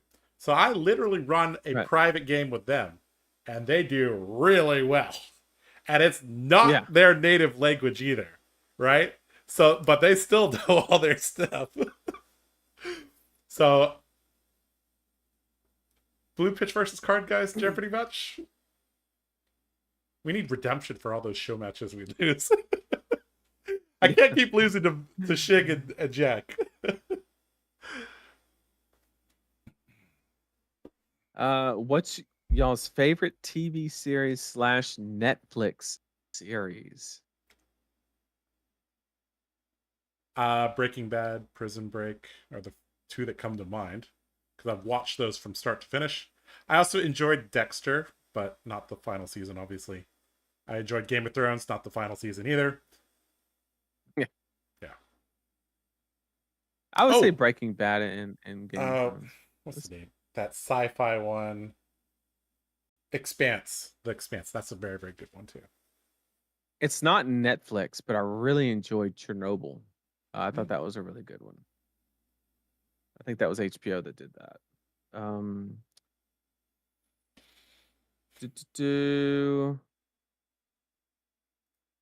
If you could have one dream car, what would it be? You first, Josh. I don't know jack shit about cars, dude. When I came here, I was like, my grandpa was like, my Toyota hasn't failed me for 20 years. I'm like, sold. Let's go to the Toyota dealership and get a Toyota. And they were like, well, we have 6 Toyotas only because we have a chip shortage. I'm like, yep. Okay, that one's way too expensive. That one's an ugly color. That's a van. Oh, okay. A blue Camry? Sports Edition Camry? Sure. 31.5 out the door. That was like that was like one of the quickest transactions the guy had. He was like, normally people like hum and haw about that. I was like, no, I need a car.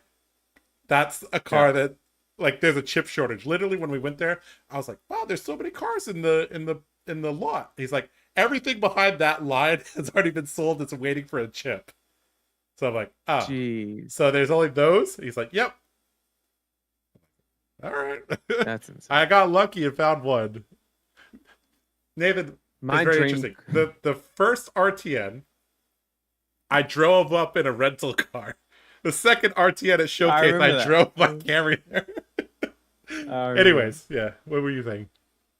My dream car is a 2009 Honda Civic 5-speed manual with and you 264,000 already have miles this. on it. And that's what I got.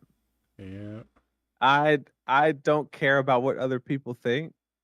And yeah, like I'm in a position to where I could buy a new car, but like I just I don't see the point. My Civic now with like a 250,000 miles on it, I just pour black coffee in the engine and just purrs right up. And it works.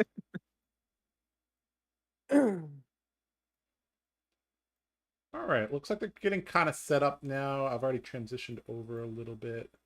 Still trying to fix up all right, there we go. That looks about right. Obviously, the information on the side is not correct. But, yeah. How big of a bribe would it take you to play Tech Levalson in the Rosetta meta? If I'm playing Tech Levalson, you need to do a health and wellness check on me. That's what people said about Josh and Warrior. If Josh is not playing Warrior, it's like the biggest barometer of the sky falling is like when Kale doesn't play Bravo, Josh doesn't play Warrior. It's like, oh god, it's real bad, isn't it? like Nat's Warrior was in a bad spot, but not like unplayable enough for me to not take it.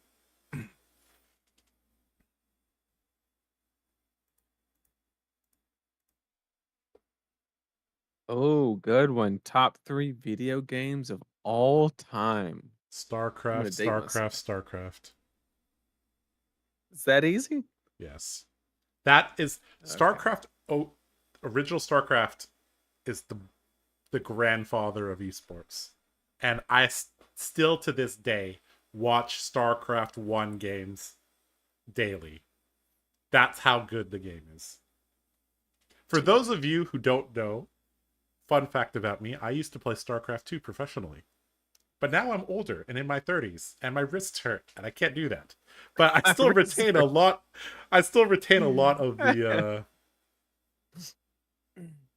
StarCraft taught me how to think strategically. And that has carried forward.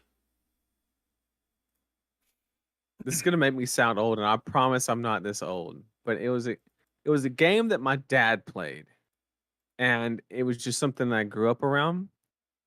But I play like a lot of like 4X PC strategy games, kind of stuff. And my dad used to play a game called Masters of Orion 2, and I just love playing that game. I don't know, it's like nostalgia for me. That's a Space 4X game, right? Correct. And it's shit graphics. I mean, I think if you download it on Steam, it's literally runs on like DOSBox or something. It's like it's like a 90s game, I want to say. Graphics, very overrated. Yeah. And second to that would be like the Civ series. I love Civilization. I tried to get into RTSs like Josh, but I didn't like the pressure that it put me under. I would rather play like a turn-based game because I love thinking. I don't like stressing, and I think those are two different things. And each one produces. There was a phenomenon in StarCraft called ladder anxiety. People would, especially in 1v1 games. So in 5v5 games, Counter-Strike, League of Legends, whatever, you queue up, solo queue, duo queue, you lose, you say, my team sucked, their team was good, they had broken stuff, we didn't have broken stuff. Thousands of excuses to protect your ego.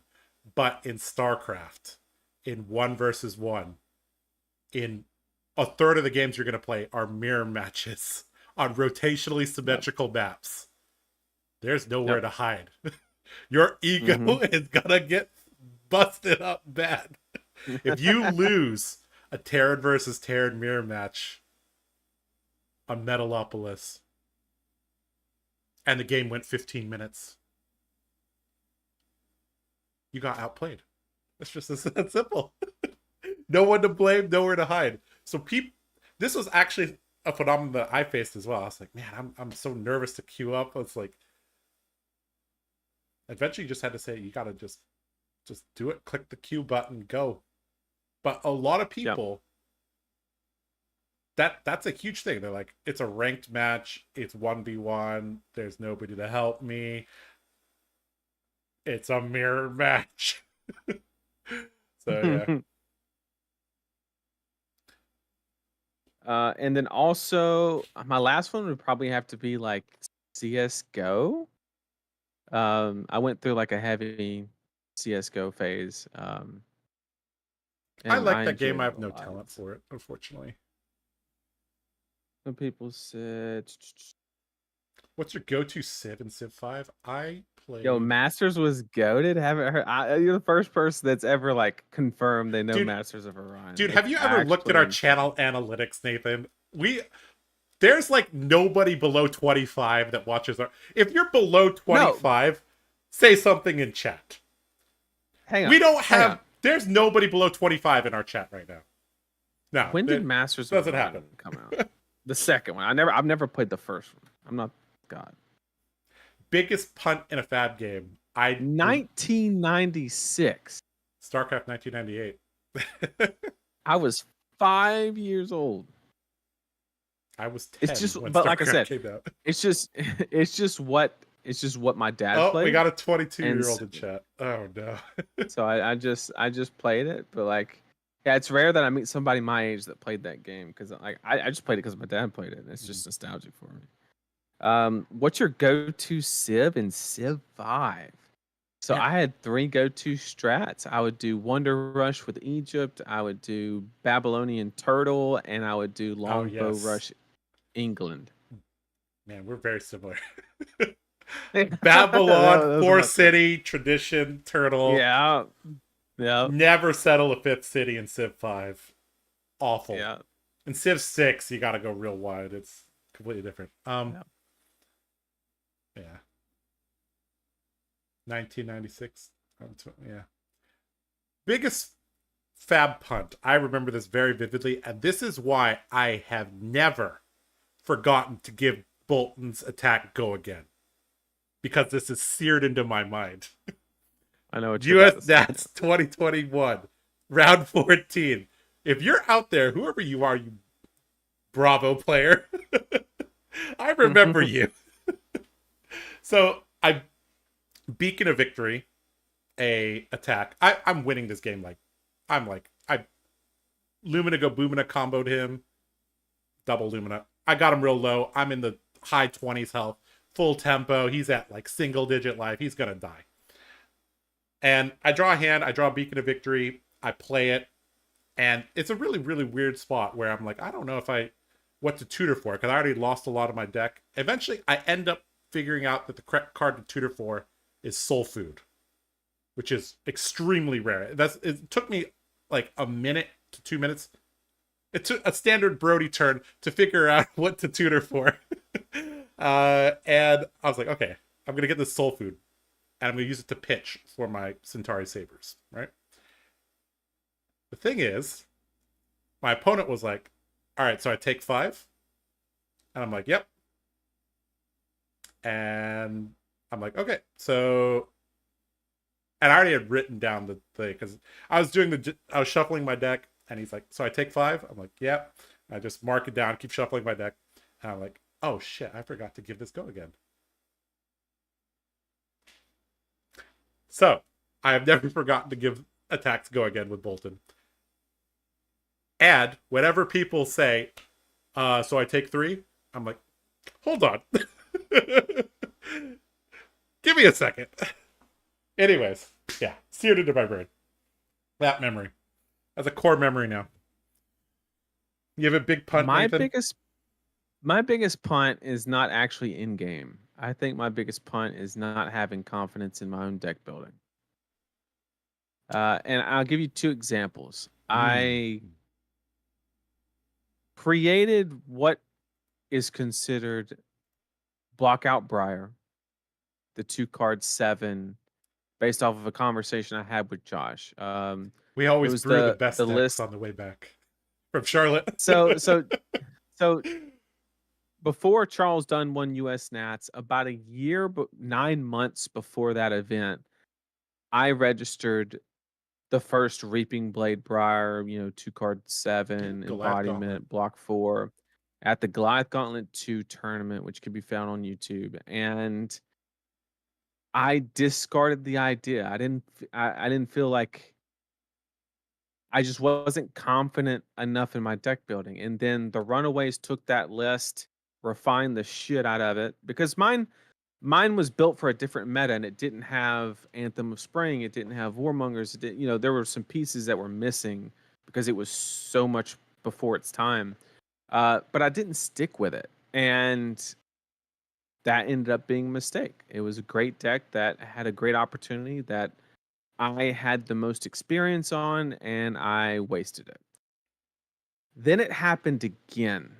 My second stream I ever did on YouTube, you won't believe it, was Hatchet's Dorinthia.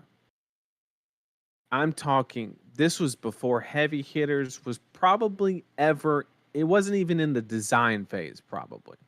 We were running red driving blades for Go Again. I mean, we were digging deep for Go Again. It wasn't just agility flying off the shelves. And once again, I didn't stick with the idea. I knew it was viable. When Heavy Hitters dropped, I immediately I made a Hatchet story deck and played it in the Blue Pit show match. And I just discarded the idea, and it went on to do really, really well in tournaments. And there's been 2 occasions where I've been essentially, I don't know if I'm the only one to do it, but I'm just saying the first documented, example of 2 different decks that have made historical tournament runs and just did nothing with it. Didn't stick with it or whatever the case may be. So I think my biggest point, long way to say it, is just not having enough confidence in my original ideas and sticking with them and seeing them out. Nathan, there's still a bounty on the first card guy to play Warrior at a tier. I think I was generous. I said tier 2 or above event, and you get a packet of Dory sleeves.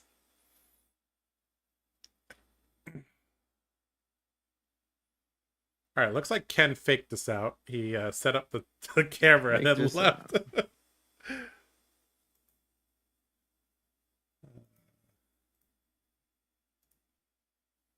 Oh, okay. Yeah, he was in a similar situation. My dad played Masters of Orion too, and his brother, which they're 15 years apart, played it. So that makes perfect sense. StarCraft. If you only had a friend who told you to play Hatchets. Yeah. Barrow, you literally told me to play Victor. I can't remember how strongly I worded, like, guys, I think this is pretty good. I remember I even did a, like, I think it was at least a 2-hour video on the top 8 of Battle-Hardened Kiel, where I was like, guys, Kasai is playing Hatchets. Hello. Yeah. And yeah. What is your favorite and least favorite band/genre of music? I generally just listen to whatever is popular. Now, that may not be a popular thing to say, but I just say, oh, this sounds cool. It's played a lot on the radio. Sure. Yeah. Rock, rap. Yeah, I'm from hip-hop, Alabama. Pop, whatever. Nathan loves his country music. I hate country. Okay, there we go. I cannot stand it. But ultimately, like, what I listen to is anything that considered. I like some old stuff like 80s. I listen to I listen to just about anything as long as it's got talent behind it in some way. In some way.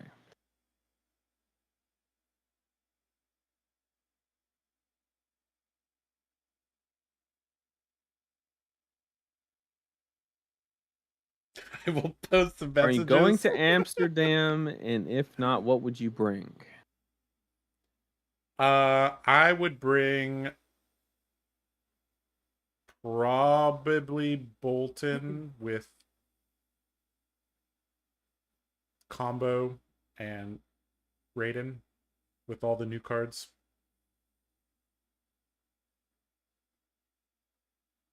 I think You'd it's bring pretty decent. Raiden Bolton? Switch Bolton with the new upgrades. Either that or Dawnblade Dory. I think Dawnblade Dory actually can bully Zen and Azalea pretty decently. Enigma kind of fell off, so I could see a world where you just gem luck Dawnblade Dory into a 6-2.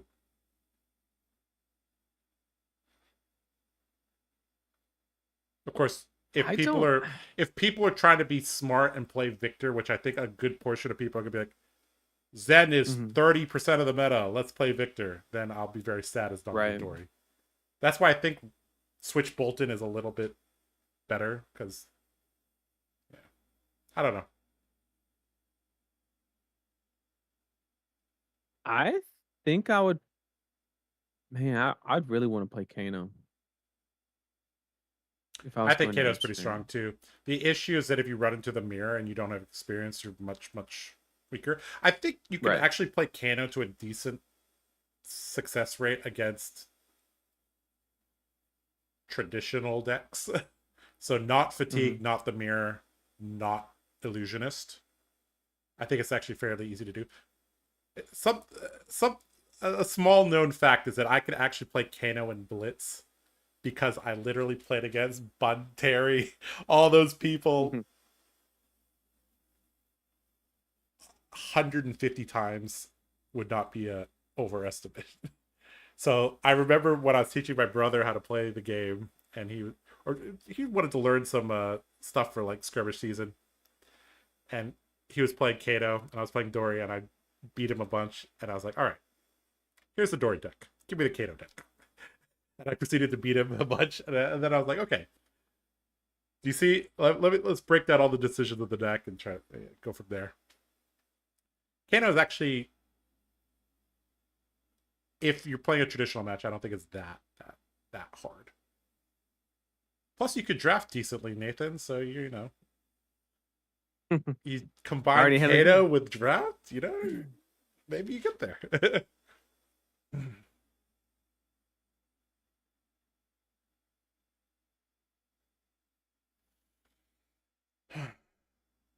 All right, questions dried up. That means we might have to start running ads. Uh-oh. Uh-oh. Uh-oh. Well, here's the good thing. You know, okay, so about 2 a.m. here in the U.S. in the Central Time Zone. This is roughly when the Europeans get up. Like on a lazy Saturday, this is roughly when they get up. So if you're from Europe, say hi in the chat. I'm pretty sure you guys are out there. Now, the question is, did you stay up ridiculously late, or did you get up early? That's the question. Are you a degenerate or are you not? Yep. Hey, it's the weekend. Being up at 5 a.m. can mean one of two things, okay? All right. It's the weekend, though, so everybody gets a pass. Yeah. No judgment. Yeah, we're judgment. What's your least favorite class hero to play against? Guardian and Illusionist.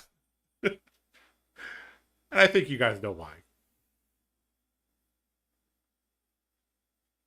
Yeah, for me, it's Illusionist too, and it's not because like historically, the decks that I have played have done well into Illusionist, like Runeblade. Like that's typically where you want to be. Yeah, like haven't had that much of an issue. Yep. The problem is that a lot of the matchups, like if my deck trips up and they play a bunch of auras or dragons or whatever the flavor is, then you can just lose the game, right? And it's just a very bad way to lose a game of Flesh and Blood that leaves you with like this like hopeless feeling like you did nothing wrong, and X happened against this specific class that equals a loss. And the worst part about it, assuming your deck building is, you know, solid, there's no there's no lesson learned. There's no improvement. There's no it's no different than getting blown up by Kano on turn 2 by somebody playing 2 Tomes of Findale, 2 Tome of Aether Wind, 2 Kindles. Uh, like there's nothing learned there. Oh, I really should have held that one resource, so I died at -17 instead. Like it just you don't learn anything in that situation. So that would be my answer. What's your favorite class to play against? My favorite class to play against? I would say Warrior. If we're talking from Because a yeah, I'll let you go. I mean it just is the perfect combination of like if I come to the match ready, I have X information that I can utilize strategically, but if I don't have it, I get punished correctly. And that tells me I Skill need to makes a go difference. do the equivalent of go read a fucking book and figure it out. And if I don't, I'm going to pay the price. That's something that translates how it should. I have no problem if I don't understand the matchup and I lose. I will take that every day of the week because I signed up for it. Whereas the other, it's not the case. Mhm. I like playing against Warrior because I understand Warrior very, very, very well. I generally don't lose against Warriors. It happens from time to time, but I think I understand how that class tries to win. I can play pretty well in the mirrors. Like Nathan said, I do think Warriors one of the most fair regular degular classes. Why don't more people play Prism? I think Prism's a perfectly fine pick. I think that she just suffers from It's complexity bad draws, and that too. Yeah, and doesn't block. complexity, and bad draws. Yeah. Yeah, you can just draw the wrong hand at the wrong time, kind of situation. You also have to understand how to play Prism into aggro, combo, control, disruption, which is not easy. Could you apply Quack said, could you apply poker to Kano deck stats? Number of blues, top decking a hit, etc. Like I did with Briar. So for those of you who don't know what he's asking about, I basically did blackjack counting for Briar, where I'd keep track of attack and non-attack ratio throughout the deck, and basically make certain arsenal decisions based off of what the running estimation was in my deck. And Quack, to answer your question, the way that statistics and ratios work is the tighter the ratio, aka like a 30-30 split, you get more EV by managing it. So I'll give you an example. If I have a 30-30 split, then there's more equity to be had by counting one versus the other. But in a Kano deck where there's 45 blues, I get very little equity by tracking blues just because I'm doing it and only getting 1/4 the value because there's only 1/4 of the deck I'm trying to track.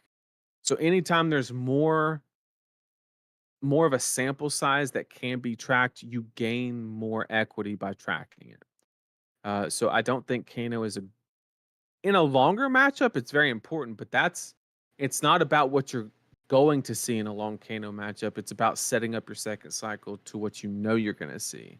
So in Kano specifically, I don't think a lot of this stuff will apply.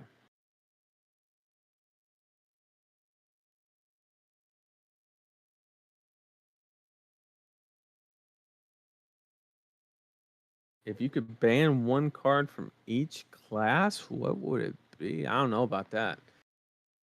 That's I don't really. yeah. I don't really. I don't look at it I don't quite think that anything should be way. banned. I don't think anything should be banned.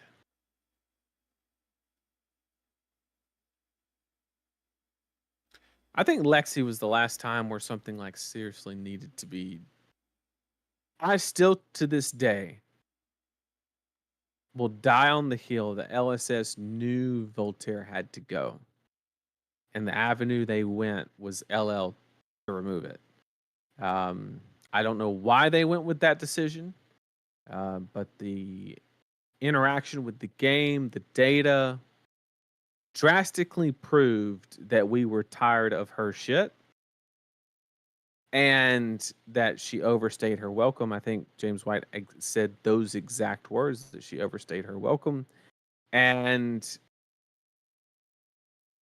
I don't know. Like, we haven't been in a situation like that since that instance. So I don't think anything should really be banned. I think the last thing that like seriously needed to leave the game was Voltaire. Other than that, I think everything's been. Some of it's kind of sucked more than other. Like I don't like where Kano is. I think it just leaves for some, like the game we saw on stream. Like, is it exciting to watch? Yes. Is it exciting as the opponent to sit there for 15 minutes and watch your chances of winning tick down from 90 to 0 without you making a single decision? Fun. I would make the argument that it's not. But, is it fun for the person flipping over 20,000 cards? Probably.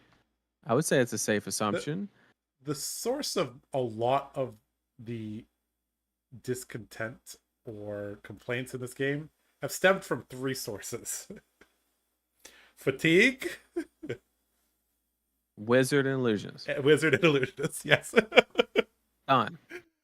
Easy. So yeah, if we yeah. Enough said. What's it here you think is slept on and should see more play? Dash.io. I think she's quite strong, actually. A little bit inconsistent, but there's quite a few different builds that you can go with her. I think there's pretty high skill cap. Pretty fun to play, I think, as well. I say Leviathan. Yeah, Leviathan is also a good pick, too. Slightly overshadowed by Kayo. That's kind of the issue. Do you think Enigma has a chance in the next meta? I think she does. She just needs to find. If Zen gets a little bit of a hit, and you can find. It's one of those matchups where you're going to have to dedicate like 6 slots to it and hope it works out.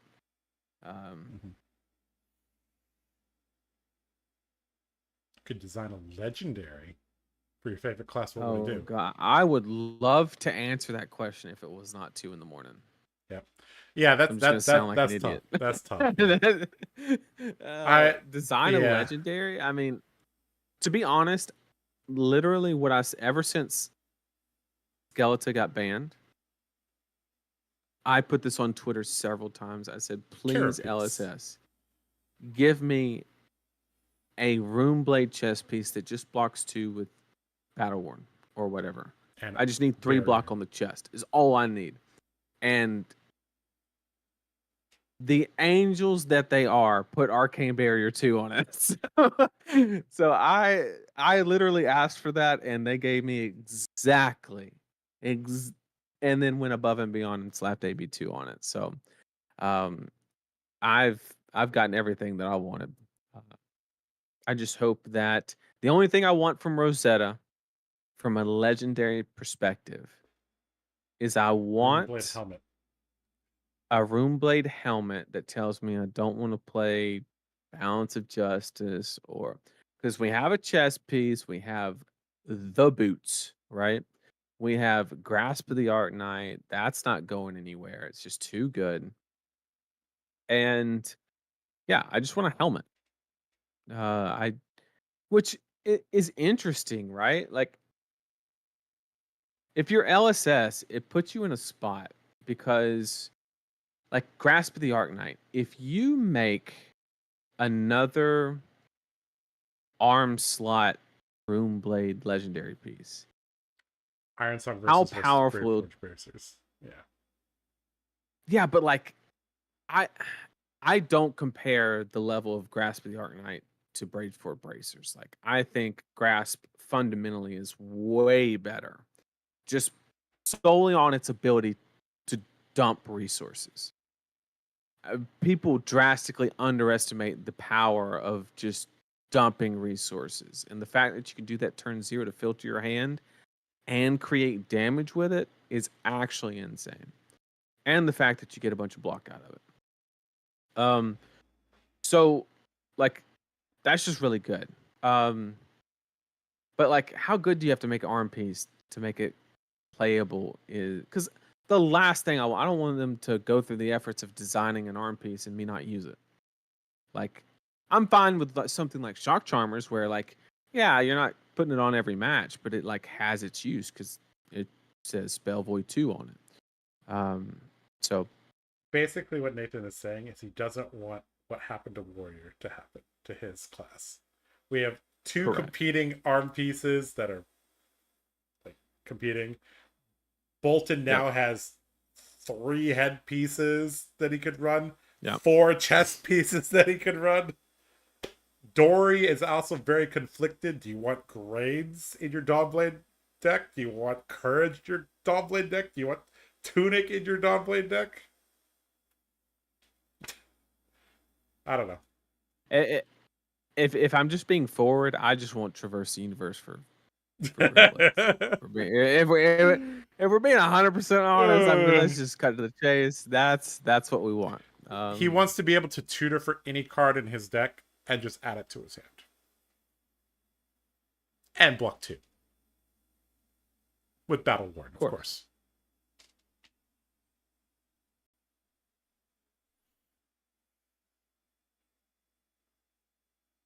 If you were looking specifically to grow Fab in your local scene, what would be your ideal plan of action? Well, when I started the game, I started the local scene in Birmingham, Alabama.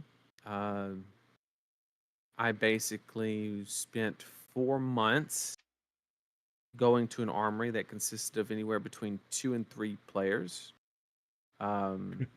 And I built a bunch of common and rare decks, dropped them off at the store, donated my bulk anytime. I went this far. I literally went in. So as soon as like a local said that they were getting interested in a class like Ninja or whatever, I would go on TCG Player and buy Ninja Majestics to then go to the next armory and just trade them to him. Like I went that far to just try and get it going, and it did well. We got to like averaging 6 to 8, sometimes 10, for just an average armory. So overall, it was a success. But at the end of the day, life got busy. I got wife, kids, bunch of stuff going on, and the ability to attend those armories went away, unfortunately. But it takes a lot. And the best thing that I can recommend is not being hyper competitive in a armory setting. That is actually the worst thing that you can do. If you bring your top tier Zen deck and do what? This depends where in the world you are. This is one of the culture shocks for me coming to the US. I was like, right. You coming from Hong Kong, that and Singapore, arguably the hardest armories in the world. Like everybody's playing to win. Like if I remember, I brought this is with the context that we're starting the scene, yes, right? Yes. So nobody can be hyper competitive. Yes. But yes. Yeah.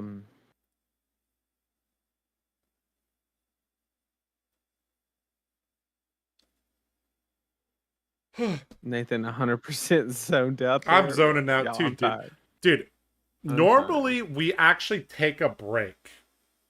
It's been 5 hours and we haven't shut up.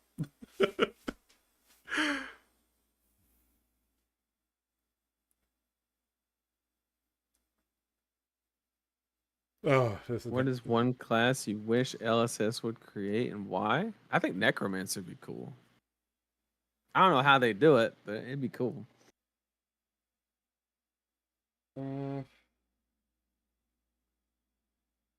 Nathan yawn first. Is that on the bingo card? no.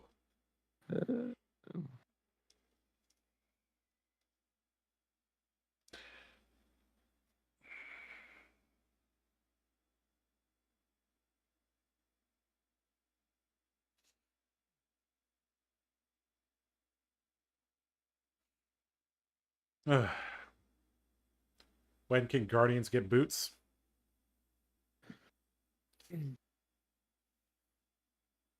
It's actually kind of interesting, the whole competitive casual thing with Fab. I mean,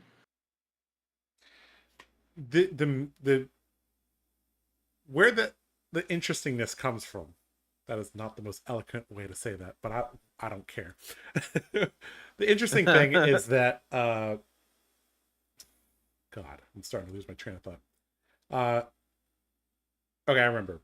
Very, very good players at this game will win fairly consistently, especially against weaker players. In other games, you can stumble into wins. You can not draw or draw poorly or well. But in Fab, because you consistently draw up to your intellect and over a medium mid-range game, you see 70% of your deck. That variance is heavily reduced. So players, and there's just so many decisions. Nathan, when you made your video the other day and you did the flow chart, I'm like, yeah, that is the decision tree for a fairly easy decision that didn't involve any of the equipment. Yep. And not even taking into account what your opponent is doing. You're just saying you have the ability to block at full value with this card. Right. And it filled up the whole screen. Right? So, like, and this is something that happens in my coaching sessions as well, is that at the end of the session, like, wow, I made like completely different decisions than you. I'm like, yeah, that's because in that one game you made like hundreds of decisions. So, just like, and there's a ripple and waterfall of one decision can lead to another. Okay, looks like Ken has decided to grace us with his presence, which means we go here, which means we click this. All right, guys, looks like we're finally gonna get these draft games underway. Yeah. Oh boy. Does casual chess exist? Low elo chess exists. I don't know if it's. I guess casual would be like, oh yeah, we don't use timers. No, I just mean like I envision chess as either you're somebody that signs up for the grind, right? Because there's like chess is not like a relaxing pastime.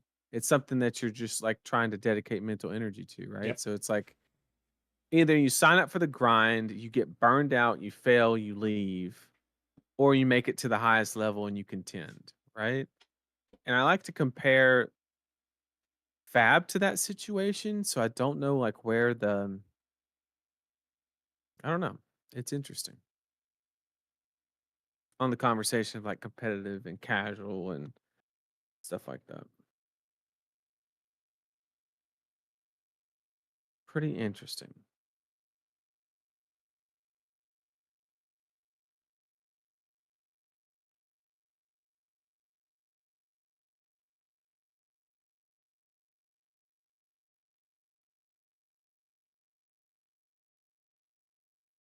Just does a better job at like separating. But yeah, absolutely.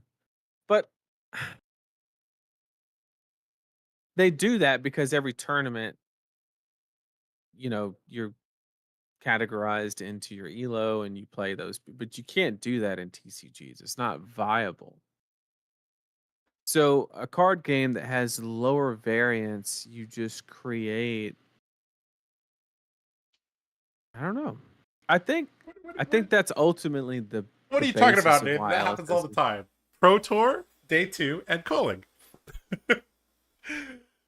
Yeah, but US Nats Day 2 and Culling. I'm making a joke. I don't know.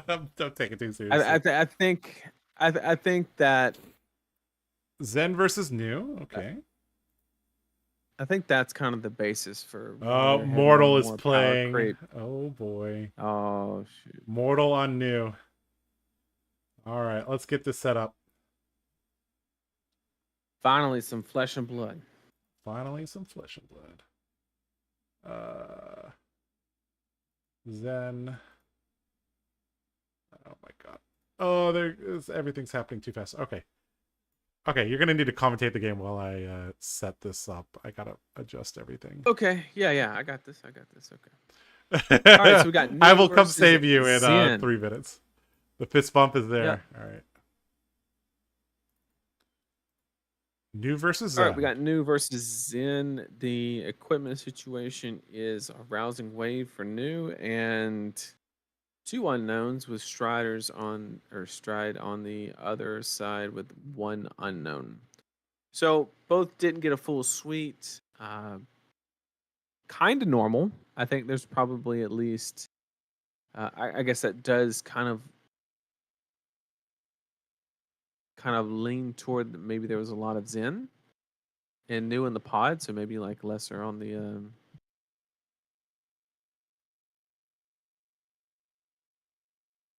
Maybe Enigma wasn't drafted as much. Sorry, lost my train of thought. I'm gonna come save you. Hold on. Battlefield Bastion looking really strong, blocking the Kakara and carrying over that damage prevention, making a 2 block, a 3 block.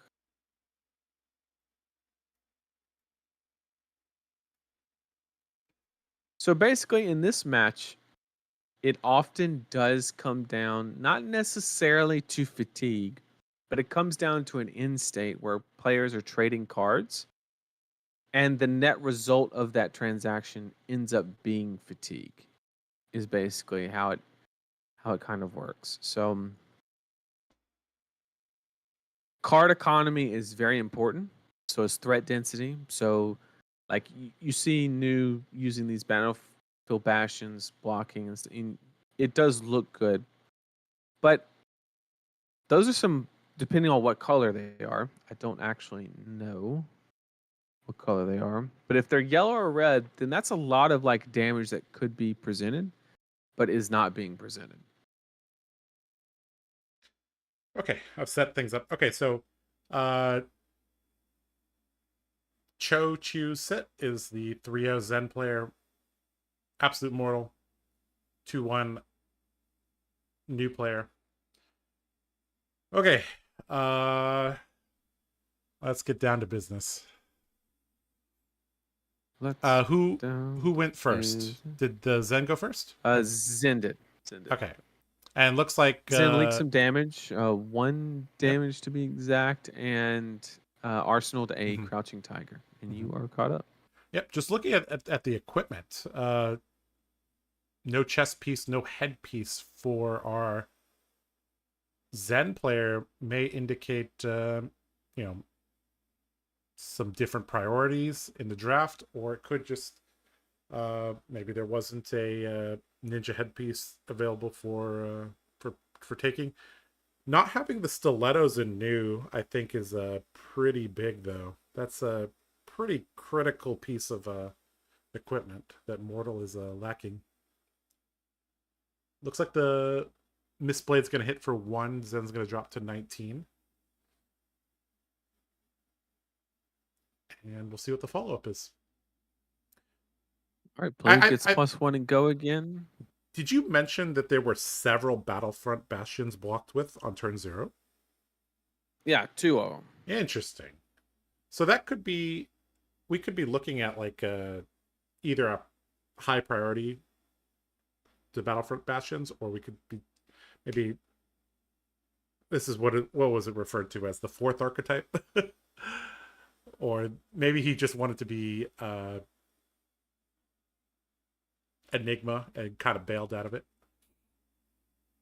because Battlefront Bastion is, a primo card in Enigma, but is good in all decks. I guess it would be weakest in Zen. All right.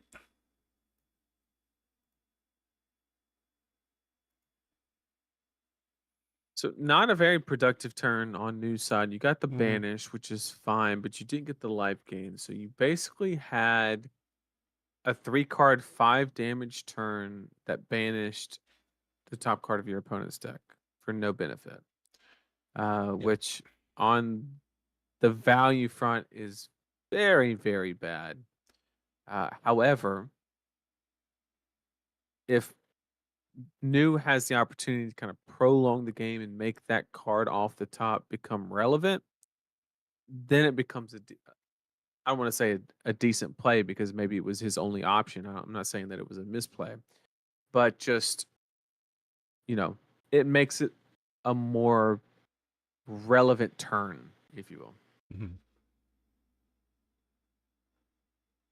Banishing cards from your opponent's deck is only really relevant when they run out of cards, especially if you're not getting that incremental life gain from a lot of the attacks. Okay, looks like, or if they're blue. Yep, Aqua Lapse. Gonna draw a card.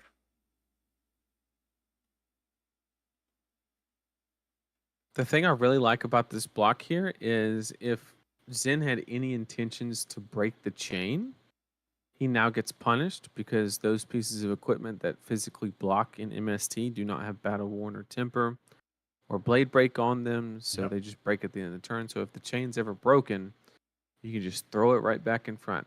Zen's typically not the one to sit there and break the chain a bunch, but just in case.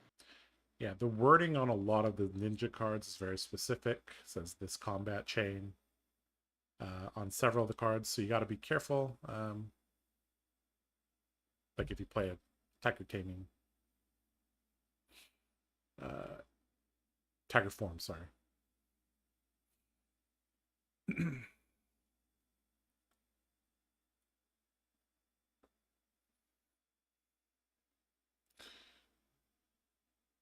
Oh boy. Okay, Zen activation from Cho. Tiger created in hand. Bingo card denied. We're getting a good look at his deck. There was a Key Unleashed there. Yeah, but it's a little expensive. But if you can pitch the card in your hand, you can play it. Yep. It depends on what color that Flex Claw is. Yep. So Flex Claw. I think Breed Anger is what fits the curve the most. Yep. Flex Claws, Breed Anger, Pouncing Key, Key Unleashed. These are Pouncing Key is fine if you need the extra resource. Okay. Okay.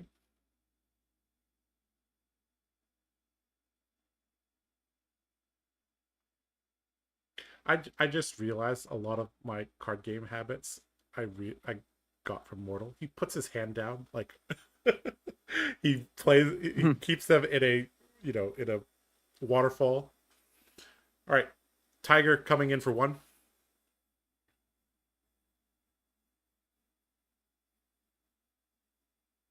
Dropping to 16. Gonna play Pouncing Key. Probably a red variant. Yeah. Taking a couple points of damage, and gonna end with that flex clause? I can't tell. Yep.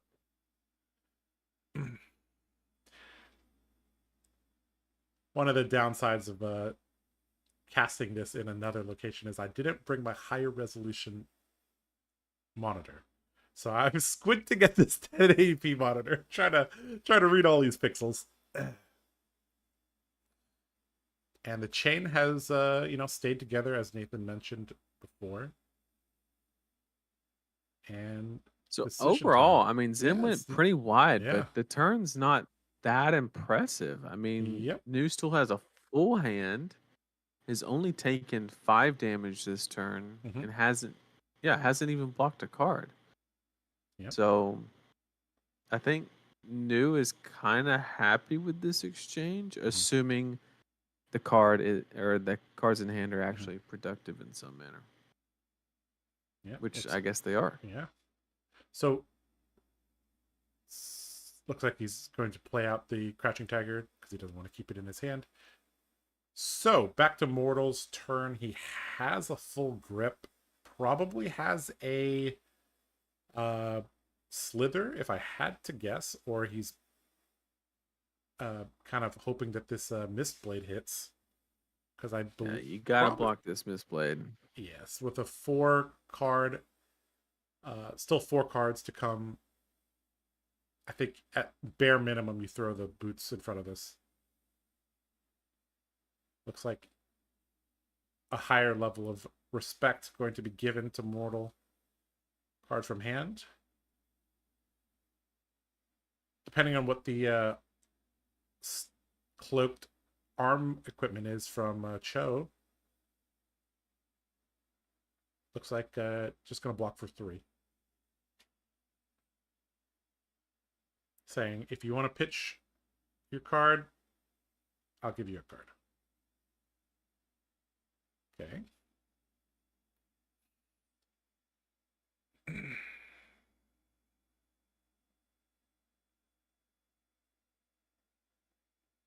From Cho's perspective, he knows that Mortal has an attack react. The question is there anything you really do about it?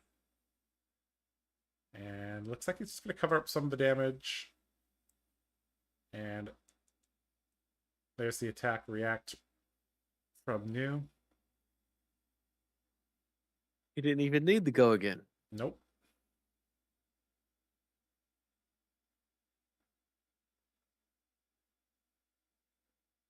Cards being banished from the top.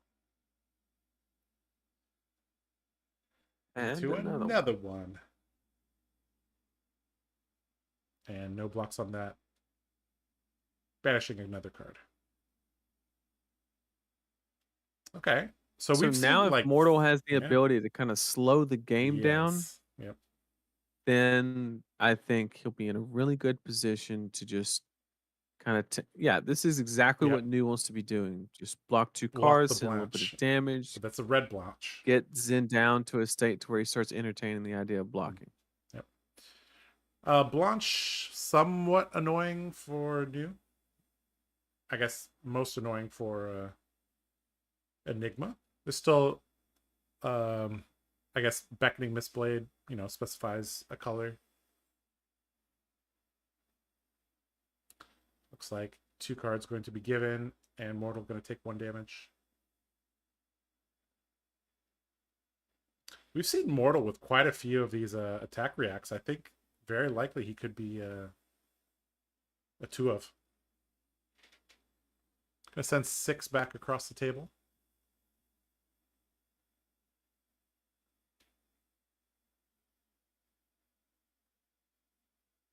The old E-strike at home. Yeah. Those emissary cards were pretty good.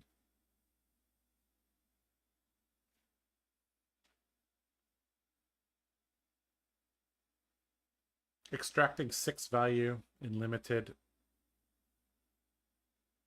Generally considered on rate.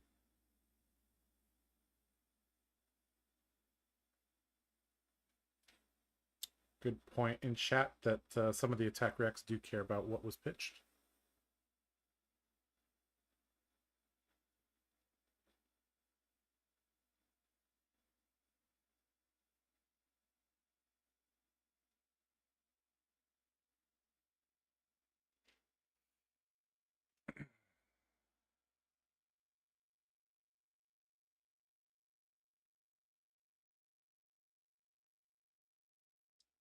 Then deciding to hold down to 3 of his cards. I'm gonna pitch a chi card. Attack for 4, go again. The deck quality of Cho's deck does seem pretty high as well. We've seen a lot of red go again cards from him.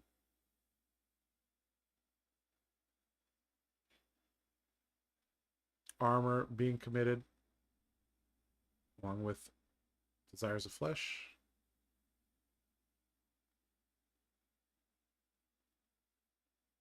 And I believe this is that coming was into really that. good Yeah, because this it is kind of 7. Yeah, 6 power. Sorry.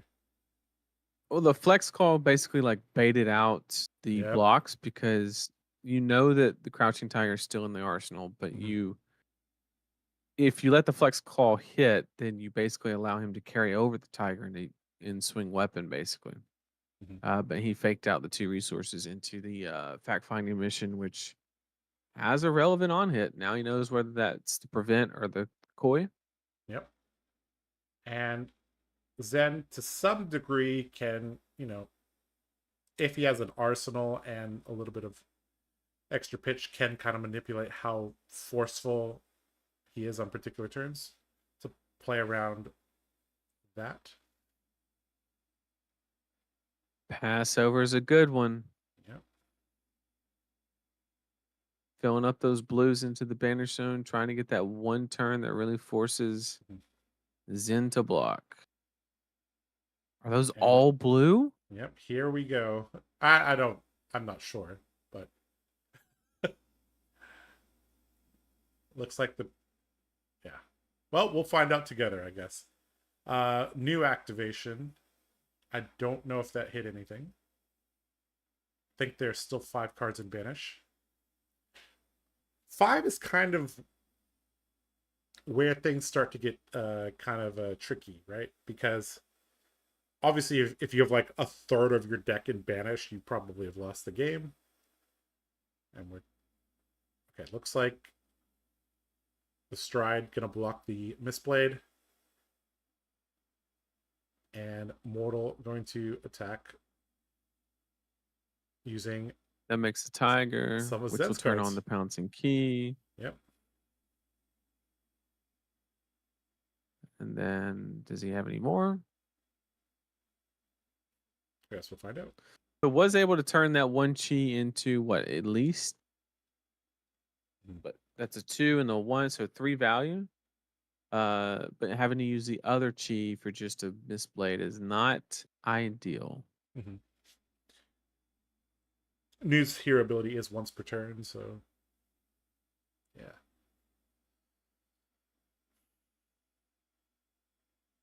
Still getting down to 5. We're getting into the territory where you can kind of steal games with attack reactions. So this is probably the last full grip that Zen is going to get to keep. If he chooses to not block.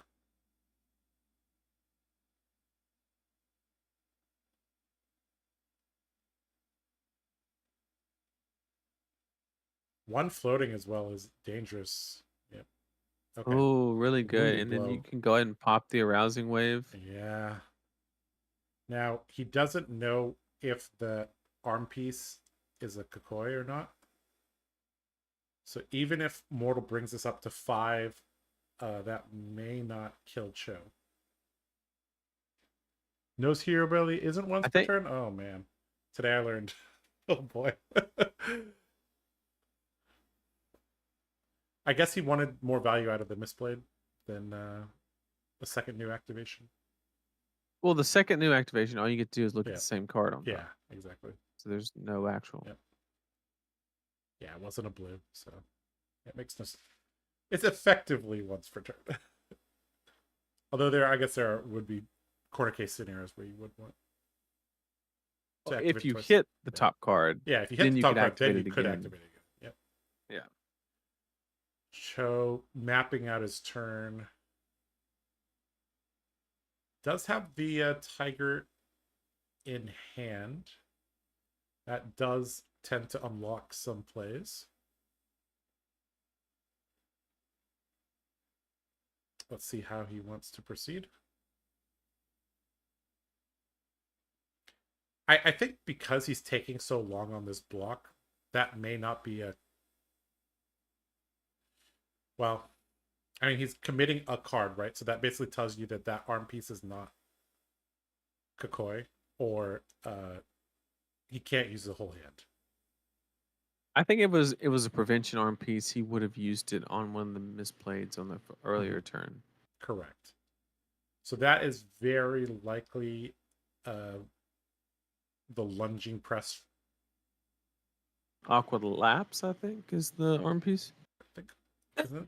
Aqua Lapse, the headpiece? I can't, I don't know. It's the one that gives +1 as an attack react that sometimes Enigmas play in Classic Constructed to make their CNC go to 7. That's what I know it for. Very, very important block for Cho. Really tanking on this. I think he's starting to feel some pressure about his deck size right now, because he's had a decent chunk of his cards banished. Looks like he's going to commit 2. Mortal's going to burn this and put it into Arsenal because he had the floating resource anyways. And that Fang Strike is going to be held over Cho's head though for the rest of the game. He is effectively at 4.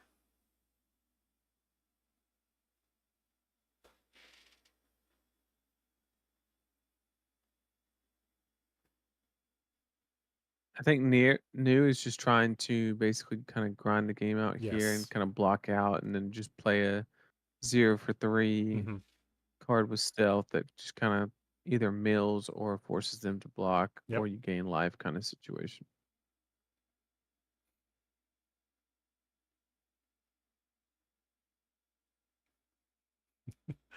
And here we see another version of the Hong Kong finger pointing.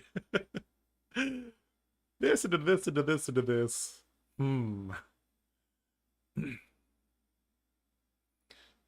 Yeah, I see a graveyard bastion. check. Yeah, graveyard check generally. Trying to figure out which combo cards are still in the deck. Tiger coming in for 1, down to 4. This other Tiger not going to see much use. Just playing it out. And Mortal got to keep 3 cards. Yeah, well, okay. Looks like we're going huge with the Battlefront Bastion. Probably going to Fang Strike it and then Arsenal the other card. It's exactly where the new player wants to be, is forcing the Zen player to block. Yep. As soon as Zen starts to block, you know, some of the ninja cards do block for 3, but a good portion of the go again ones block for 2. And if you're blocking, you just do not have the damage output to push through the damage needed to win the game before you fatigue out. I think Zen's highest priority right now is just creating weird numbers. A lot of 2s, a lot of 1s, maybe some 4s. That way, New cannot efficiently... If she wants to protect her life total, it's going to cost more, basically, block density or you know, cards from deck, basically, to preserve that life. Because if you just go 3-3-3, they're just going to block 0 for 3 stealth card, and it's not where you want to be. Yep. Swinging the weapon generally fulfills that. If Cho has any more, you know, 4 power breakpoint cards like Untamed, for example, or just anything that comes in for 4, it could be the emissaries as well.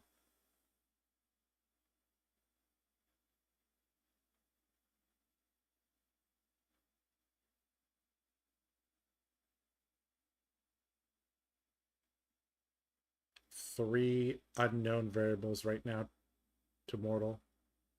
He has a very good read on 2 of them, I think. Plus, he's been able, by presenting the Battlefield Bastion when the Zen player is so low, got to extract more information, because what Zen blocked with tells you what he tends to attack with. That's a levels. there's the crouching tiger that Mortal knew about. And wait, where's levels? Is that levels? I don't know. Is that levels in the No. No, that's the Tenant of Chi Wind. Oh, sorry. All these blue cards starting to look the same to me. Okay, and gonna flip over the arm piece. Okay, gonna give it +1, and that puts Mortal to 1 against Zen at 3. Cards in deck 6, I think. And well, here's the thing: he knew about it as well. So why would you play the attack react, put him at 1 if you know what his chess piece is? Oh boy, maybe that's. Well, you had the extra resource. You want to get the extra block. Maybe you think that maybe that's a good way to do it. But the fact-finding mission already revealed that this was the if you're at 1 health, go get a chi card. I mean, the other side of the argument is you need the block for the following turn in case they dagger you. Correct. And then second, you don't know if you're ever going to have more resources to activate it later. Yep. Because Zen does operate on like a 2 resource for the weapon, and then typically you have like a 1 cost, like flex claws or something like that. Yeah, and one of the best ways to win late game is put them on 1. And well, Zen doesn't really have a Kodachi lock. There are he could definitely make it awkward for new.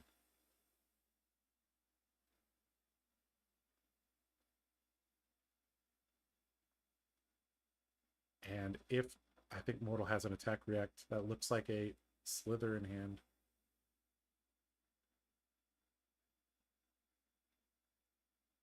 At this point, you can't overblock, depending on which pitch color that attack react is.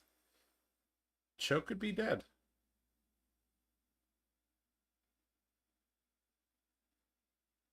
And I think he's down to like 2 cards a deck as well. So there's the walls are closing in on Cho.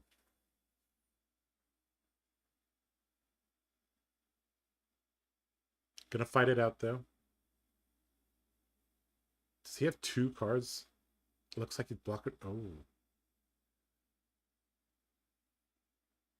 This is just one of those damned if you do, damned if you don't this kind is of situations. This is the warrior checkmate at the end of the game. You drop to 1, and now, no matter what they do, if they don't have a D-react, they're in a lot of trouble.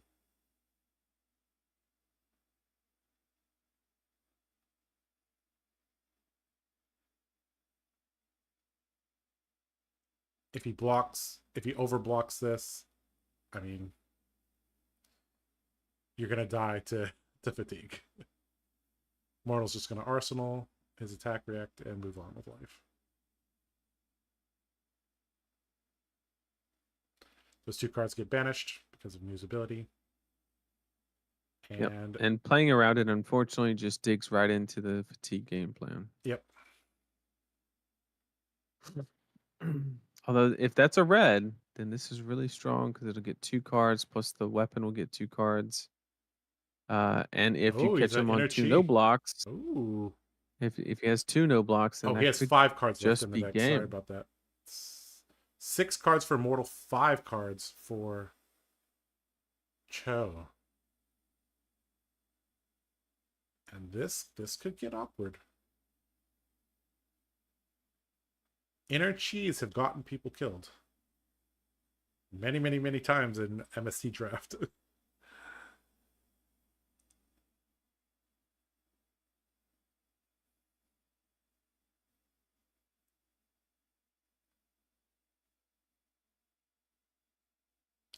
The turn is completely face up. Mortal can perfectly plan his defense and offense. Evaluating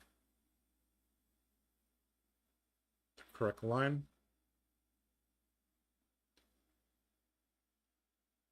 Card and a card. Okay, that must have been a blue one. Yep.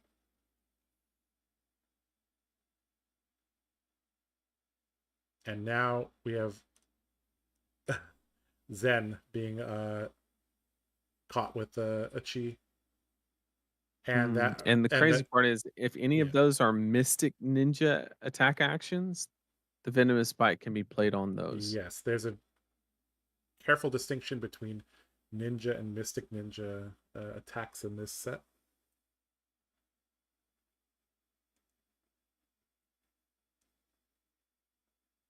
And I think he has 3 no blocks in hand.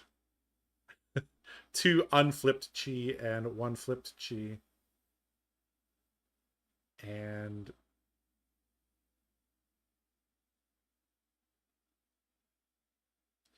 I mean, coming in for 2 doesn't kill him because he's at 3.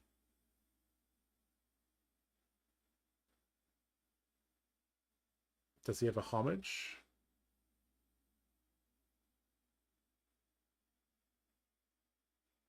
Rising Sun's going to allow him to draw and then sink one of the chi, so he can get another blocking card. Another no block. Yep. So, it doesn't matter.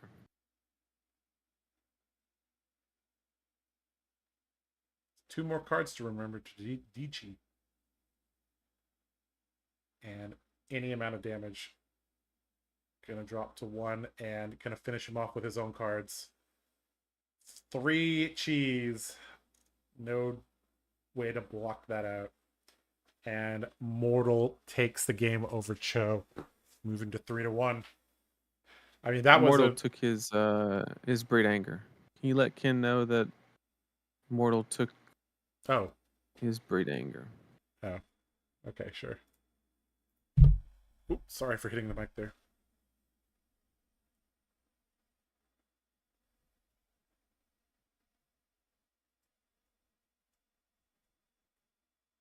Okay, yeah, I sent Ken a message about that.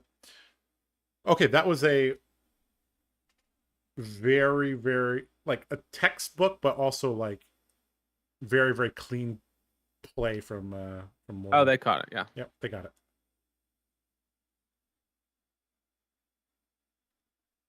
Okay, yep, you give it back. Cool. Yep, just making sure. Prism sleeves, prism sleeves, prism sleeves, prism sleeves, prism sleeves. There you go. And the players are remembering to D-Chi, so, you know, good on them. Oh no. Let's get this back. Oh, no, that's not it. Hold on. Let's check the bingo. Let's check the bingo. Okay, sure. Let's do that. Let me fix. Oh man, all these things are. Okay. This and this. Turn this off. Okay, there we go. Okay, we're back. There we go. These end of game, beginning of game transitions are. Oh, I got one. He did Arsenal a Tiger. Yeah. All right. Let's see. He had it there for almost the whole game. Yeah. Okay. Let's see if I can pull up the bingo for those of you just joining us. We made this between rounds. All right. Let's see. How can I bring this up for you guys? Click here. We gotta turn this off. Turn this on. Click transition. Okay. All right, chat. Zen plays a direct. Didn't get it. Cube equipment setup literally not possible in draft. Triple chi turn. Do I get that? He had a double chi turn, but I don't think he had a triple chi turn. Yeah. Play chi card without transcending. He pitched one, but didn't play one.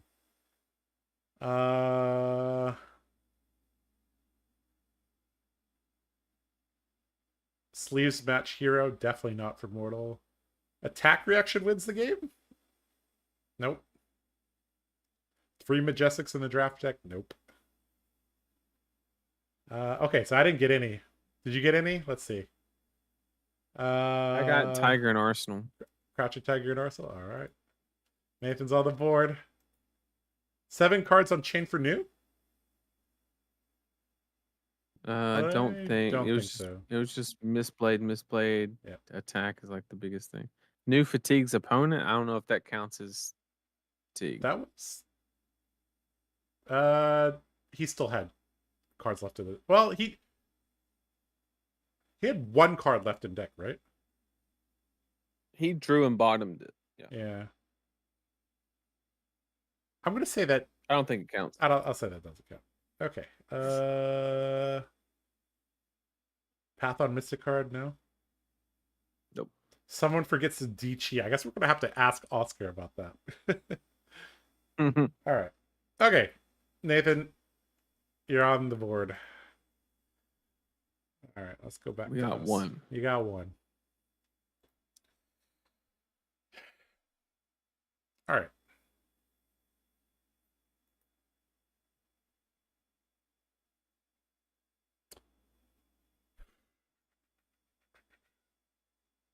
He had only 4 chi left. But he had a card in deck when he died. So. Yeah. What's it, a useless card? Yes, but still had a card. Yeah.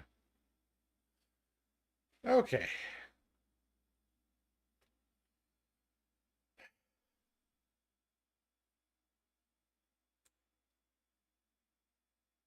On a scale of 1 to 10, how tired are you, Josh? I'm not that physically tired. It's like mentally tired. Plus, I don't. It's just hard to. I can't really see the game very, very clearly. That's kind of the issue for me. Yeah. Because I'm on this 1080p monitor and yeah. But try my best. Well, if this is a Enigma mirror, then it's real easy. Just whoever has more cards on their side of the board is winning. Yeah. Oh, is this? Wait, what is happening here? I see one Enigma. I don't know who the other person is playing. Did that game almost go to time? That felt moderately long. That's one thing I noticed about MST is like all the games go to 20 to 25 minutes. Mm-hmm. Whether they're, with the exception of maybe the Zenmir. Right. The thing is, the only one that really. A Zenmir can be decided very quickly, but it doesn't end quickly because you can just keep blocking. You'll die eventually, but it's whoever gets the tempo first. The next matchup is Enigma versus New. All right, let's set this up.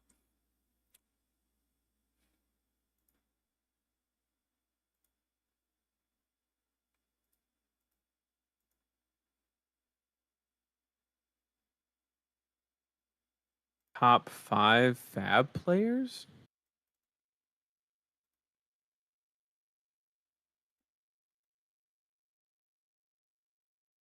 What's your top 5 Fab players, Josh? That's really, really hard to determine.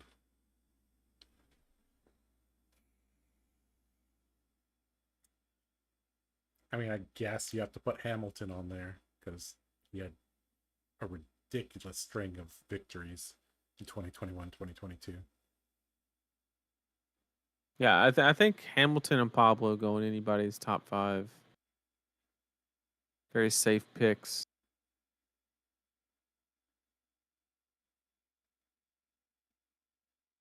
Top 5 Fab player. It had to be Brody, right?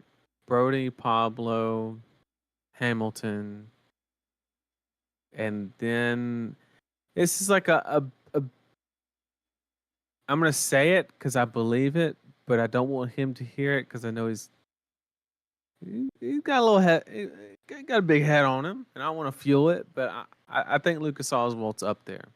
If he's not there, he will be. Kid's good. Kid's good.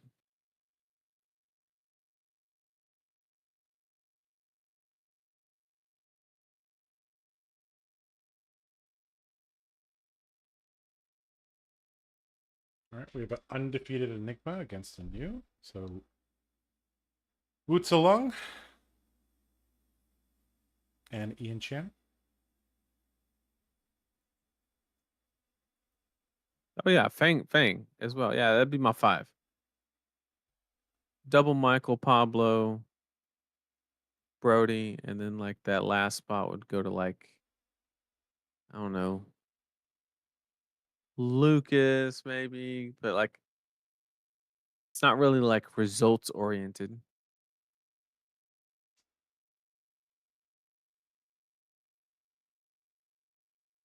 I also think you can kind of just look at the elo and see who's been in the top 50 for a long ass time.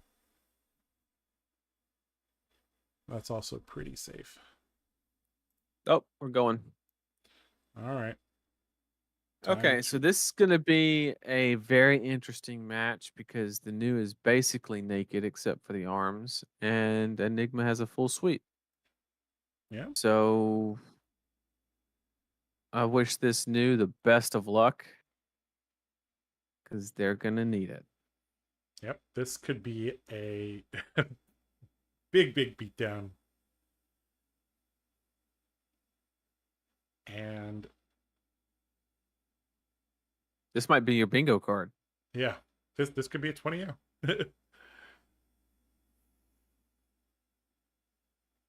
So this matchup basically revolves around Mm-hmm.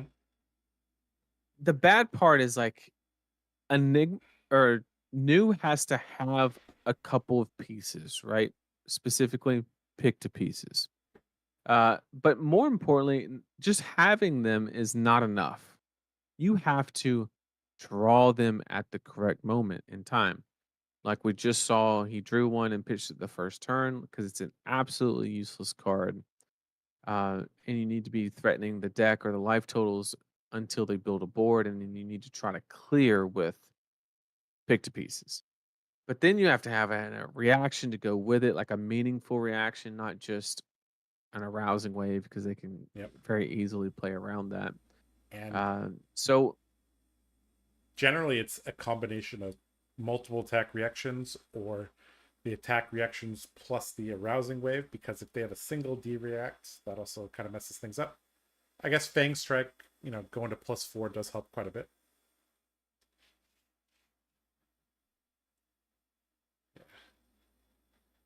And well, we see a board being assembled from Wutzalung.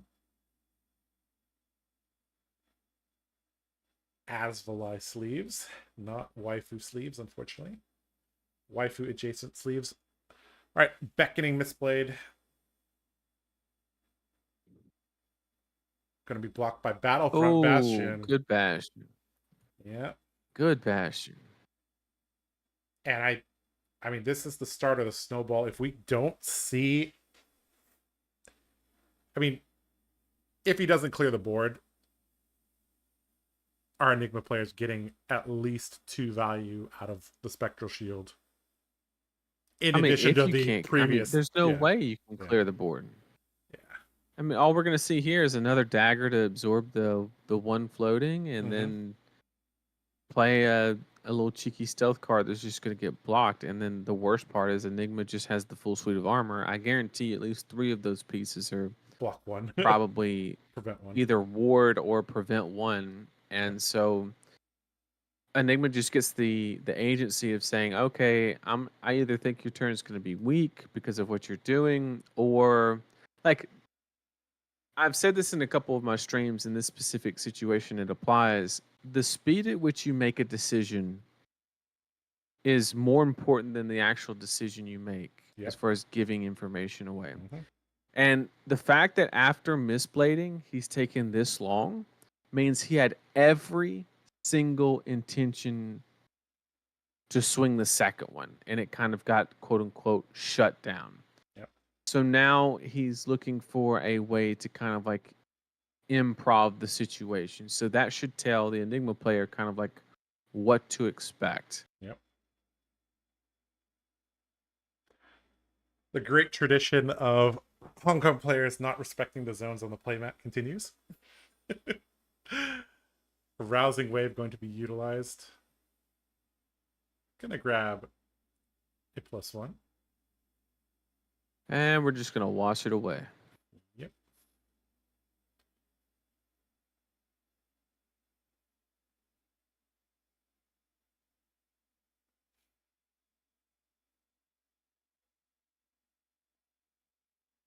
That plus the Battlefront So Bastion. that'll be 3 plus 1 because he hasn't played a blue. So currently taking 1, but gonna get plus 1. So this would clear the board. But once again, you could just use the armor. 2 pieces of equipment if you want to keep your shields. The best part is Preserve tradition. there's no need to like get married to it. Yep. So now you just take the one with less counters on it and swing for 3. Easy peasy. Easy. And I think with 1 card in hand, he can actually progress his board as well. So, gonna lose 1 of the shields, obviously the one with less counters on it. And gonna swing for 3, go again. I mean, the new still has quite a bit of life to work with, but now, I mean, it's turn 2, and new has no clothes. Now that may or never mind. Everything we say on this stream is going to be taken out of context. Especially because it's 3 in the morning. Yeah, it's 3 in the morning. You got to forgive us. With no nap. Yep, no nap. From either one of us. Today. Damn.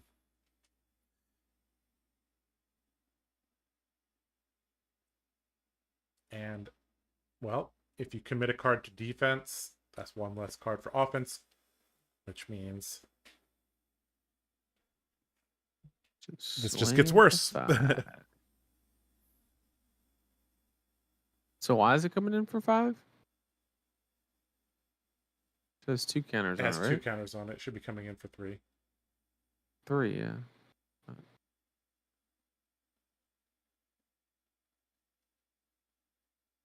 I guess we must have missed something. Okay, looks like he's progressing his board. Kind of blurry, hard to see how many counters there are. Yep. I mean, Preserved Tradition was used on it, but I think it only has 2 counters on it.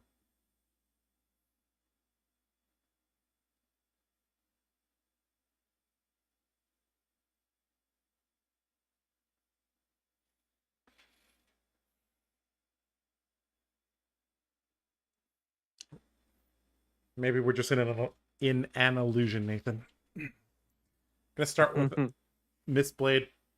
Gonna try to work on that armor or get a card from hand. Another Battlefront Bastion. Oh, another good one. It's so frustrating too. Yes. Because it changes how you have to play the turn.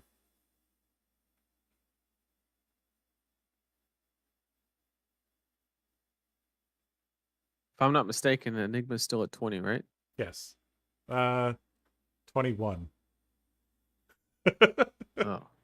Even worse. Oh, no. Oh, even worse. Not like this. Not like this.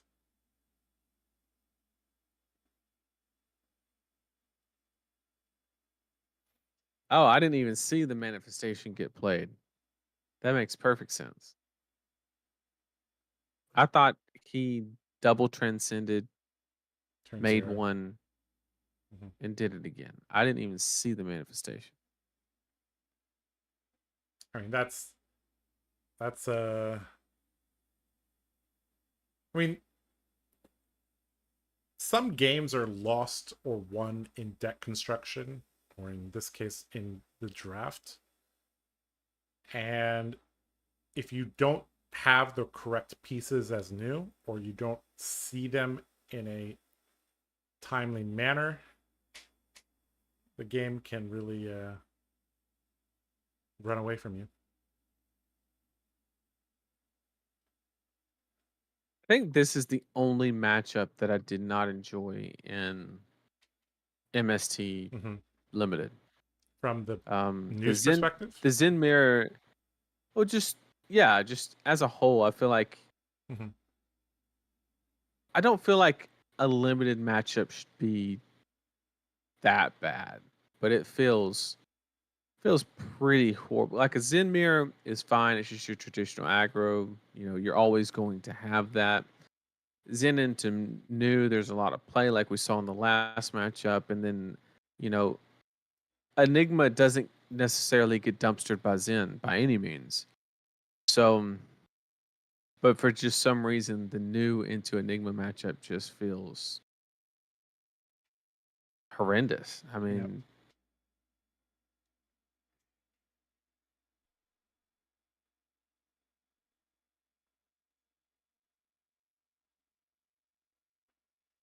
Gonna overblock a little bit, saying I don't really need all these cards to push you into single digits and make you quote unquote have it the next turn, or yep. you lose And this you just game. do your little 1 card 7 or whatever it is. Yep, 5 into 2, I believe. And basically, it forces New into a situation where this is her last chance that she could say no blocks. And if Enigma's board survives the following turn, that's the game. Yep. It's kind I of think how the we need to talk about this match from a little bit of a higher level perspective. So, in general, now I'm no MST expert by any means, but the general consensus was that you don't win this matchup with New by damage. You win this matchup by deck damage. usually fatigue. Yes. Mm-hmm. Now, the thing is, how do you deal deck damage to your opponent as New? Generally involves getting things to hit. Or activating the new ability a lot. So, yeah.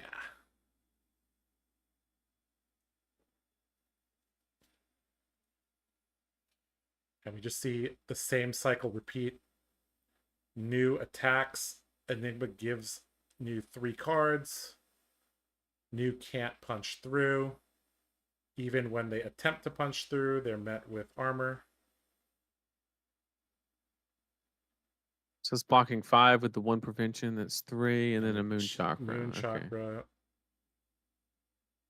And then just say nice try and swing and get the hand. Yep.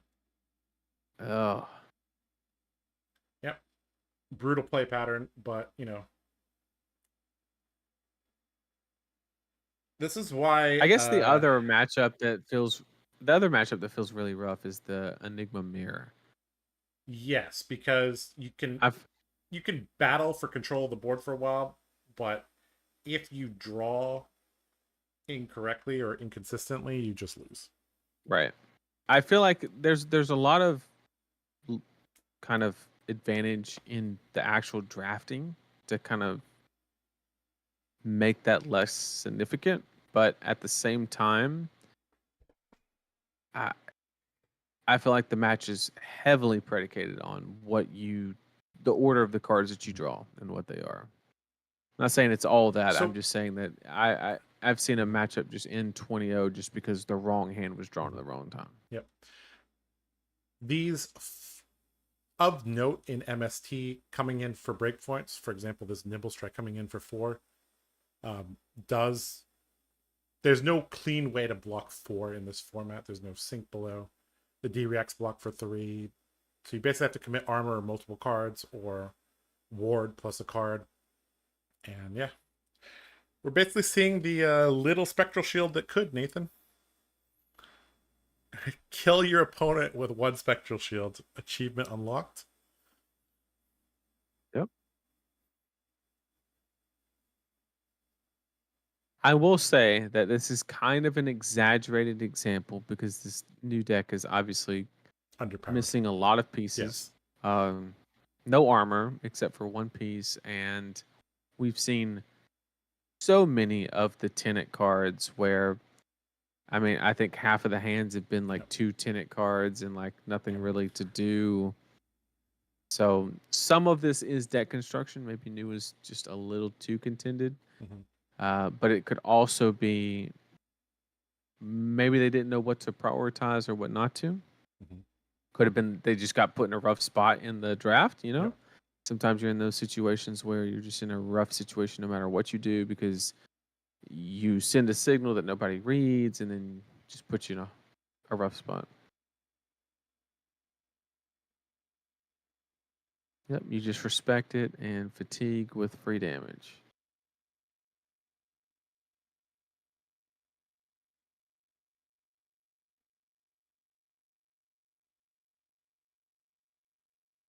It could take quite a few turns for Enigma to win, but I mean, you're losing 4 cards out of your deck every turn.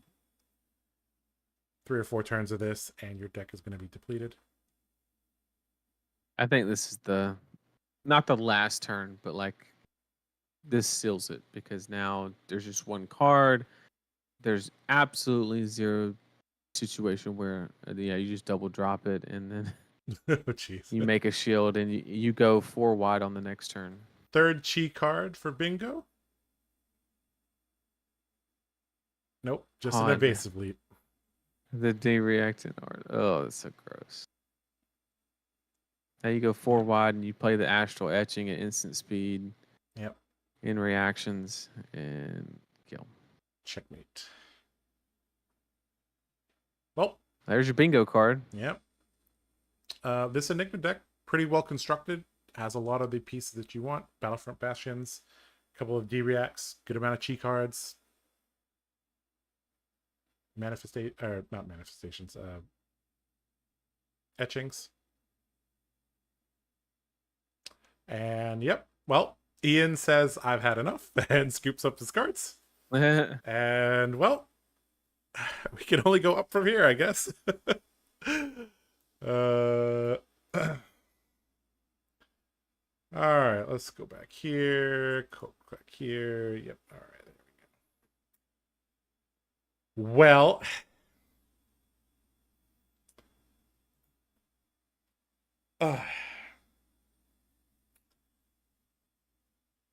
I think we're gonna need to. Well, let me ask Ken how many minutes are left on the round, because I think it might be best for us to take like a 5-10 minute break. I need to walk around a little bit, shake off some of the sleepiness.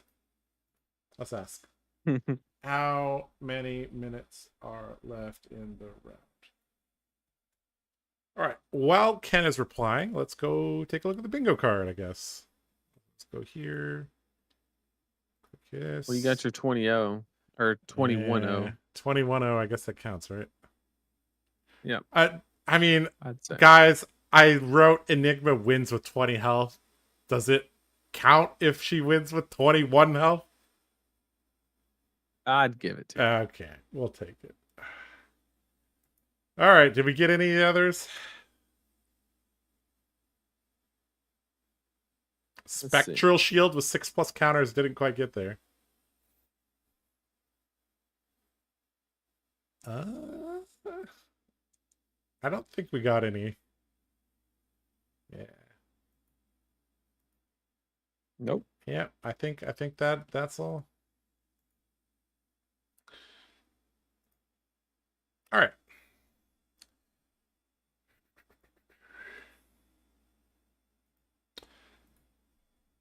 Oh.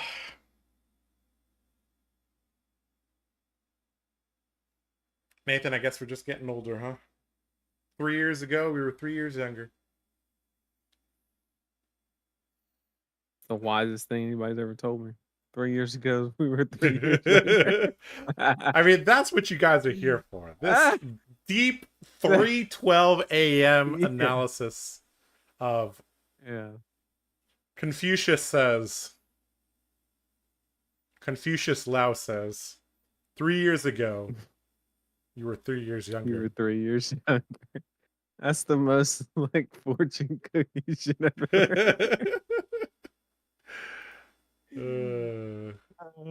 I mean, somebody has to write those fortune cookies, right? That's right. That's right. All right, 7 minutes left in the round. I guess it's going to take them about a couple minutes after that to pair. So let's take a 10-minute break. We're going to bring up the other screen, and we'll be back in about 10 minutes. We'll have a timer running for when we're going to be back. All right. See you guys in about 10 minutes. Yep.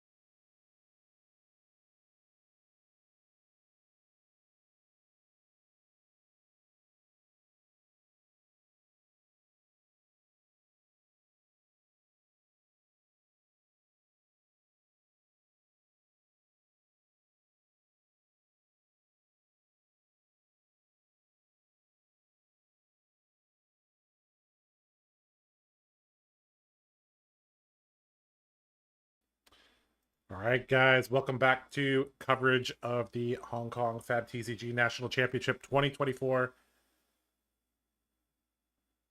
We are in the tail end of the first draft going into round number 6.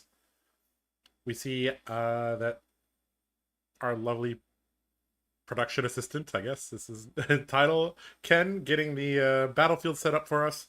So we should have game number 6 underway very shortly. So it should be the same Enigma versus somebody else, right? I'm not exactly sure. I didn't ask if they're pulling this from the same pod. I guess I can take a look. Let me see.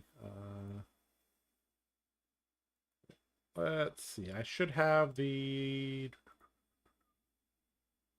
Where?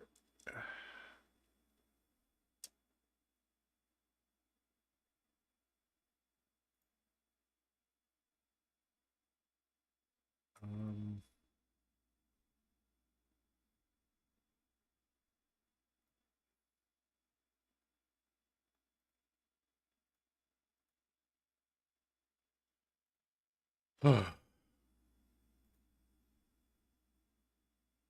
of the meta, but where is the...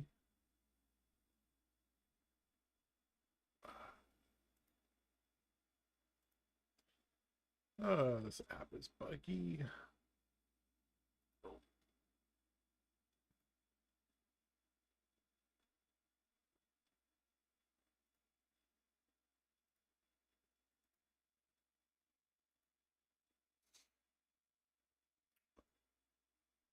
Well, I had the draft pods. I don't know where they went. That's all right. We'll just figure it out as we go.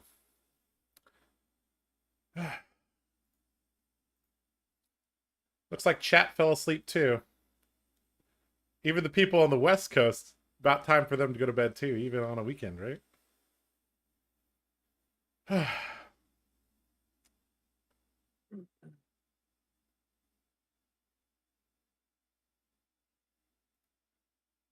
Oh man.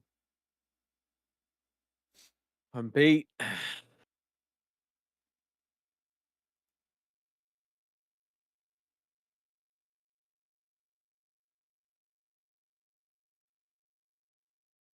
Ah, okay, here's the draft pods. Okay, so we watched a game from Mortal. And yeah, you're right. Yep. So we're actually watching pod 2. Right. So some of them are undefeated, some of them are 2-1, like the good type of 2-1. So this is the pod that's like, battling to get into good position going into the second pod.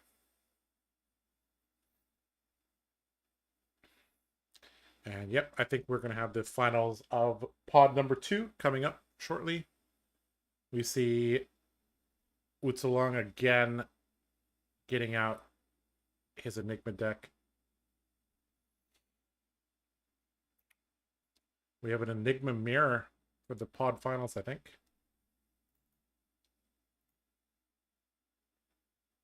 That looks like a new. Well, yep, you're right. Yep. You're right. You're right. All right. Well, we'll see if this new can fare better than the previous new.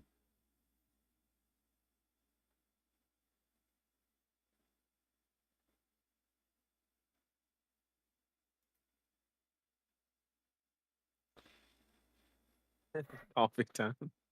It's what? Chat had to go get coffee. That's where they were. Chat had to go get coffee.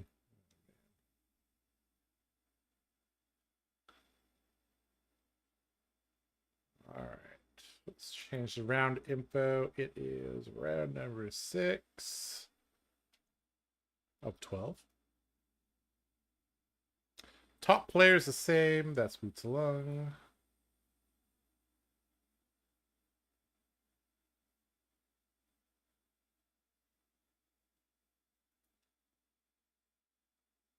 Do you have a status update on Blue Pitch? I'll ask for the standings.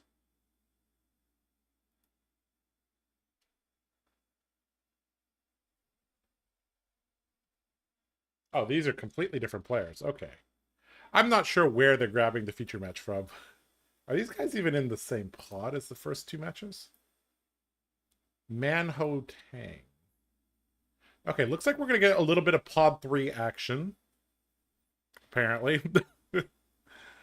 Why not? Why not? All right, so let's see here. We got to update these players' names.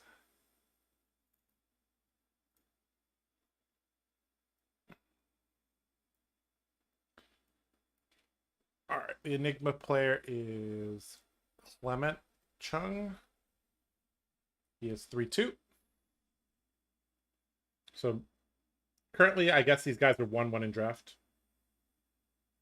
They went 2-1 CC 1-1 draft, is my presumption. And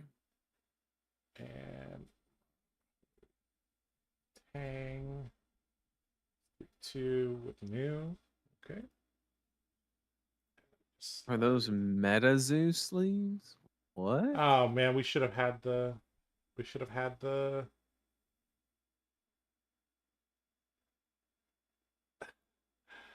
We should have had that as part of the bingo, huh? So I bought the Rudy kit, the first MetaZoo Rudy kit. Oh man. And I made bank on that thing. I think I flipped most of the contents in the case or whatever, and like made my money back plus more. And then what I had left, I had like a box and some other cards left, and I traded it all for Flesh and Blood. Good job. And it was right where the fab downtick started. Mm-hmm. And so like for a while there, I was like, oh, this kind of sucks. I got the bad end of that trade. Well, look at me now. At least my game still exists. Did you get the, what is it called? Alabama Power Man, or I forgot the name of it. There was an Alabama I got card. Whatever I didn't open any of it. I just traded the sealed box. Oh, okay. All right, guys, we're jumping into this game between Clement on Enigma and Manho Tang. We'll just call him Man on New. So both players should be 1-1 in draft. Let's see how this goes. Nathan, I know you said you're not a fan of the pudding style of dagger placement. Well, looks like we got a pair of misblades touching. I don't like it one bit. That's all right. But what can you do? Is that a Japanese blazing Aether playmat? Oh yeah, it is. All right. Is Prism Advent of Thrones qualify as waifu sleeves for the sake of bingo? That's a chat question. That's a chat question. All right. Okay, let's try to focus in on this game a little bit, because this matchup can be won or lost in the first couple turns. Looks like Enigma. Haze bending is actually one that you're not too worried about seeing. It's a pretty easy one to clear because the daggers actually threaten it.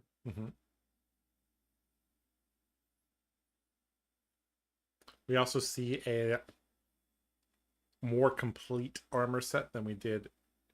We see a complete opposite in terms of armor discrepancy between the previous game and this game. I almost said Prism. Enigma with 2 pieces of armor, whereas New has 3. Doesn't have the arousing wave, but good chance those arms are the lunging press arms. We'll see how this does. Unfortunately, there's still a little bit of glare. Oh, that's a misblade. Okay, never mind. We're good. We know what that one is. Just a good old misblade for 1. Yep. And the devs have stated multiple times that one of the most important things about playing Enigma is knowing when to let your board go.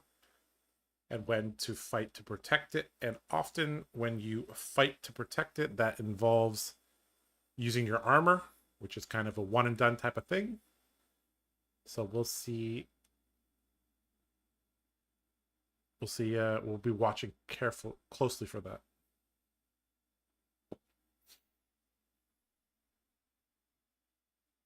Card for card. Looks like no.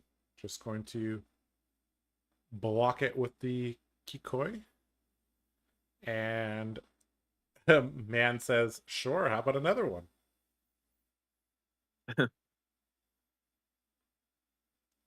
I got half my deck is blue. I could use these weapons as an outlet. Oh. That's pretty good. Okay. Waning. So now the haze shelter's turned on.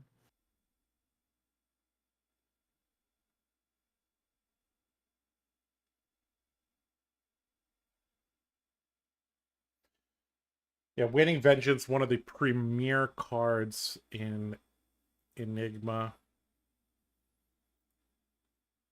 Allowing for a very, very clean block of a lot of things. Obviously, it's an instant as well, so it's very, very good at dealing with the trickiness of new.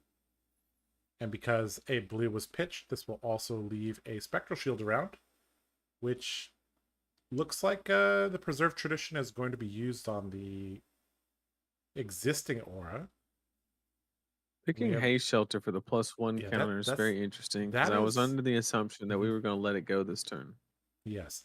Looks like Clement is deciding to fight hard to keep his board.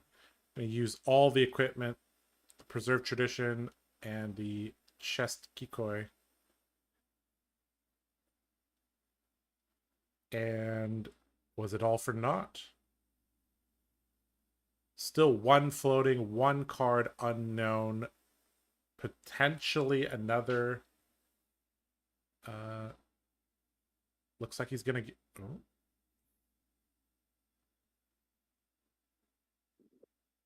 If he has Aqua Lapse here, whatever the arm piece is, it puts in work.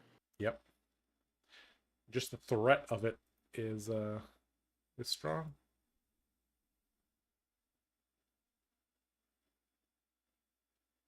Aqua lapses the legs.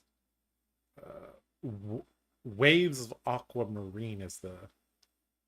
Oh, waves. Okay. Yeah, waves.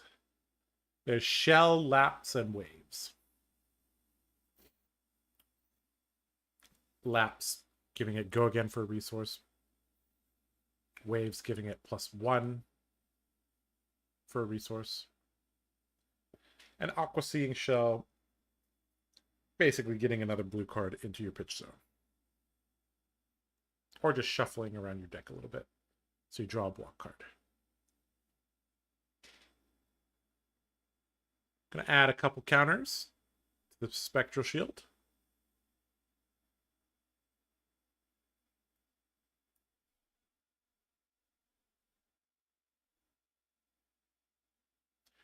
Astral Etchings, one of the we talked about how Waxing and Waning Vengeance is premier commons. Well, Astral Etchings is one of the clearest signals that Enigma is open. If you're past Astral Etchings, that's a very, very, very strong signal.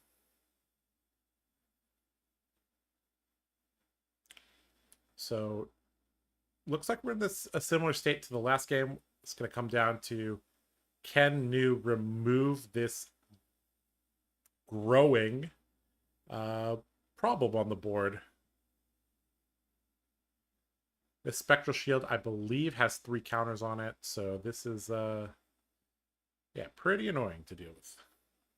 And quite the clock if Manhotang does not have the right tools to get rid of it.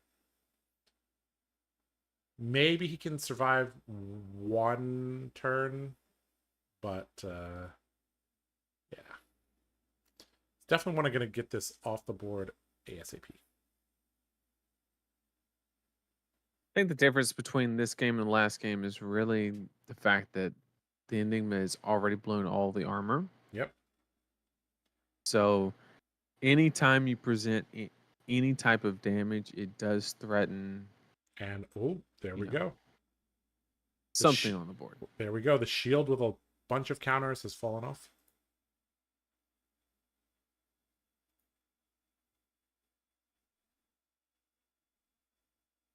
Very important to note here that Stilettos was blocked with on the prior turn, which means it's very likely that he intends on using those this turn. Mm-hmm.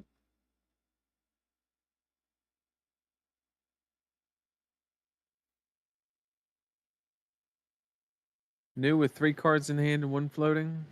Face down a stealth attack. Probably not the spot you want to be in. Nope. Especially with New still having double-digit life points.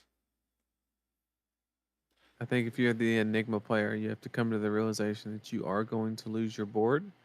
And so you should look at your hand and say, what's the best way that I can build up from here? Mm-hmm. And if the answer is you can't, then just try to block efficiently. Yep. And I would like to see Clement try to get a D-React into Arsenal. That's one of the best ways to help build up your board, is just having a 5-card hand to play defense instead of a 4-card hand. Good hit on the attack react there. And ending with a... Oof. Okay, that's a blue Blanche. Blue Blanche. That's a blue Blanche, but still quite the punch. But life totals can be a little bit of an illusion when it comes to illusionists, especially in this particular matchup. I think anything above 5 health is generally... Like, Enigma's not really sweating much. Now, with Vengeful Apparition leaving the field as the only aura, does have the ability to play the Sigil of Solitude as a block if you wanted. Yep. Or just do it that way. Just play it as an instant, put a +1 counter on it, and use the other card, I believe, to pitch for a swing.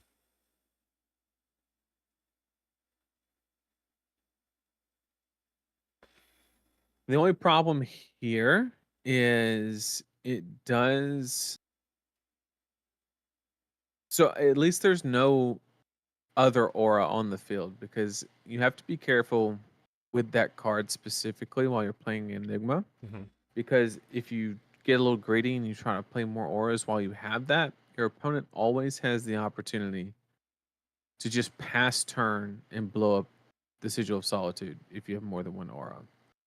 So you do have to be aware. You can kind of get cheesed a little bit by doing that.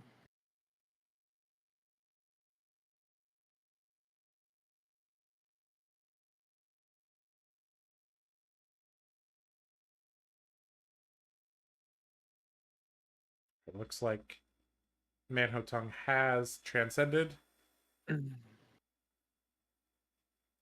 Uh-oh. And our camera has taken a beating.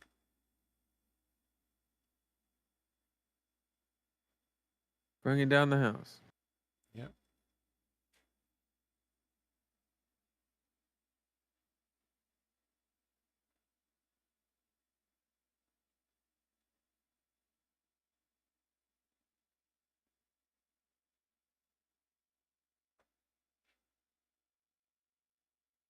It's like, your aura?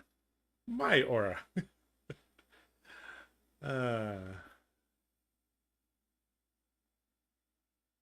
Well, that's one way to... Now, unfortunately, New can't swing auras. But, you know, still a life pad total, and also helps work towards the eventual goal of fatigue, which is probably the primary win con for New in this matchup.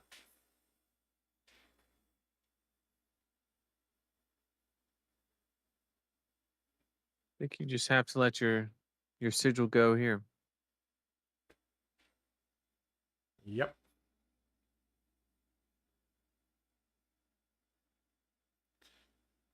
We're a few turns into this game, and their life totals are still quite high. So I mean, just looking in at this game, this game is very likely to go to the Supreme Endgame, unless one of them makes a big move. Gonna activate new. Also to note, Sigil of Solitude does Banishing a T check card. at the beginning of the turn. Yes. Okay. Getting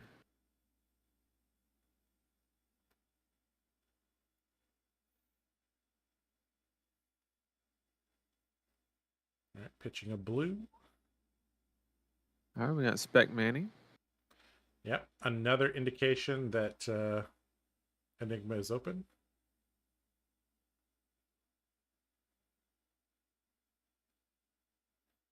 Spectral Manifestation is really one of those cards where you will often take damage to play it and then try your damn hardest to protect the spectral shield that is made. Is that a second one? I mean, two red spectral manifestations sounds pretty good. I mean, obviously it's not good when you already have an aura, but stick it in the arsenal, I guess.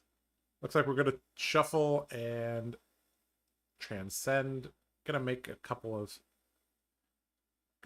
spectral shield buddy. One interaction that I do want to during the nationals, there was a couple lines where anytime I'd play Passover as playing Zen, I would target the opponent's equipment, and every time I What? got like the usual response of like, "Why would you do that?" And I would be like, "Well, if you have preserved tradition in your hand, Passover, you have to select your target before it resolves." Yep. And if you play Preserve Tradition in response before it resolves and put the card that I target to the bottom of your deck with Preserve Tradition, then it fizzles and you don't actually transcend. So Preserve Tradition says you have to target an action card. So you can always pass over equipment and it's a guarantee succeed because there's no card that can interrupt that target. That is a very, very big brain specific play. It's rare, but you don't want it to happen. Yes. All right, Spectral Shield. Number one, shaving off some life. And Spectral Shield number two, the one that was created this turn. Gonna chip down another 2 life, I presume. Gonna take new down to, I believe, 7.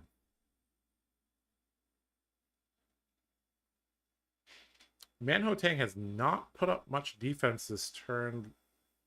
Kind of looks like he wants to keep his full grip. Okay. Yep, the aura there preventing a little bit of damage. And gonna arsenal the other manifestations, I think. And gonna hold on to the chi card. I'm gonna only draw 3, but that could be okay. Manhotang knows that there is a no block card in hand, though.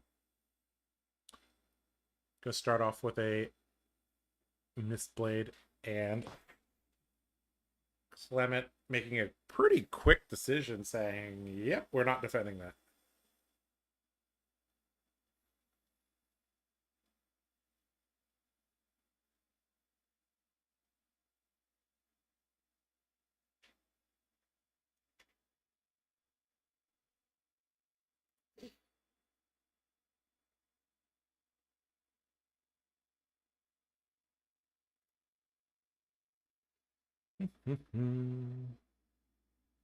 Really want to protect that shield, especially while you have the astral etching in hand. However, I think trying to force the astral etching play can be a trap of sorts. Um, because with a no block in your hand, plus I mean, the other cards block at most. I mean, one's a sigil, so that's two. So you're looking at five at most. But I think that's actually a waxing specter, so it actually doesn't block. So I don't think there's any world where you actually resolve the astral etching. So good heads up play to just go ahead and give it up and come to the realization it's not going to happen.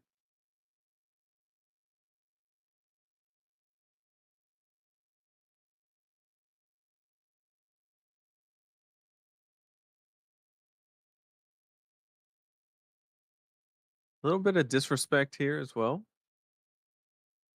Blocking Yeah. even. Yep. And I was about to say, I think we're probably going to see a continuation of this trend using the stilettos, double attack react. Gonna give this go again and gonna be able to follow this up with a Pick to pieces. yeah. Now, if I'm not mistaken, the text or that's Desires of Flesh. I'm sorry, that's not Yeah. pick to pieces. That's the So woman that's but the a lot of the this cards one I'll kind of hits attack action yeah. cards. Yep. This is the one that's actually played in Constructed. All right, so Another chi card getting banished. I think Manho Tang has actually banished 2 of Clement's chi cards. Not that Enigma's like,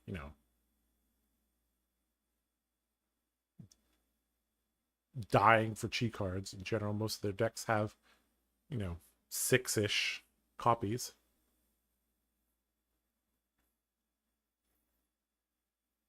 Attacking for 4 and an evasive leap. I mean, evasive leap kind of indicates that the new might have been struggling to get to 30 playables, because that's not really a card that you're thrilled to play in this matchup. good card, but you definitely don't want to run it in this matchup specifically. Back to bread and butter, relying on the Mist Blades.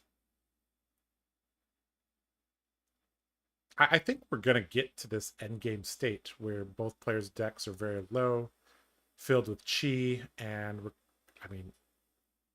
going to see if a good new activation can swing the tide of battle. So the in game state is basically New has the ability to dagger, and Enigma has the ability to pitch a chi card on New's turn and pitch a chi card on their turn to make 2 shields, which will absorb the daggers. So that's kind of your end state. However, there's a situation where if Enigma can go into that cycle with 1 extra aura, then you just eat 1 card out of New's deck every single time, if not more, because you just have the ability to keep that 1 aura and then just make and swing with those 2, which takes cards, and then absorb the daggers with the spectral shield. But if New can go into that cycle with a clean board, usually the new player will walk out the winner, because eventually it'll be dagger, and then 0 for 3, and that usually closes it out.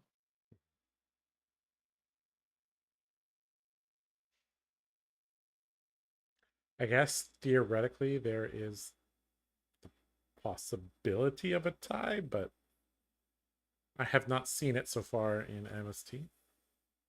I've seen matches go to time. There were quite a few matches actually at US Stats that went to time. I've seen games where they're 1 to 2 game actions from being a tie. Yep. Like if one person had a little bit more life or had 1 more card in their deck. Yep.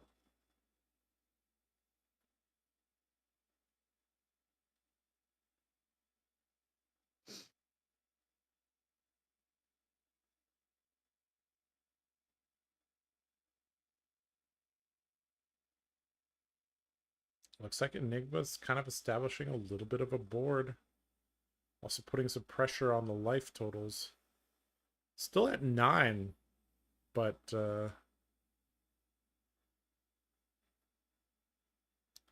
looks like man. Problem is giving up Yeah. cards while their board's building. Yes, there's a rhythm to playing this matchup, and I think we might have seen the, the turning point, because with only 2 cards plus an arsenal, I don't know if you can meaningfully threaten this board, especially with no equipment. Basically have to have an attack action in Arsenal and go dagger Yes. into attack to even think about threatening the board. But Yep. even then, I'm not entirely sure that you actually get it. And overall, Enigmas generally prioritize the 3 block cards in the draft, or very, very powerful commons such as this one. It's gonna block and create a spectral shield, which is kind of amplifying the problem. Coming in for 2. Now this is a double take, right? So if we do have a Venomous Bite or a Hiss in hand or in Yeah. Arsenal, then it's a really good play. I mean, it'll go to 4, and then the max here is 8, which would be more than enough to clear the board. So risky to not respect this, but you're more than willing to give up 4 ward in the form of your newly built shield and your waning vengeance. So this is effectively a block of 7. So kind of respecting most things. It does not play around red venomous bite specifically. Is that a red one? If it's a red one, you lose 7, everything. I believe. Yep. So you give the 4 award that you were planning to lose anyway, and you make 1 in the back because you have a blue card in the pitch. And the crackback is totally fine, I think.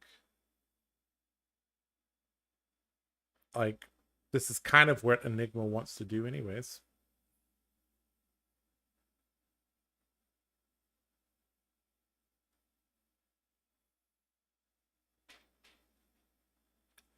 We're going to come down to, I mean, did we see anything like super impactful being, okay, this is I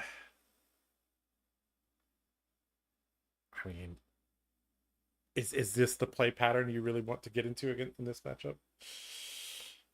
No, you don't want to be trading 2 cards and 2 cards. Yeah. I think you lose that one 90% of the time. But I will say, sometimes recognizing that you're out is the Enigma player counting the cards in the deck. Just leaning on the ability that Enigma could draw a bunch of no blocks, depending on whether you're tracking the chi, where it's at. It could be correct to kind of.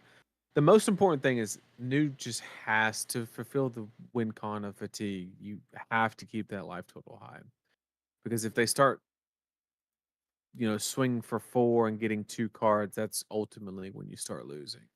The problem is you can't keep your life total high and pressure their board. That's where things start to be conflicting. This is kind of point in the game where a lot of news like to arsenal the 0 for 4s. Sorry, not news. Enigmas like to arsenal the 0 for 4s. Then they put pressure on with their auras and then say, hey, here's a 0 for 4. Give me a card or 2. And kind of win the game from there. We'll see if Clement can make a move like that, or if he even needs to. I think he's down on cards at the moment. That's a bit of an issue.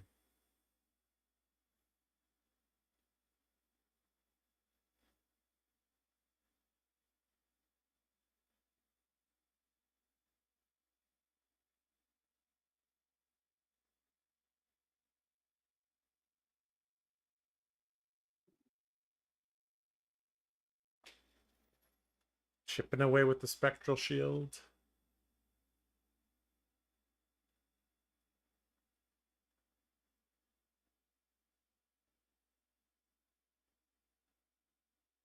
That's a big spectral shield. How big is that spectral shield?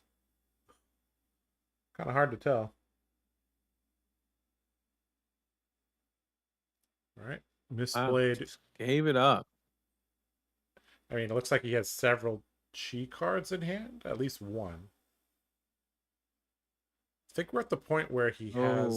Ooh. It's a great time to give it up. Yep. Double attack react.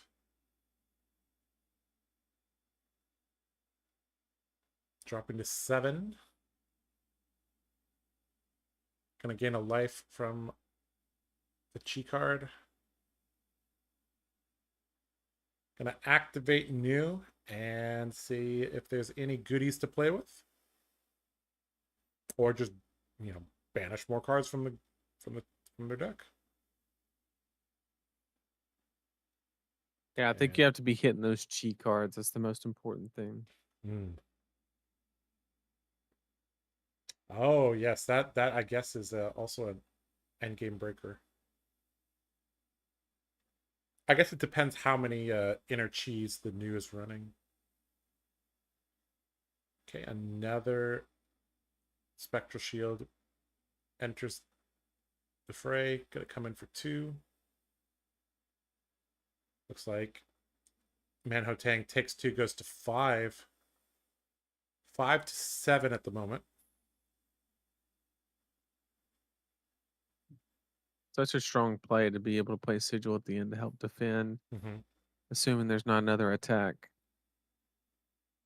Oh, taking a different line. Or just swing 4 more. Why not? Yep.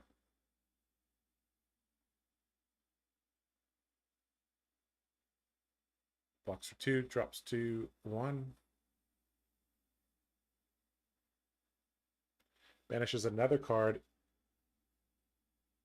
And I guess he's tracking the pitch because he knew that was a chi card on top.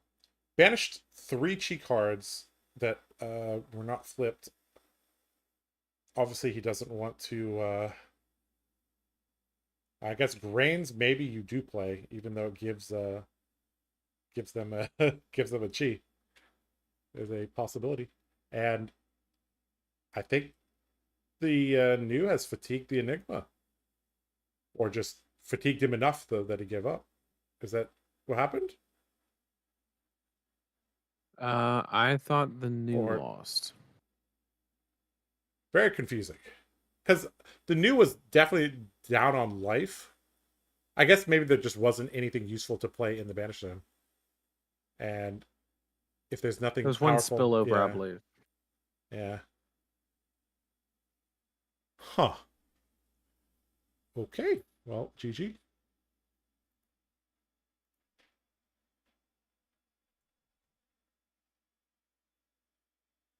We'll ask Ken to help us figure out what happened. I guess, yeah. If there's just one spillover in the Banish Zone, it's yeah.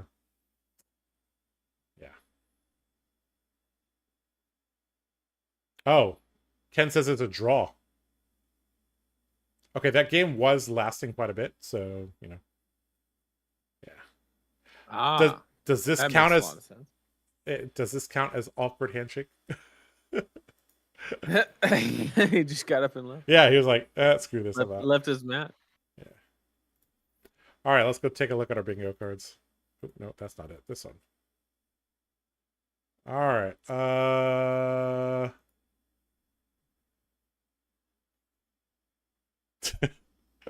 I'm gonna say lack of handshake and just leave the table qualifies as awkward handshake on feature.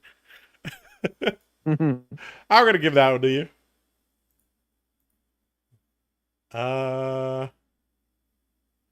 We still didn't see a 3 Majestics in draft deck. Nope. I don't think we saw 1 Majestic Resolve. Yeah. Waifu sleeves? I think chat said anime sleeves on... No, we said anime sleeves, not waifu sleeves, and the Prism art is not. Not that.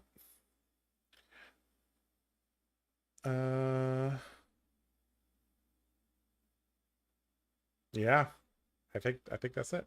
I mean, I'll ask if someone. I'm gonna ask Oscar. Did somebody forget to DG?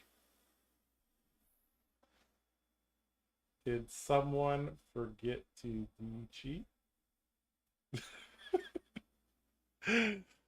All right, let's go back over here. Click here. Click here. Yeah. All right, back to us. Oh, no, not back to us. Ken just left. Okay. All right, there we go. We got that. We got it. Okay, we're good.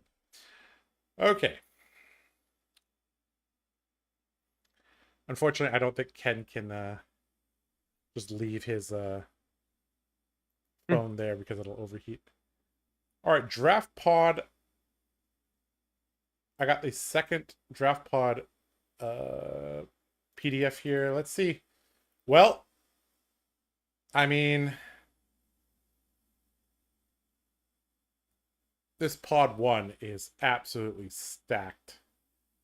Pod 1, seat 1, we got Nova, got Thomas Lee, Alan Lau, Teddy Tai, who won the Battle Hardened in Phuket.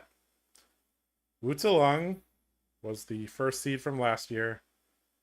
Jack Tang, Eric Chu, him and Mortal were like OGs battling out in 2021. Good to see him here. And then Rocco Yan.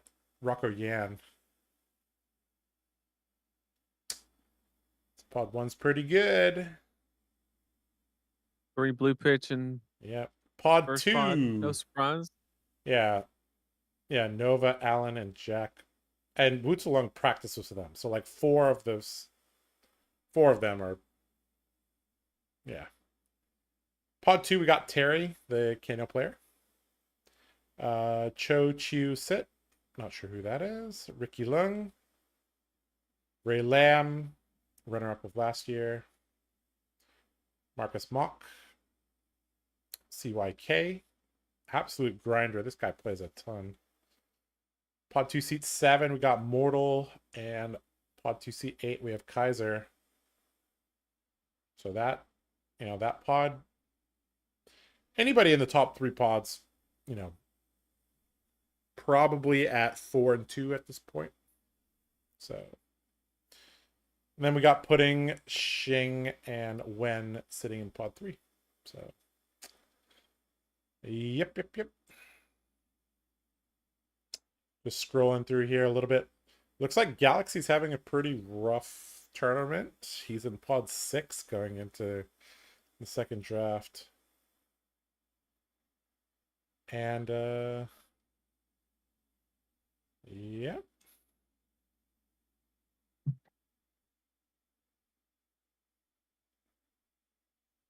Pod 10 gets the pleasure of being a 9-person pod.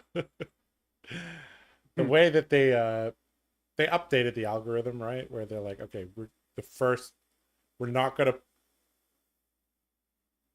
like randomly add people to pods. We're gonna make the final pod not 8. Right. Our good friend Dennis, pod 4, middle seat. If he has a good draft, he could do that.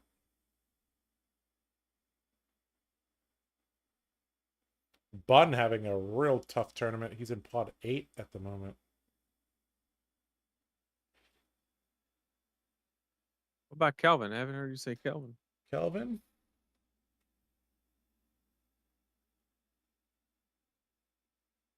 Where's Kelvin? Kelvin Laws in pod 5.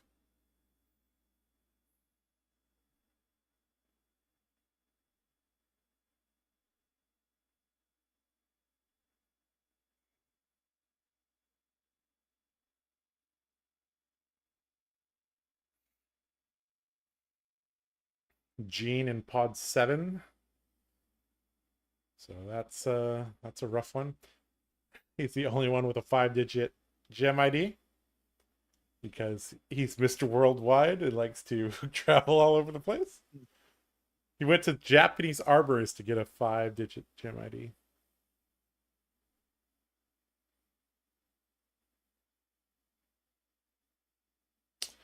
Okay, guys.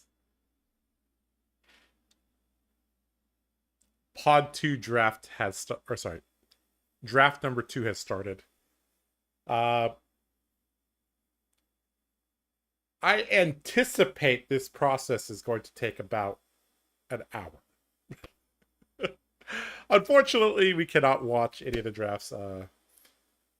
Oscar, the head judge, said to preserve tournament integrity, we're not going to do that. So, head judge's decision. Nothing much we can do. All right, let's. I mean, chat looks like they fell asleep too. So, I mean, do we just send this to an hour-long break or what? I mean, we might just. I don't know how awake I am to answer questions. Yeah, to be honest. that's. Feel free to ask them. I just don't know how good I'm gonna be able to answer them. Mm-hmm.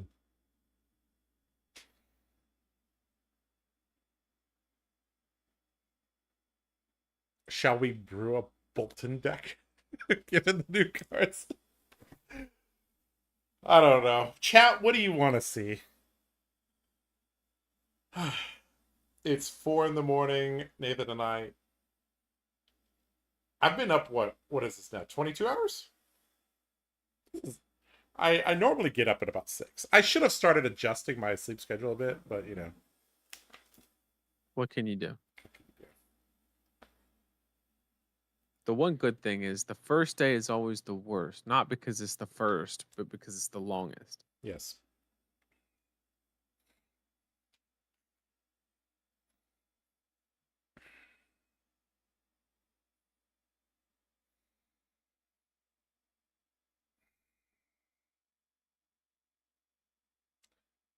Well, looks like chat has fallen asleep. I think let's just throw to a break. I think that's probably the best idea.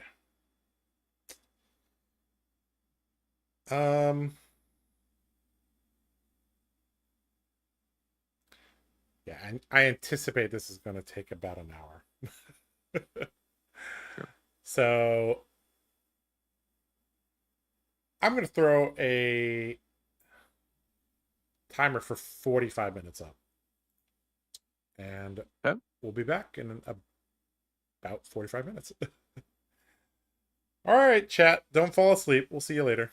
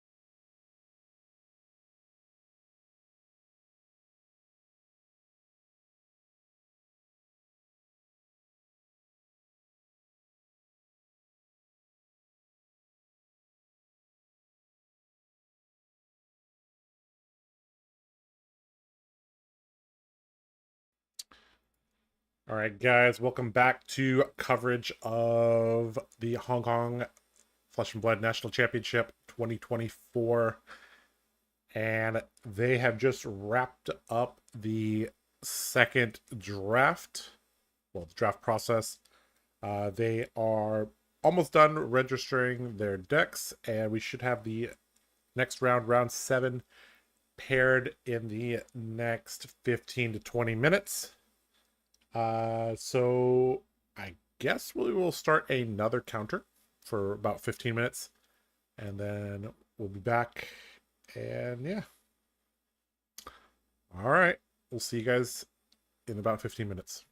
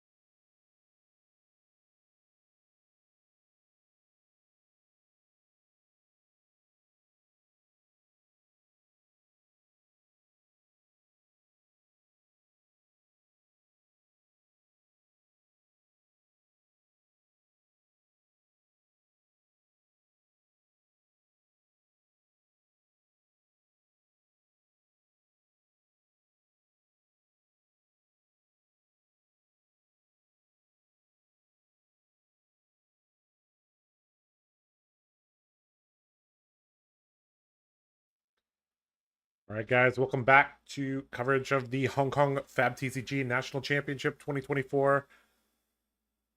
I'm Josh Lau. With me is a very, very tired Nathan Crawford. Nathan, it is, I guess we have kind of, I don't know about you, but it's like, we're almost at that point where, because it's 5:17 in the morning here in the US, we're almost at the point where the body is kind of like, all right, you missed your chance to sleep. Wake up. Yeah, Let's go. I feel like mentally not there. Yep. But I'm not as tired as I was an hour ago. Yeah. Well, I mean, I don't know about you, but I had a little bit of a nap here. But no, I did not. Yeah. I did. I don't think I passed out, but because I think I was just too nervous to like actually fall asleep. I was like, well, if I actually fall asleep, this is gonna be a legendary live stream. But yeah, I don't know if have you ever been to a LAN cafe or a PC cafe or Nope. place where, okay, so this might be a more Asian thing. This is very, very popular in Korea. They call them PC bangs or PC cafes. And so basically you'll go there, you'll get to rent a computer, and you can order food, order drinks, whatever, right? And they have like gaming gear and stuff like that. You typically go with friends. Like if you go with like a group of, as a group of 5, you can like rent a room and you can like have, play video games there for however many hours you want. They have like couples chairs where it's like, like a bench, like a sofa, and then they have 2 PCs next to each other and stuff like that, right? Anyways, back in my high school days, I was broke, but college days, I would go there, play Dota 1. I feel so old I have to specify Dota 1. Back then it was just called Dota. Back in my day it was just called Dota. And we would play Dota at the LAN cafe. And we would they had a deal. It was like, okay, you could play overnight and it's this price. And we're like, oh, that's so much better than the other, like the hourly price or whatever. And I was like, all right, sure. It was like $3-4 US and you could play all night. And so what we would do, a couple of us were like, all right, let's go do that. And we would do this every couple weeks, but there were people that literally did this like all the time. Okay, looks like Ken decided to ruin my story and the stream. Okay. Oh, all right. Okay, let's go back to the bingo chart. Chat, I think I got the game goes to second cycle. Yeah, that game where they died to having all chi, that definitely was second cycle. So we'll take that one, chat. All right, let's see if I do this and click this and all right, hold on. We're trying our best.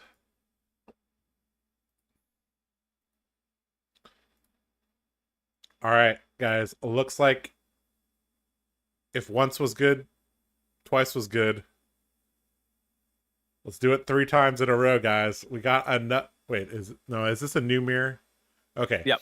Okay, so we don't have an Enigma mirror. We have a new mirror. Okay. All right. I can dig that. Now this could be an interesting game. All right, we got Terry and Marcus playing. They're both 4-2, so this is a pretty important game for both of them. All right, so Terry is the one with the beige sleeves, the Kano player that we saw in round 2. All right, let's see if I could fix the. Let's see. Terry Yoon is 4-2. Marcus 2.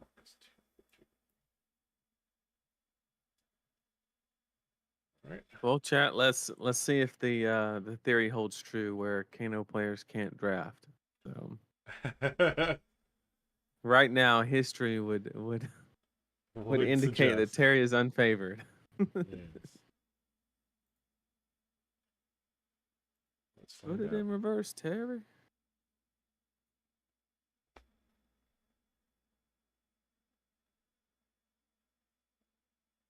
Oh, but Terry's got a full suite of equipment, and the other one doesn't. So, yeah. Who's laughing now?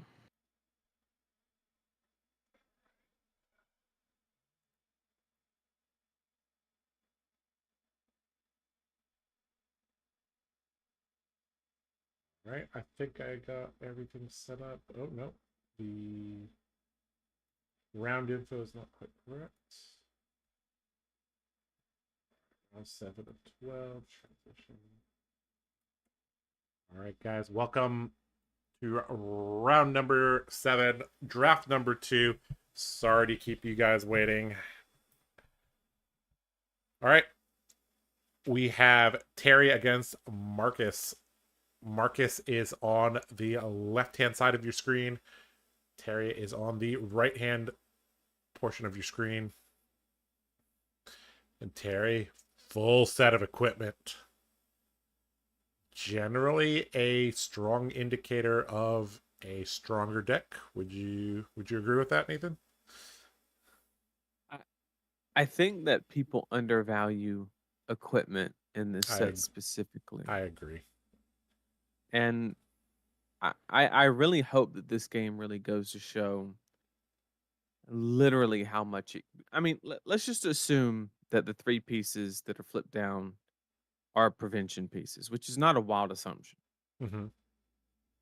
Then literally you have the ability to just ignore one attack reaction, which literally saves.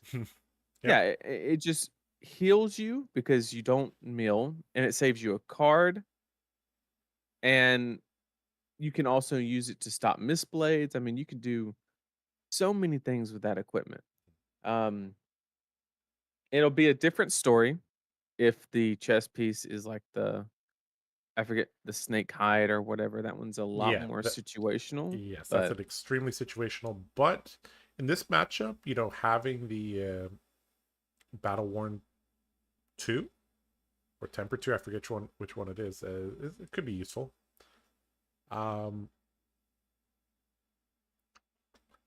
Well, I see some Dorinthia sleeves, so I think Marcus should be fairly at home playing all these attack reacts. We'll see how to what degree he can get things done. Turn 0, putting on the pressure. Bonds of Attraction.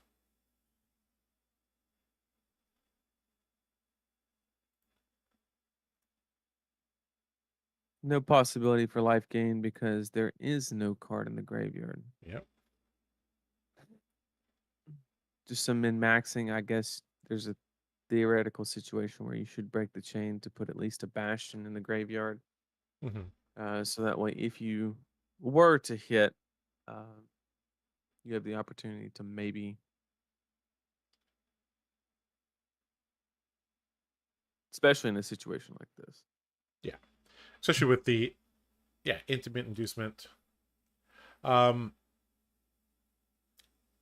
Nathan, that small point that you talked about breaking the combat chain to get the Bastion into the graveyard, these are the small things that once you're told this once, kind of like in one of the previous rounds, you pointed out how you can't break the combat chain or this equipment's going to get to block again. Once you've encountered that once or twice, you generally remember these type of things. And I mean, you're completely right. He should have put the battlefield Bastion. He should have broke the chain, put the Bastion into the graveyard to create the opportunity or the possibility for the Bonds of Attraction to do something. Although, turn 0 is very, very unlikely to do anything. But these little things can add up. The point you made about preserved tradition and Passover is, why were you targeting equipment? That's another good example. Yeah. There's a lot of small little plays that you could make during the game that can make quite a big difference. And what makes it actually a lot more interesting is, 2 years ago you could show up to Nats and probably skill diff 90% of the field, just Hmm. because everybody was kind of newer into the game. So if you just had like that natural skill, that natural Yeah. talent, you could kind of like walk your way into like a 9-3 record pretty easily and just get lucky once and make top 8 kind of situation. Yep. Whereas now in the game of Flesh and Blood, the average skill level is a lot higher. And Tremendously. so all it takes is, sometimes that little min max is what you need to actually secure that win. Hmm.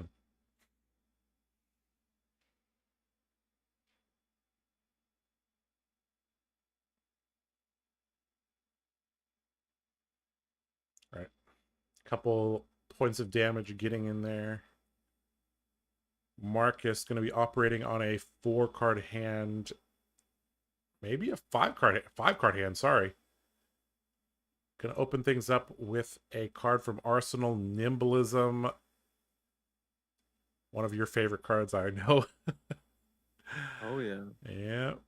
Into, I believe that is another Bonds of Attraction. And we have a path well traveled. Not Yeah. sure if it's that is a blue one, so we will transcend. Yep. Pretty And important here. well, I can't quite tell what number that dice is at, but Looks like a 4. So looks like that a would make 4. it So that would be a blue. probably a blue, either blue Nimblism or blue Bonds. Worst case scenario would be double yellow, but that is unlikely.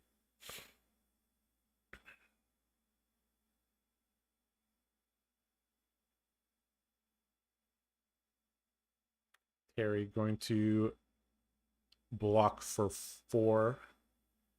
We should see the path well traveled to continue the turn. Looks like he has another chi card there as well. I don't know if you know this, Josh, but actually one of the most important cards Mm-hmm. in the new mirror match specifically is Mm-hmm. actually Blue Hiss. Blue Hiss. It's often overlooked and people draft it because, like, oh, it's a blue block 3, it's Mm-hmm. a reaction if you need it. In the mirror match, it'll literally get you killed. Because if that ever gets banished, then misplay doesn't have to hit. They can just Mm-hmm. give whatever is in your graveyard go again and play more of your graveyard, and it's just like a compounding effect. Yep. Whereas Venomous Bite, okay, whoop-de-doo, it's just a 1 card 2. Mm-hmm. But specifically Blue Hiss can be pretty devastating. Now Yeah. that's pretty good. Yeah, that's pretty good. Second tenet of Chi Tide, I believe, is going to be coming in for 7. Yeah, 5 I plus think, yeah, 2. that's the biggest one if I'm not mistaken. Yep. Yeah, the one with all the ninjas standing on the poles in the ocean, telephone poles, and yeah, this is a great 5-card hand, putting a bunch of pressure, asking Terry, how good is your hand? And I think at 20, Terry is just going to evaluate this strictly from a value perspective. He says, well, my cards do more on offense, no blocks. And, well, Terry's showing, well, we'll see if his turn cycle extracts more value. But if it does, Nathan, I guess wizards can have some fundamentals, right? Looks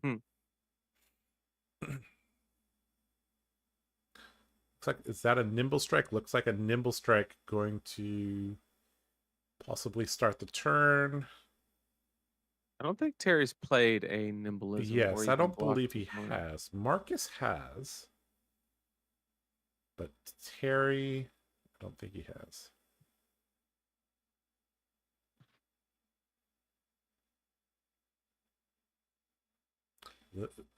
It is Terry's turn right now. A little bit of hesitation on what to do.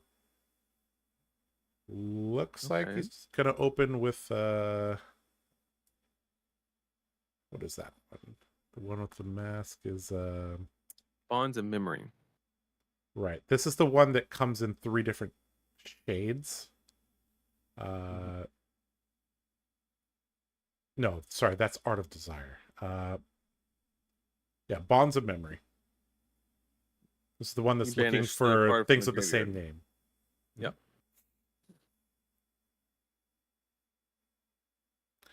And the power of that card specifically is the ability to move blues to the banish zone is the most important part.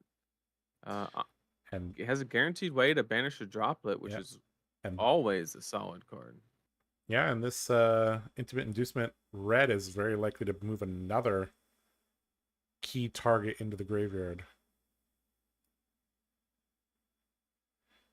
Of course, it has to be blue. But looks like it doesn't have to be blue, but if you put anything else on there, it'll block. Actually, contribute does actually block. Yes. And moving that to the graveyard doesn't help you play it out, but ripping a power card or a majestic or something might be the name of the game. That appears to be, I'm not sure if that's droplet or which version. I think that's droplet, the 0 cost one. So I think that's what he's going to choose. All right, so looks like more importantly, if this hits, you can move that big title surge or whatever it was into the banish zone, which means you get a free 1 card 7 at a future point in the game. Now, I will point out that this turn cycle has taken quite a bit of time. We have seen one of the previous games go to time. So this is something that Terry and Marcus are going to need to be aware of. And looks like he's going to give it go again. Or is that... Yeah, that's Slither, right? So,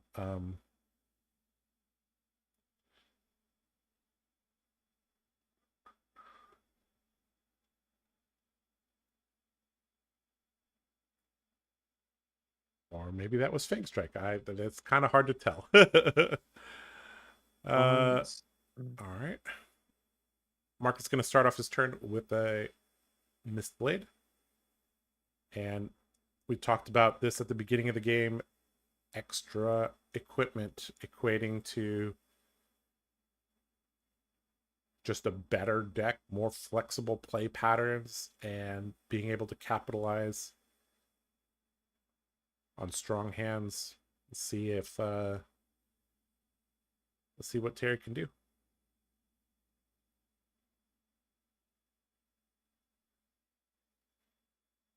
Second Mist Blade. I think this Mist Blade is that impactful. Yes, this one is not that threatening. Looks like we're just going to have a Nimblism into a Bonds from Marcus.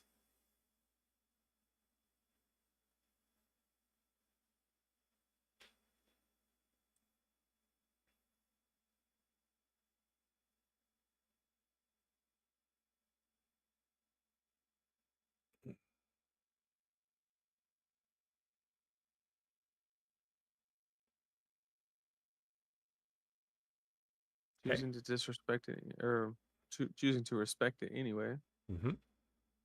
And see, this is that key moment where if he plays this Nimblism, he gets the equipment back to block with it again because he didn't lead the combat chain with that Nimblism. Yep. Combat chain will break. Let's see if Terry will picks allow up him on to this. block with it. Don't put it in the grave. Uh-oh. Oh no. Even worse. Oh no. All right, value missed by Terry. 1 damage missed. 1 block missed.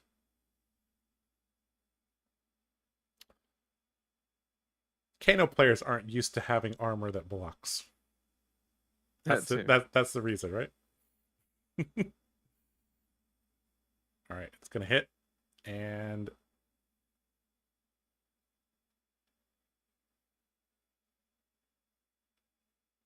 See if that 1 damage comes back at the end of the game. Oh, Terry, very good for chat. Terry has his graveyard and his banish inverted. Mm-hmm. So the top Yep, on correct. Terry's Yes. is the banish cards, whereas for Marcus, the bottom is great.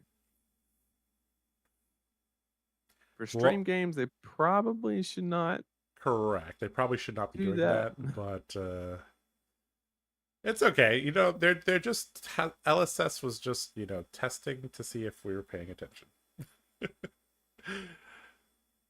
Like, all right, Terry gonna swing a mist blade back over, and I think Terry has 2 cards to work with. Let's see how they want to approach this turn cycle. Both of their health pretty healthy, it looks like. And looks like Marcus just going to filter, dig a little deeper. Throw that in front. Second Mistblade. Again, with just 2 cards, probably doesn't need to be respected.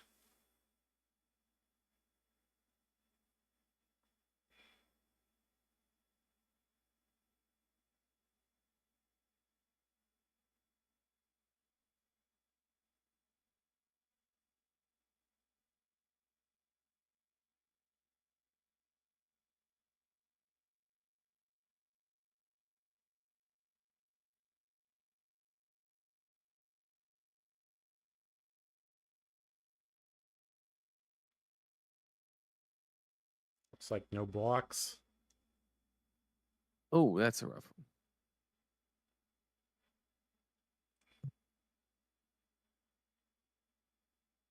So the importance of Double Trouble is it really expedites the whole game plan of kind of milling into the blues and stuff like that. However, Terry has plenty of targets as far as blues are concerned. Yep. So I don't think the milling for blue targets is kind of the goal here. I think it's more just to damage and kind of decrease the deck size of the opponent. I don't think there's really a good block. Blocking, let's say you block 6 on, assuming this is red Double Trouble, like if that's an attack react, this is getting through, and all you're doing is just saving some health. Whereas if you blocked with 1 card, that would have made them have it. I guess with Arousing Wave just sitting there, he has to do this. But this feels like a long-term losing plan. Well, Tide Chakra and yeah, Tide Chakra's not that great. I think it's Pick to Pieces is what that is. It's probably Yeah. like 2 of the weakest cards in this matchup. Pick the Pieces specifically is very important to mention because it literally only has text.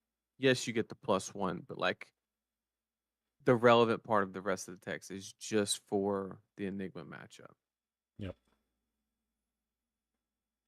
Technically, it stops the armor, but like nobody's activating the armor and on Picked Pieces. A flurry of attack reactions is going to bring this up to 8, I believe.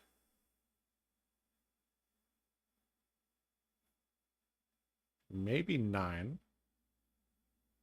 And 2 cards getting milled, and those were pretty powerful cards. Looks like another attack reaction in the graveyard, or banish them.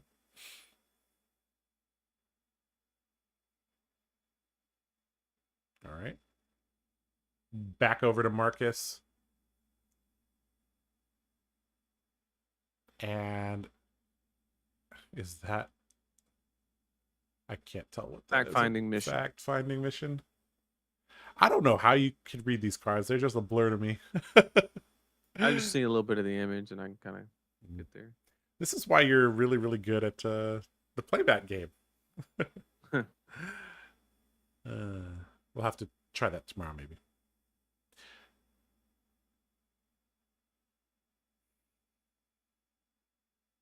Now, if I recall correctly, Terry does not play with an inverted grave and banish, but I think in this matchup he's like, hey, you know what? This is super important. Let me just put it closer to you so you don't have to reach over the table all the time.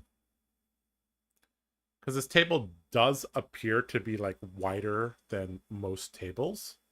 So, you know, the players are kind of having to like hunch over, lean over a little bit on the tables. Fact-finding mission does have a target.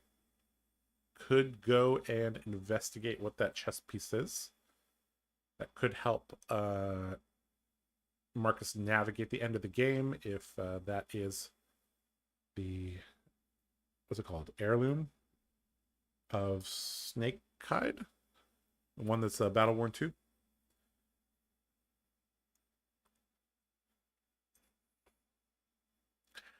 And I'm getting increasingly concerned that this match is going to go to time. It very well could be. Yeah. They don't really... They're really going to need to pick up the pace of play. Fact-finding mission going to reveal a card that he already knew. Well, maybe he didn't know that was there.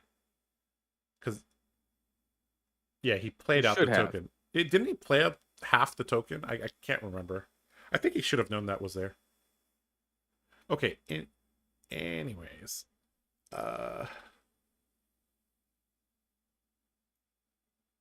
We got Mind's Desire. Yep, the one that's looking for attack actions. What color? No, Mind's Desire. That's I'm Oh, sorry. non-attack. Sorry. Yeah, non-attacks. Yeah. Desires of Flesh is attacks. Desires of Flesh is attacks. Impulsive Desire is the instance, because impulse is like you're doing something really quick, right? So instant. Yeah. And I guess Mind's Desire, Kano, Mind, Smart, non-attack. Yeah, that's the way to remember it.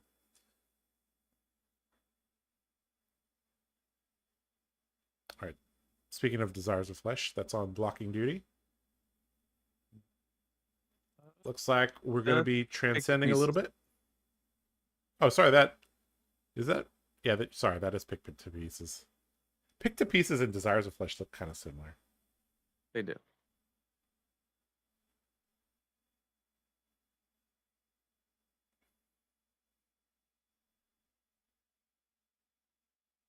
Pick to Pieces has 4 hands. I guess that's the distinguishing factor.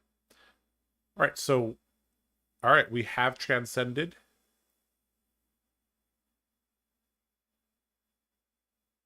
What now, Terry?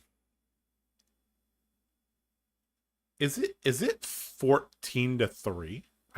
Or 4-3? I can't tell the life. I think it's 4-3, right? It is. I can look on the stream.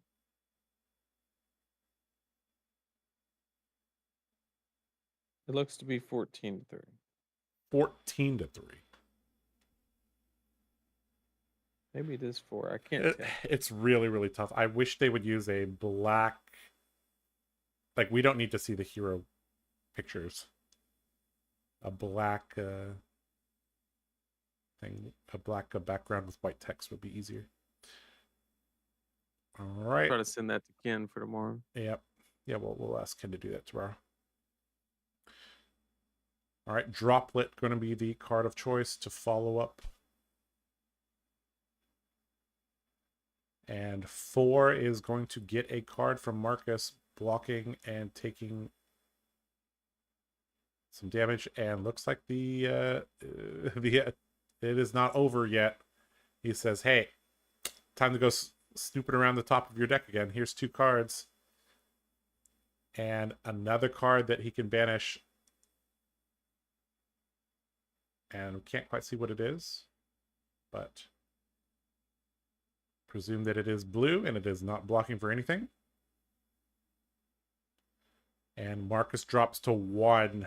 Very dangerous territory. And Nathan, I think you called it at the beginning of the game. The difference in this game was the equipment.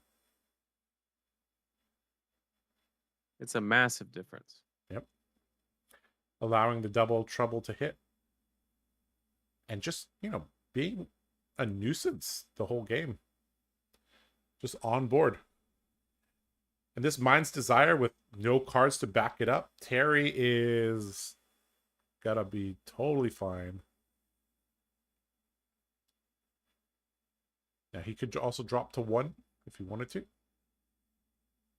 Now we do it if the arsenal is not an attack, which I don't think the slither token's been played, right? Mm-hmm. This hand is actually a complete brick. It'll just be dagger pass if the arsenal's not an attack. Still gonna get 2 cards, or maybe only 1. Battlefront Bastion, one of the best things that you could draw.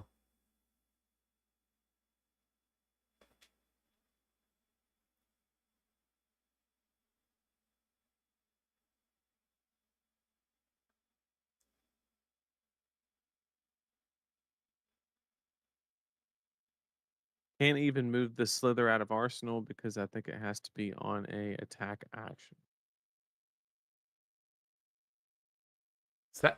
Is that Big Blue Sky the D-React? That is correct. Okay, so it is an attack. So yeah, this okay. hand wins the game. Yeah. Okay. I didn't know if the slither token was still there or not. Mm-hmm. Pretty late. 2 cards in hand. Cannot respect it. And bingo, attack react wins the game.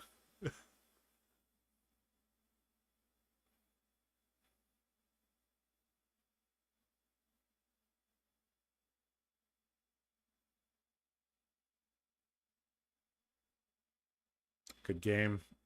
And Terry takes down Marcus in round 7. Well played. And a very illustrative game that equipment makes a big difference. Starts in play, stays in play. Makes a big difference.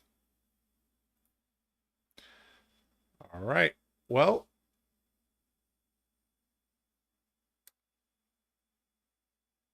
let's go back to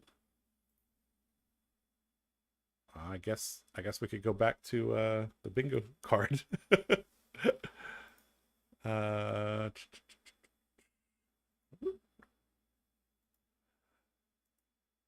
right, Nathan, which one did we get here?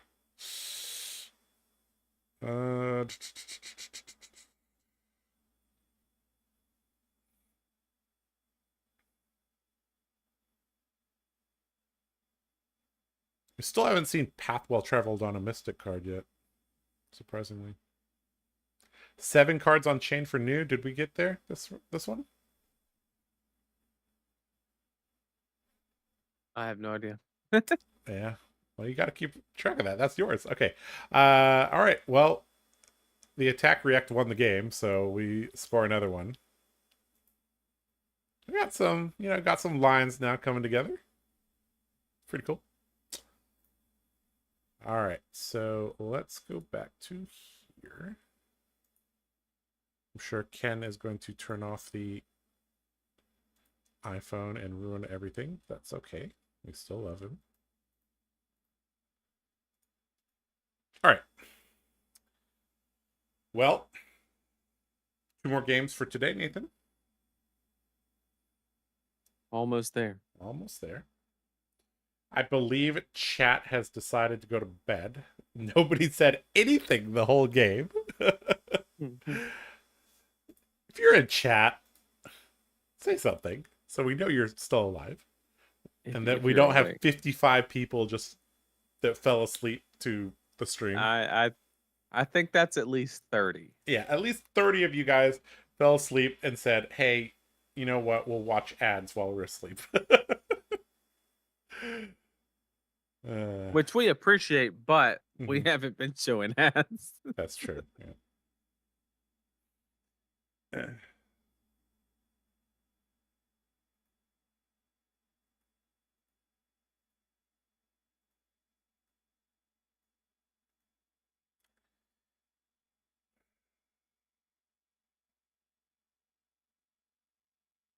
But just as a point of reference, and going back to the equipment and how important it is, I pack one, pick one the prevent equipment all the time. I think it's that important. It's extremely important, and you got to think about it mathematically, right? There are 24 pieces of equipment in the draft. There are also the possibility of the rares, but a lot of the rare equipment sucks.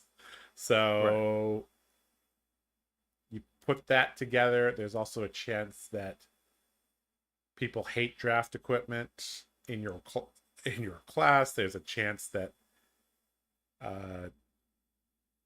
it comes out to roughly a little bit less than 3 pieces on average. Now, you have 4 equipment slots. So if you have only 3, you think about in Classic Constructed, if you presented only 3 equipment pieces, how much of a massive difference that would make in the game. Each single piece of equipment converts into either directly it converts into value. It's like, okay, I used my Snapdragons and I got to push more damage. Or I popped my Achilles accelerator, shot my pistol one more time, and got another card from them. Indirectly, it saves you a lot of damage. Oh, I have Tear Asunder, but he has armor. I guess I can't play Tear Asunder. I'll just block, right? So, equipment usage is actually one of the first quotes that I kept on repeating when I first started making content was, I could tell the level of a Dorinthia player by how they use their boots. Same thing in draft. How people utilize their equipment tells you a lot about their skill level. Yeah. Draft your equipment, guys. I don't know what else to tell you. Also, you need to be aware of what passing equipment tells your opponents as well. Right? Now, obviously, you pass Preserve Tradition to your left. That's a very, very big sign, right? But even passing things like, certain pieces of prevention equipment can also give your opponents some idea of what you're on. So yeah. Well, looks like, okay, we're here, guys, just cooking for the kids, but we're listening. Aha. That's the French content creators. I don't know how to pronounce their name, but they're very, very cool. Romain is a very, very big Bolton fan. But yeah. All right, guys, we're going to get the next game. I believe that game took quite a while, so I think we're just kind of jump into things. Good move. With with an 83-person Nats, things very rarely, go into the negative 5-10 minutes. So that's one of the things, Nathan, about US Nats and all these like 400 to 500 person events. It just takes one table to push the round to -15. Yep.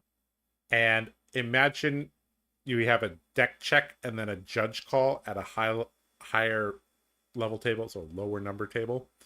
That could be, I think that's what happened I think the record was -22. That's the deepest I've seen the timer at.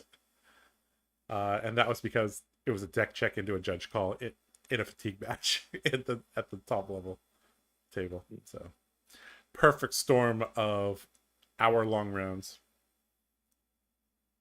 But overall, I think the tournament organizers have been, getting pretty good about this. Overall, I don't really have any complaints about the speed at which the tournaments have been moving. So. All right, 6 a.m.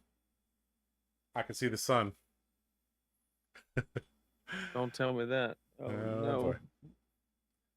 Oh no. All right, 2 more games, and then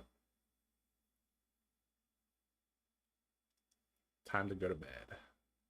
The best part is by the time we get done with this, my kids might be waking up. Yep. And they'll be like, "Oh, you got up early, Dad."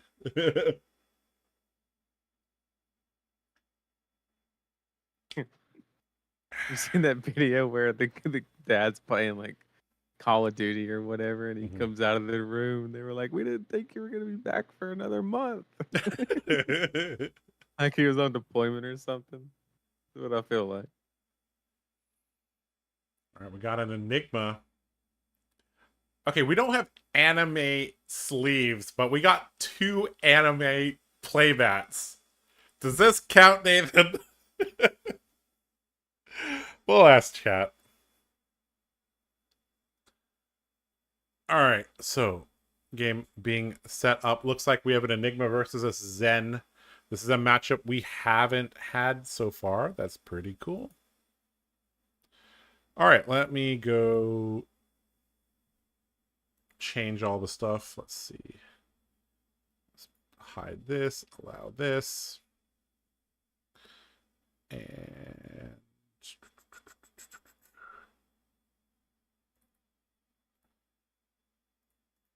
Enigmas, then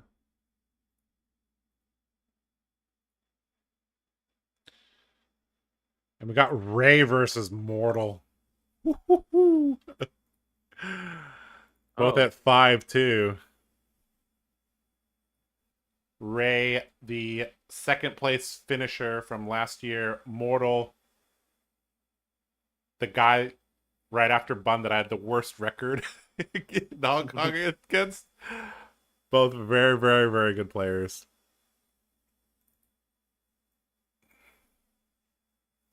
And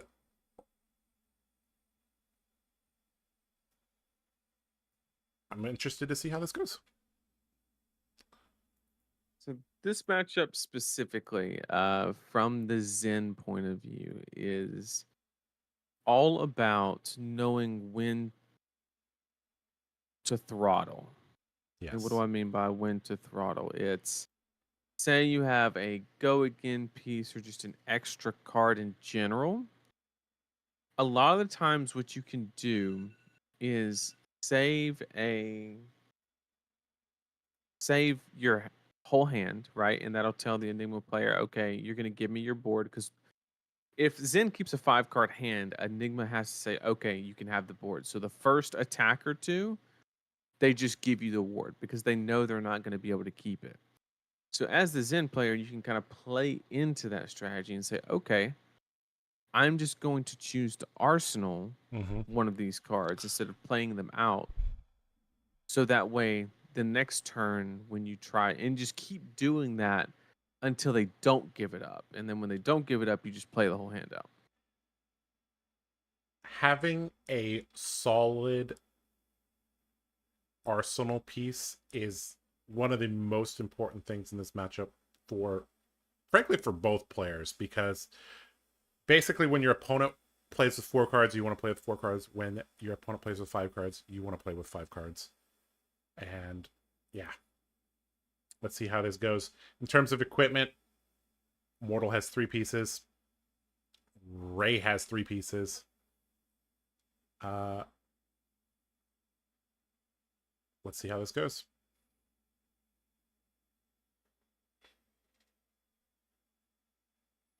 Welcome to round 8, guys. And surprising enough, the match actually can end up in a fatigue state.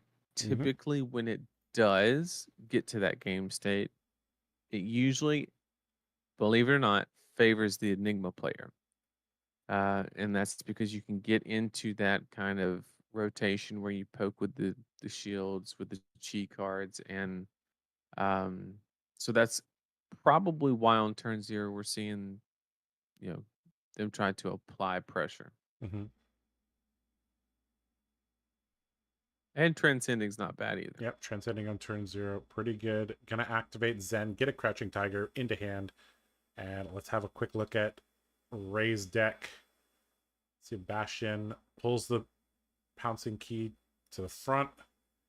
And, well, with the Wise and Whiskers headpiece, going to be able to rebuy that if he's a little bit low on combo cards that he wants to play, which is something that can happen to Zens during the draft. Sometimes you just see a bunch of, yellow breed anger, and then you're just like, well, I mean, this is not it is a combo piece, but not really what I want to be rebuying.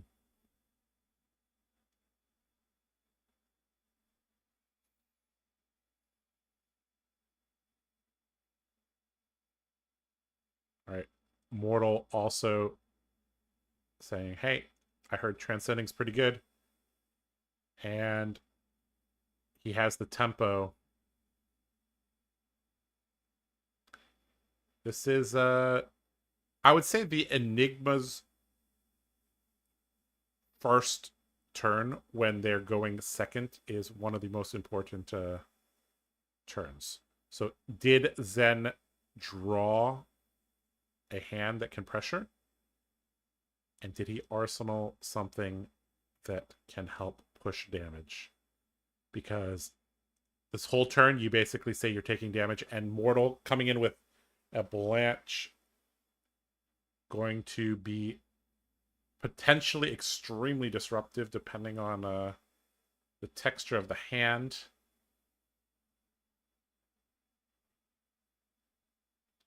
For example, if he had something like, Aspect of Tiger, that would be, that wouldn't get go again. If he had some of the Mystic Ninja cards, Companion of the Claw, Harmony of the Hunt, stuff like that. It'd be pretty annoying. Looks like Ray's like, you know what? Blanche doesn't do much to me. So we are gonna rip 6 cards into you and see how it goes. So I think from Mortal's perspective, he's probably just gonna give up the board and play kind of a tempo game.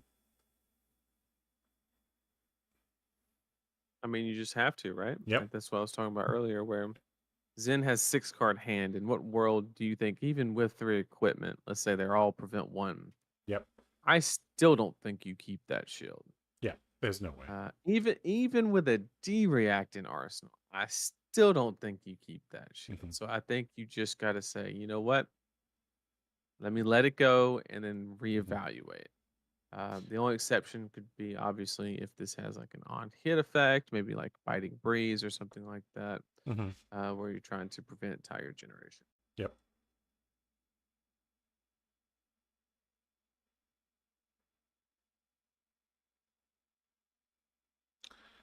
There's quite a bit of glare. I actually cannot tell what card is being played right now. I guess we will figure that out. I presume it is dealing damage and has go again. Mortal gonna block. A safe assumption.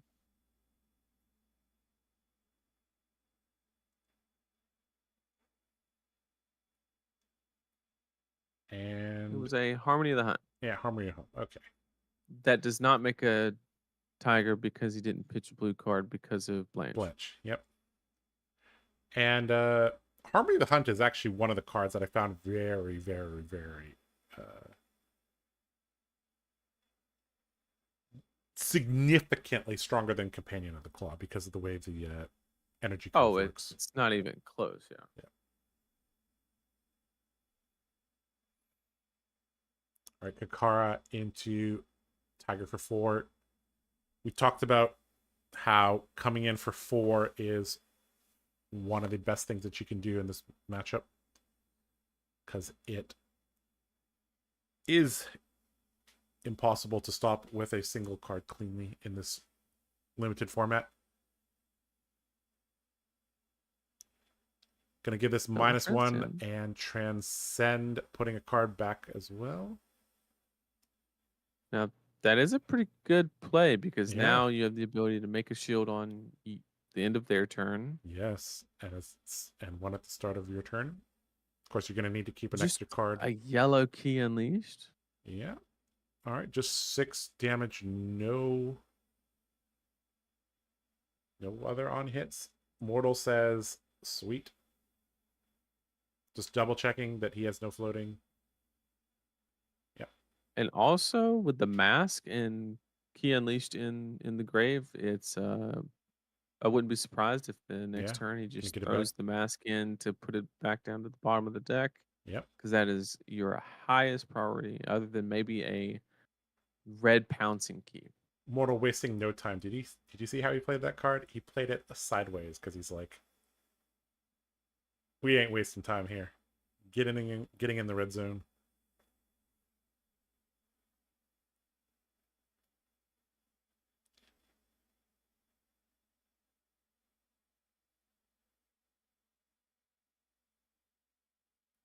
Waxing Spectre, good card. And from Ray's side, I think he's been playing this very, very well. Like, if you start blocking Enigma as Zen, you were gonna lose. Now, Mortal does have a board, still has 3 pieces of equipment, and Ray is working with a 4-card hand. So he's gonna need to come in for some break points, or maybe get him with a tricky grain or something. Because I think just playing a 4-card hand into this defensive setup is not gonna work. Big Zen has the life total Yeah. good enough to maybe play a 3-card hand and Mhm. kind of set something up, Yep. depending on what the hand is. So I don't think the Zen The, player's in a particular rush. the thing is, Biting Breeze can only come in for 3 at maximum. It's not really gonna, unless that's the lunging press arms. Looks like it gonna follow up with a Kakara for 2. And this is a pretty important turn. We could see Mortal using his equipment, because he does have a pretty decent board.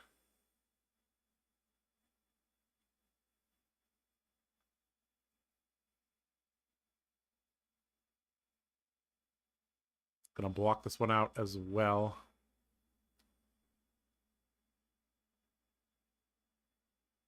Ray following up for 1. And we know he has a tiger in hand. Gonna be another 1. So if Mortal has the prevention equipment, this would be a great time to use it. And there we go. Speaking of good equipment, truths retold.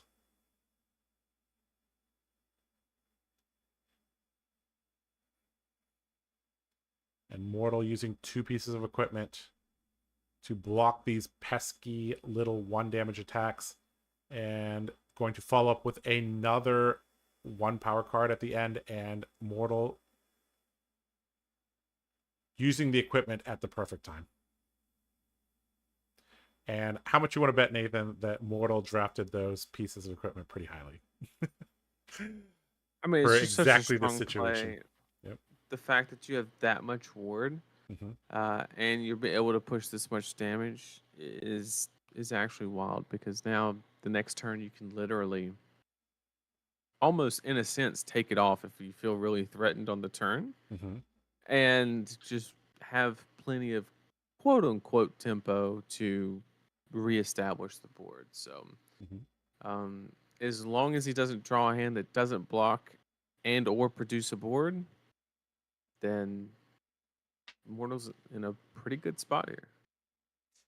Full turns attack pattern is face up, gonna drop to 1, and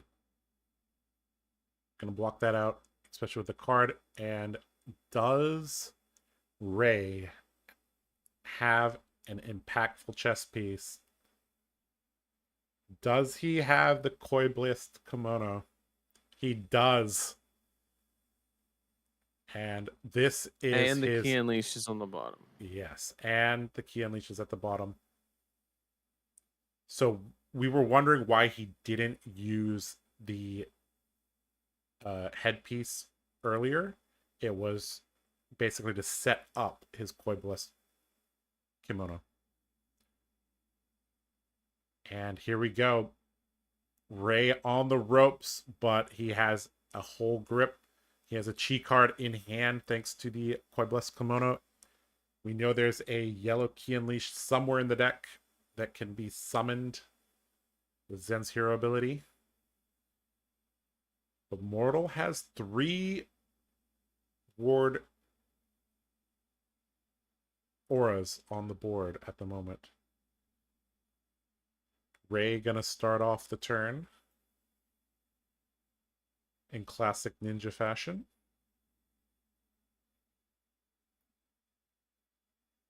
Should be, I presume, a red biting breeze, but we'll see.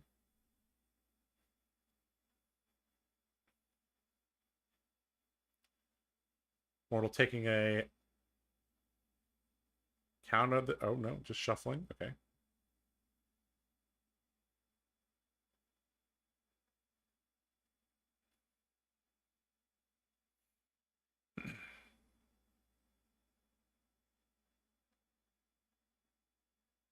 Still in the defense step. Looks like Mortal says, sure, take my spectral shield.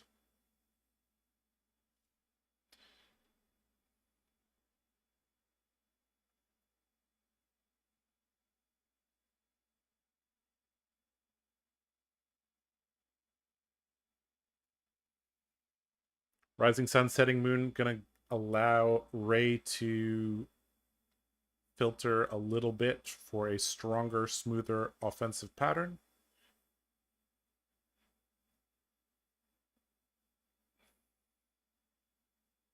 Resolving Rising Sun, Setting Moon gives him a second chi card. Of course, Zen's hero ability is once per turn, but blue cards are blue cards. Kakara for 2.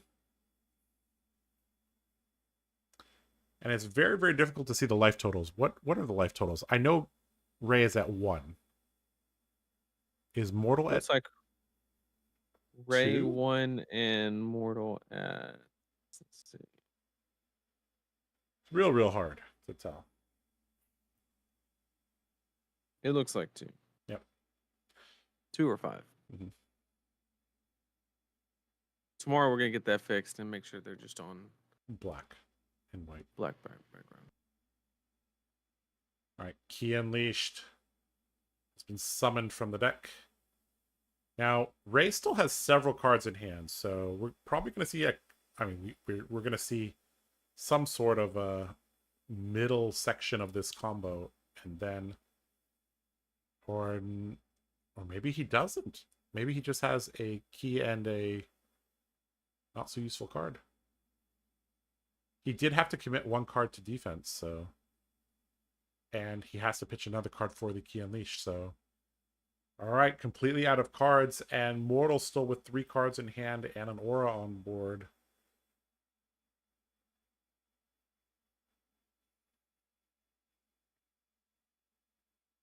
They didn't have the haze shelter actually block anything, right? It should have been ward, or I guess ward 1.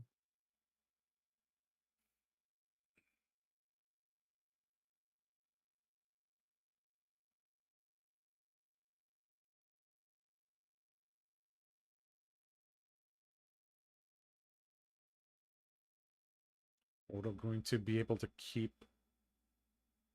1 or 2 of these cards, depending on exact block values and his health. And he's got to start thinking forwards a bit. How can he get into a game state where Zen is throwing 2, maybe 3 cards a turn. And none of those are tigers. Because how you lose this endgame is Kakara for 2, have to give a card. Crouching Tiger for 1, have to give a card. When you have no armor and you're at such a low life total, it's not really a Kadachi lock, but it's a Stickin' Tiger lock. But generating Crouching Tigers is not the easiest thing. Normally it requires multiple cards or equipment. And looks like Mortal took 2 damage. I think if Mortal can put together like a 2-card 7 or something along those lines and really just rip cards like a good old Blanche or that is that's Wayne, or is that waxing? It is waxing.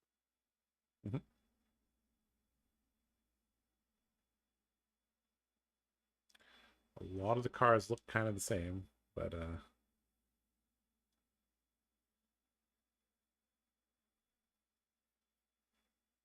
Waxing Spectre has go again. I wonder what the last card in his hand is.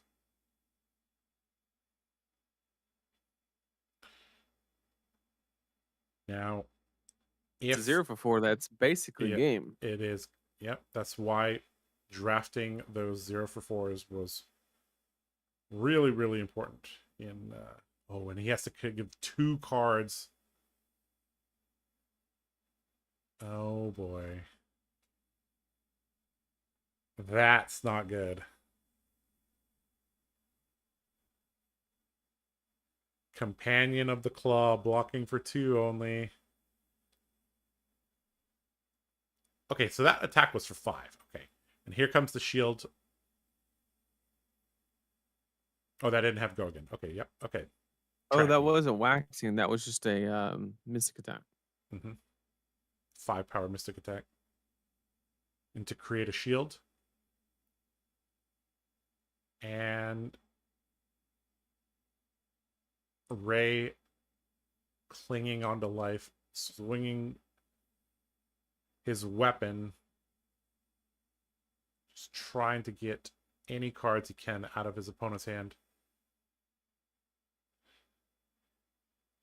And is that coming in for a breakpoint? I believe so. And it does a good way to do it. Yeah, it does have the Spectral Shield, obviously. But I think Mortal might want to try to hold on to the shield. But then Ray will be attacking with 3 cards next turn instead of 2, so unclear. Let's see how Mortal wants to navigate this.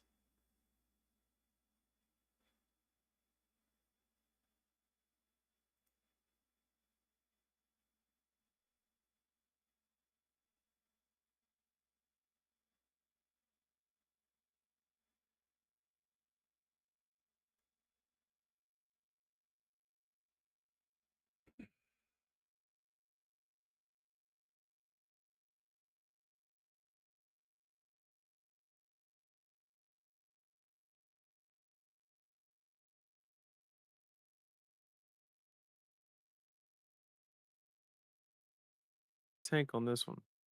Yeah, a little bit of a tank from Mortal.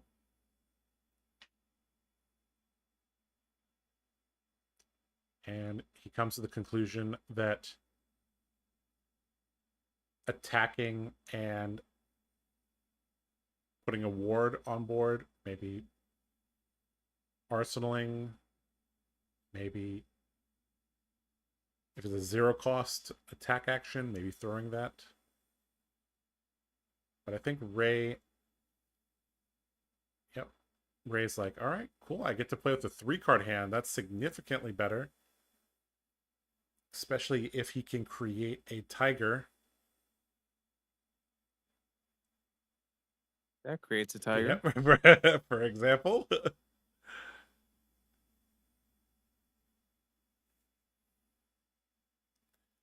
So we're going to have Oh, Battlefront Bastion. Putting in work. Floating 1 prevention.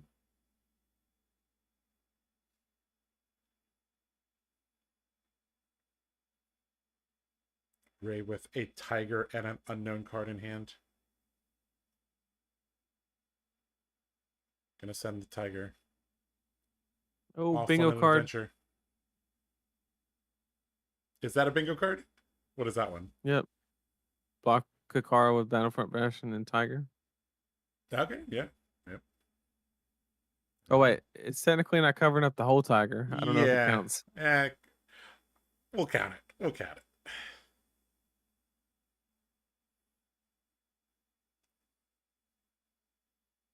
Now, from Mortal's perspective, he can cover this up, but what is the follow-up is the question. Mortal did give Ray the opportunity to play with a 3-card hand so that he could establish an arsenal. I have to believe that that arsenal card is critical to victory for Mortal.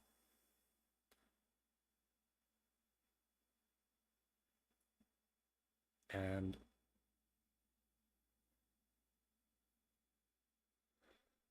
I don't think either one of these players is going to get into time trouble, like if the threat of a draw, because Ray plays pretty quickly and Mortal can play quickly, but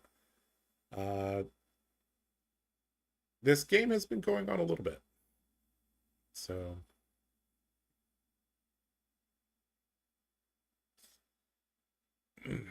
Mortal looking for the best line.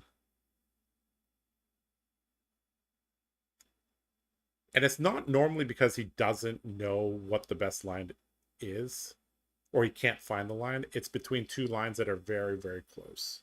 That's normally what it is.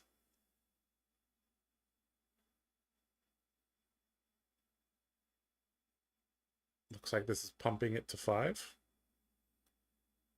And he's going to respond with a...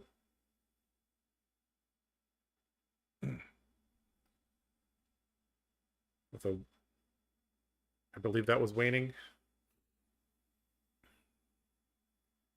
And again, looks like Mortal's going to get 2 cards because he still has a card that he could pitch. Or he could arsenal it, or he could play it. We'll see what he wants to do. So, Battlefront Bastion. That's pretty good. All right, so just going to establish a little bit more ward. Okay, so now 3 pieces of ward on the board, and Ray with just 3 cards in hand. Generally, a graveyard search is taking a look for what combo cards are left in the deck.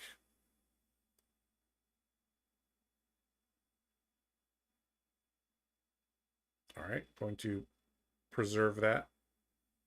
Going to transcend. Activate Zen, grab the tiger. And which combo piece does he have left? Okay, aspect of the tiger. Presumably a red, but we'll see. Very, very strong card. Comes in for a breakpoint if that is the red version. All right, in comes the tiger. Pouncing key.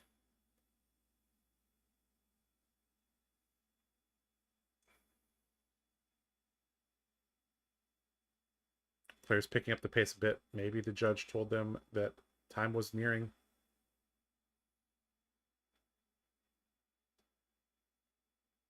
And Mortal gets to keep 2 cards and sends the Spectral Shield across. I'm noticing that Mortal's deck has a little bit less chi cards than I would have expected. Makes a Spectral Shield and attacks with it. Ray blocking down to 2 cards. And we must certainly be at near time because these players have certainly picked up pace. I think with 2 shields on board, I think Enigma might have it. Yep. And I really hope that was not another tie. I I it think seemed like a concession. I Yeah, think I Ray think Ray conceded. conceded. I'm pretty sure Ray conceded, but let's ask Ken what happened. So I think Enigma just fatigues the Zen there because Yeah. Okay. Yep. So the Mortal won shields that stay match. around. Yep. Yeah. Ever since the Koi Blessed Kimono turn didn't kill Mortal, it seemed like Ray was on the back foot for about at least 6 turns there. So yes, Ray concedes the game. I think they were near time. So, but Ray, a very, very high level player, can see that if the game was played to the conclusion, Mortal would have taken that. All right. Well, good game from Mortal. Always a pleasure to watch him play some Flesh and Blood. All right. Let's go back to our cameras. All right. Well, Nathan, we have one more taken the path well traveled, and we have gotten to the and I can't even think of fab puns anymore. I need go again. You need a drone of brutality, right? Keep looping that in your deck.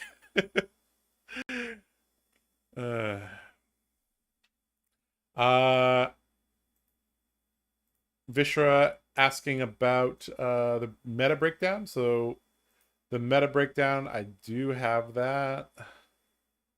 83 players, 15 Zen, 13 new, 12 Azalea, 8 Kayo, 6 Enigma, 6 Victor, 4 Dory, 4 Kano, 2 Dash-IE, 2 Katsu, 2 Leviat, 2 Reinhardt, 2 Riptide, 1 Arachne, 1 Dash-IO, 1 Maxx, 1 Prism, 1 Vincent.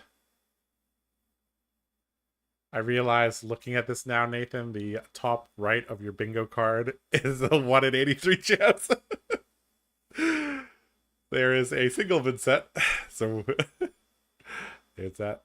So yeah, basically Zen new Azalea occupying half the meta. And then Kayo, Enigma, Victor, Dory, Kano together is about 25%. But yeah, half the meta, Zen new Azalea. Pretty I would say very standard distribution overall. I know in statistics that means something completely different, but layman's terms, yeah, nothing too crazy. Actually, very well rounded. Obviously some gravitation towards the stronger and newer heroes. And the good old guard.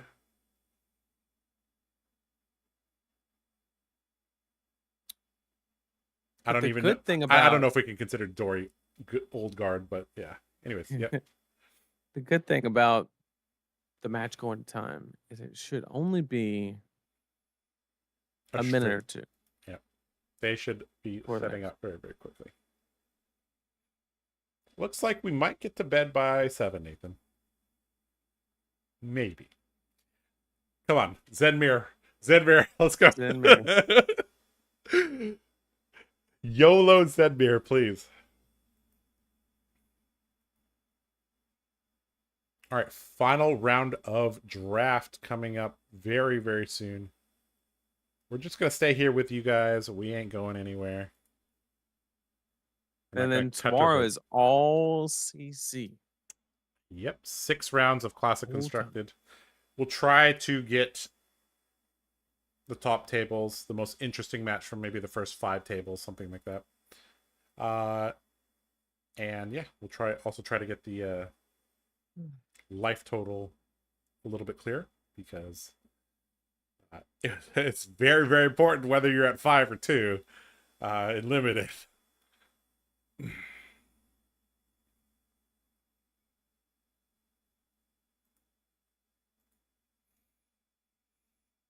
You guys are wild. Made it through the night. Yeah.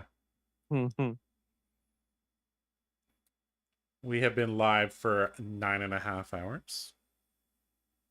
Sounds about right.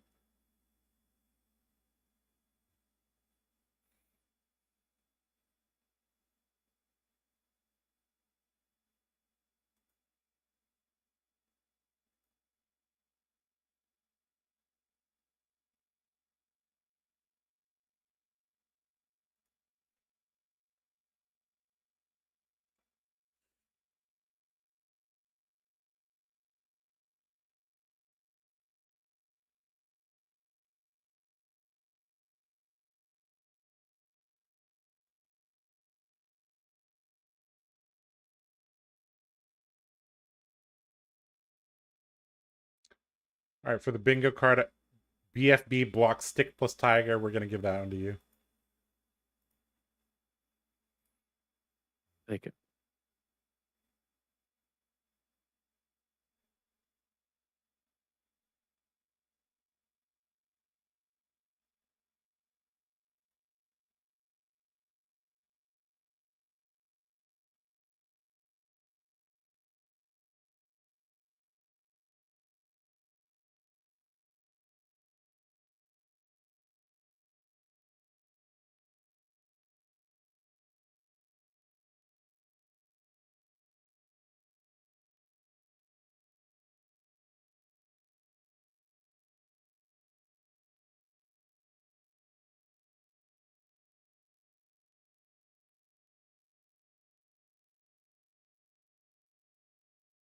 Boom, boom, boom.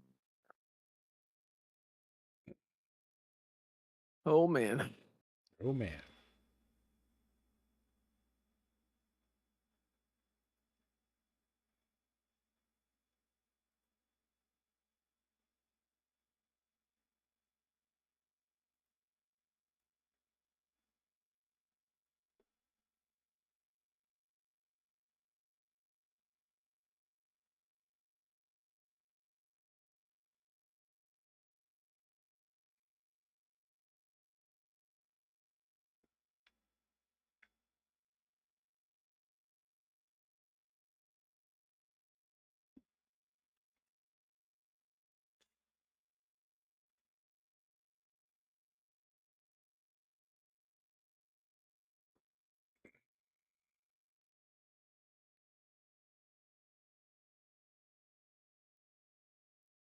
Oh.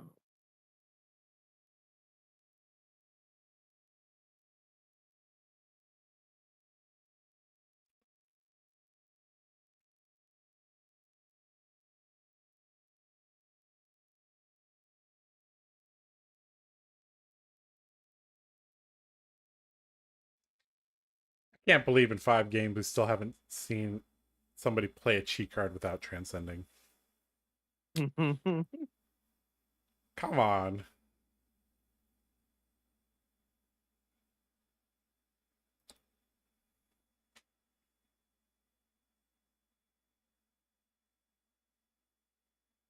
Shortest named card in Fab would be Zap. We thought it was Route during that Jeopardy round. It was not. It was Zap. I was corrected in the comments.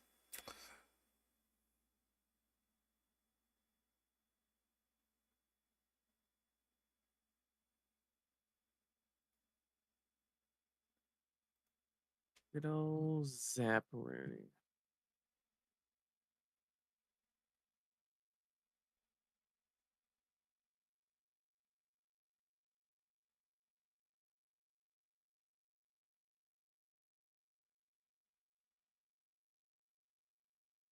Uh-oh.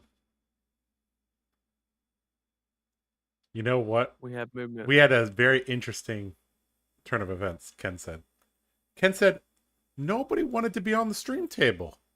But you know who stepped up? Dennis. Yeah. Let's go. All right.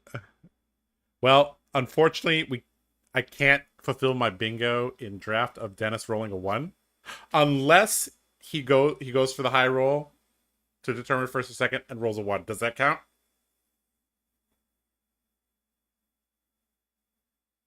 Technically, Dennis rolled a 1. I mean, you're not wrong. Yeah. All right, let's set this up a little bit. So looks like we have Dennis playing Zen, Calvin playing New. So this is a matchup I think we've seen once. So let's get this set up for you guys. Where is New? There's New. All right. And we got player top. We got Dennis at 6-2. What a boss. Going up against Calvin, also 6-2. It's pretty good.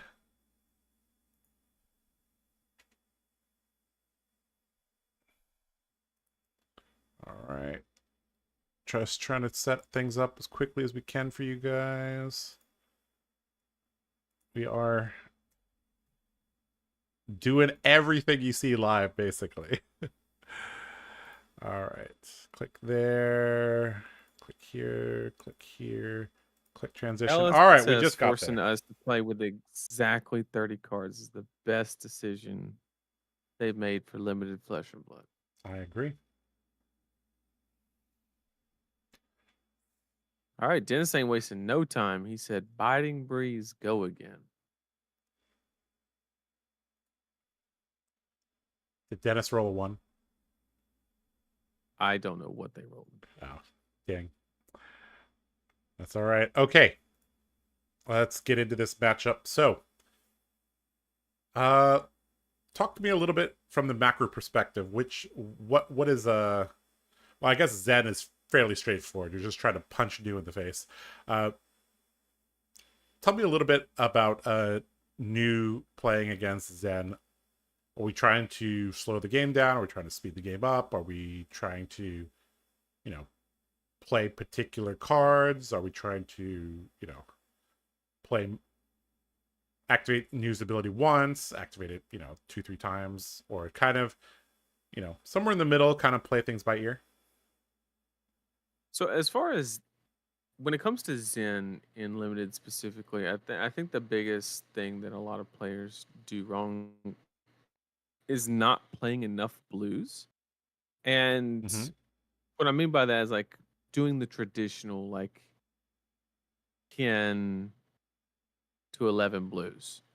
That has been enough for an act. Like if you played Phi in say Uprising, like that's where you wanted to be, like 1/3 of your deck. Whereas I think in MST specifically, Zen wants anywhere between like 12, 13, maybe 14 blues. Because you want that consistency. So with New, I think you're just trying to sit back, play patient, wait for your opening. Wait for those like trip ups, like maybe they have 2/2 cost and they can't efficiently like swing weapon and play a clean hand. That is wasting no time burning two pieces of equipment on this turn, saying, "Hey, I heard Josh and Nathan need to go to sleep, so let's go."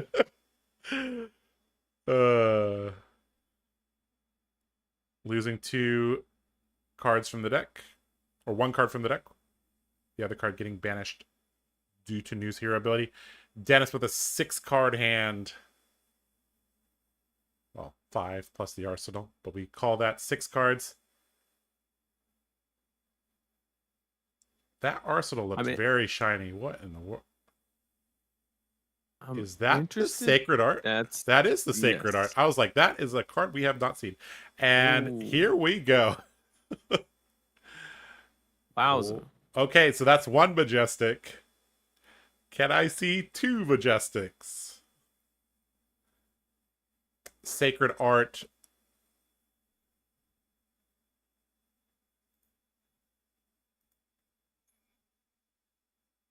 Oh, this is, I guess I should say the full name. Sacred Art Jade Tiger Domain.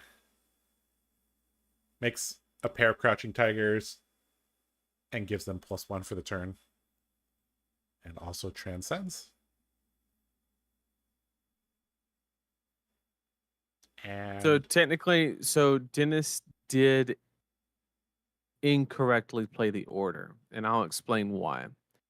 So, as part of the cost to play Tiger Domain, you have to declare how many modes you are selecting, mhm, which then checks the pitch zone or checks to see if you've played a blue card. mhm, So, the correct order would have been to play the Passover, which would fulfill the requirement for playing a blue card, then playing Jade Tiger Domain. mhm.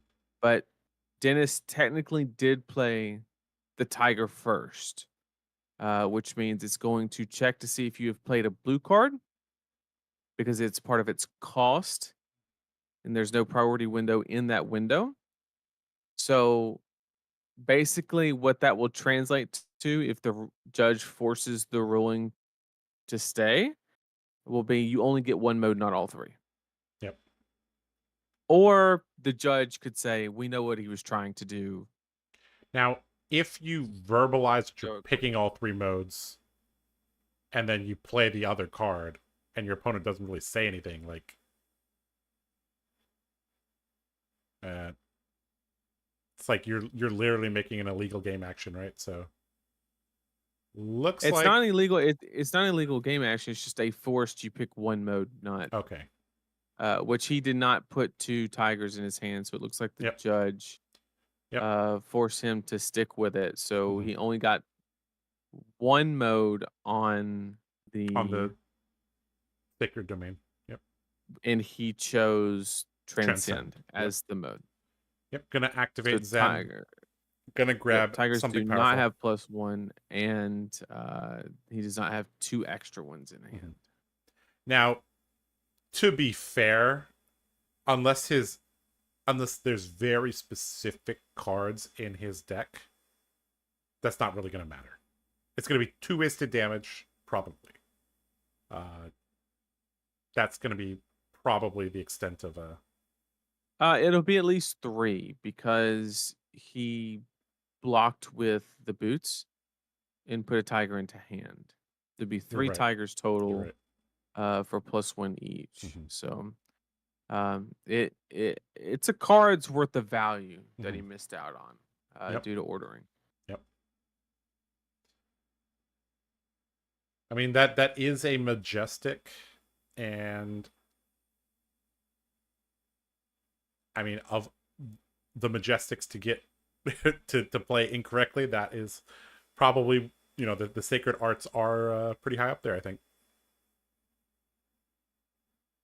All right, Dennis playing E-Strike at home. I think he chose to sink a tiger. Yep. Yes, because he has Or 1 from go the again. boots. Mm-hmm. And then Tiger into Key Unleashed. Still a very powerful turn. Oh, I mean, no doubt. Yep. Would have been a little bit better, but still. I mean, yeah, it's not too bad. Not too bad at all. One thing I'd really like to see from Dennis is actively trying to not shuffle your deck to kind of like decrease the odds of drawing Tiger. that tiger when it actually matters. Mm-hmm. We'll see if that actually happens because basically the only time that you're going to shuffle is either you stir the pot or activating Zen's ability. Yep. He's going to go get that key unleashed right back. Dennis really wasting no time.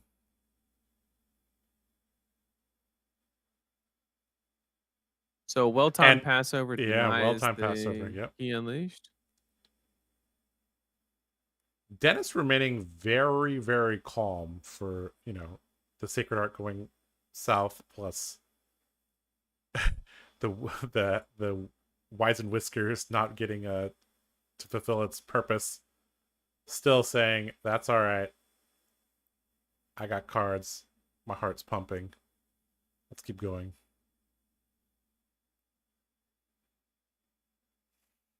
And Breed Anger does not have Go again here. Yeah, looks like just IP1 there. Or okay, I mean he just okay. No, he drew 4 there. Okay, so he just Arsenal pass. And New going to poke him with the pointy end and also Arsenal pass. So a little bit of a setup cycle there. Back to Dennis. Gonna lead off with 3 Go again, presumably.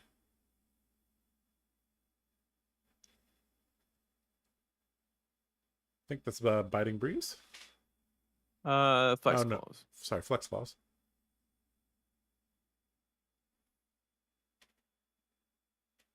On hit, make a Tiger. And looks like Kelvin's going to cash in a Rd1.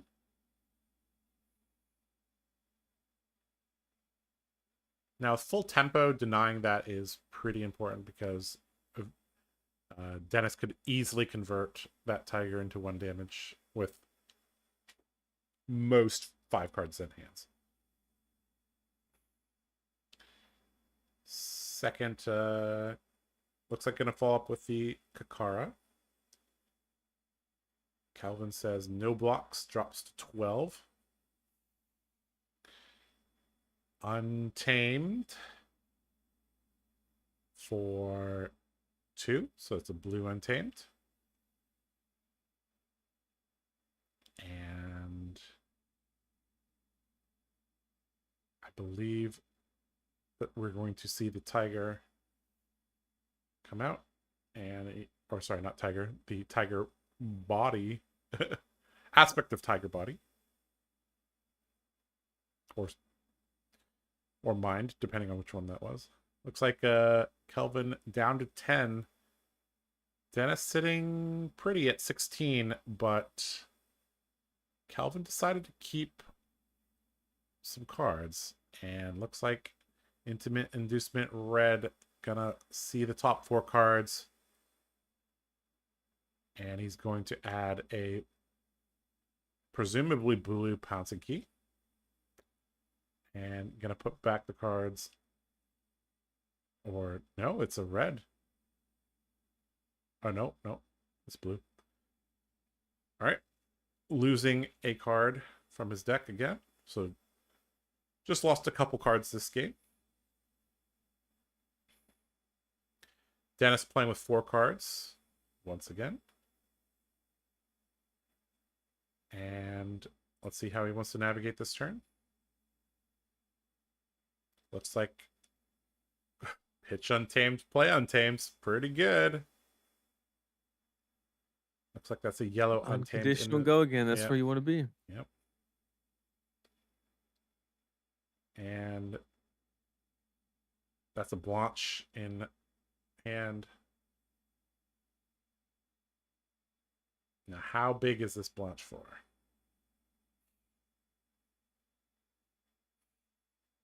Somewhere between 5 and 7.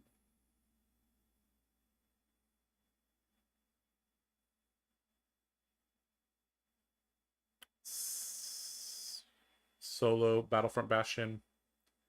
Looks like he took 3 damage, so that was a yellow Blanche.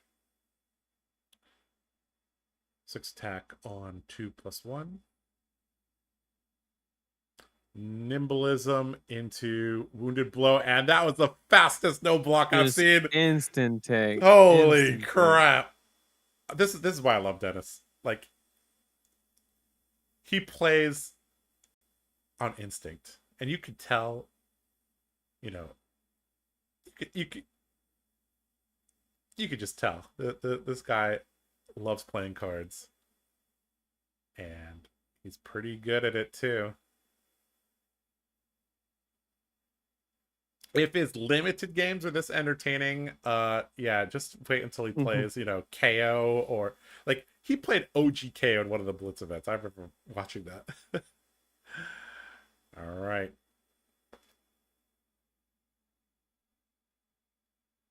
Kind of a weird hand because Flex Balls doesn't fit the curve of the weapon, but it could be one of those situations where you're just trying to push to reduce the hand size of new. Mm-hmm. Yeah, 5 to 7 should be able to get some cards out of New's hand. This is where, you know, thinking ahead really, really matters. So we have potentially at least 2 cards from Kelvin getting ripped here. And we've seen the pace of play slow down a little bit. You could tell Dennis is just itching to play his cards. All right, Kakara for 2.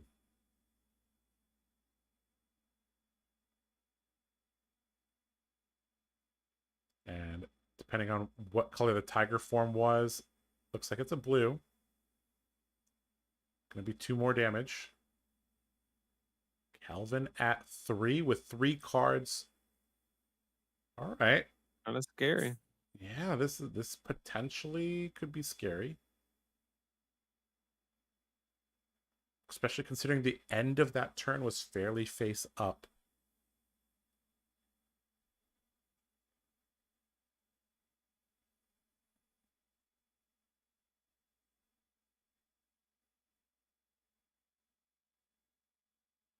All right, I think that's Art of Desire.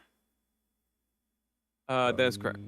Yeah, The red one. so this is looking to banish red cards from Dennis's deck. And looks like Dennis has a Transcend card in hand. A Wounding Blow as well. Maybe not the smoothest of hands. Depending on the... Oh, is that... Or, sorry, is that a Battlefront Bastion?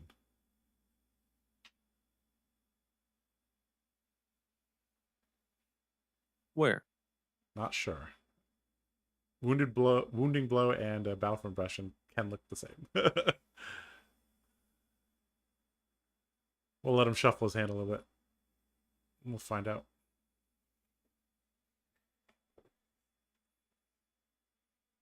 That it looks like a bastion. Mm-hmm.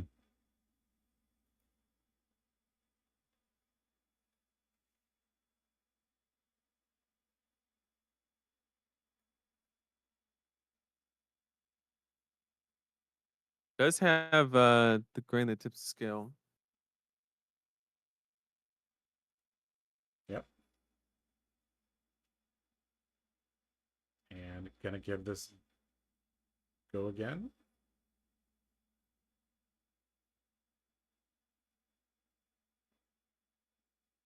Into a Mist Blade. Into attacking in 4 at the end. Ooh. Gonna get a card. That one's brutal because now new kind of has tempo and can probably just close the game out at the very least with just fatigue. If Dennis had gotten the Sacred Art correct on turn 1, I mean, this game would have been completely different. Look at the life totals. Why in a 12-14 round event, you have to consistently play well. Can't make mistakes. Speaking of mistakes, using the same color sleeves can get kind of confusing.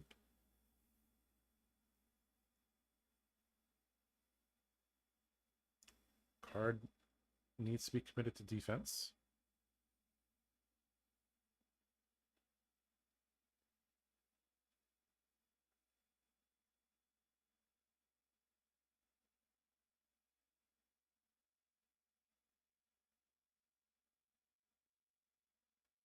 Weakest link. And drops to 1. Holding on to 3 cards. And there's the tiger and the chi and the chi. There we go. The game. I mean, no blocks.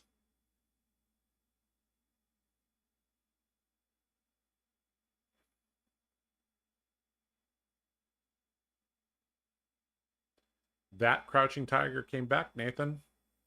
And it's going to get him killed. Sure did.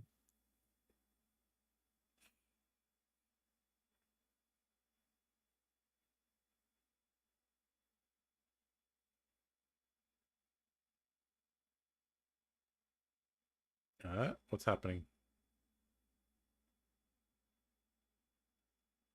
Looks like a judge call. Yep.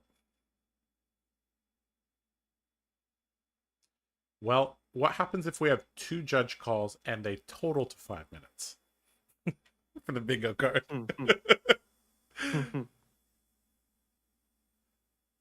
I can't imagine what this judge call could possibly be about. Looks like Dennis is trying to ask if he can do something. Calvin, putting the 4 equipment together.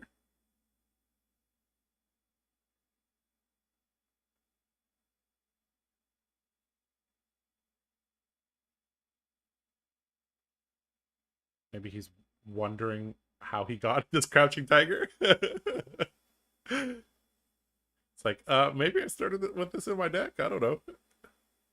Yeah, they're discussing. He sunk it with which is a possible play.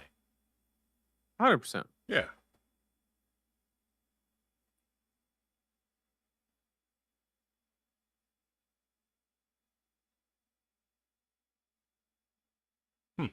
Interesting. Wonder what this could be about. I mean, this game is effectively over anyways. He has 1 card that he can play on defense. And GG dies to having no blocks in hand.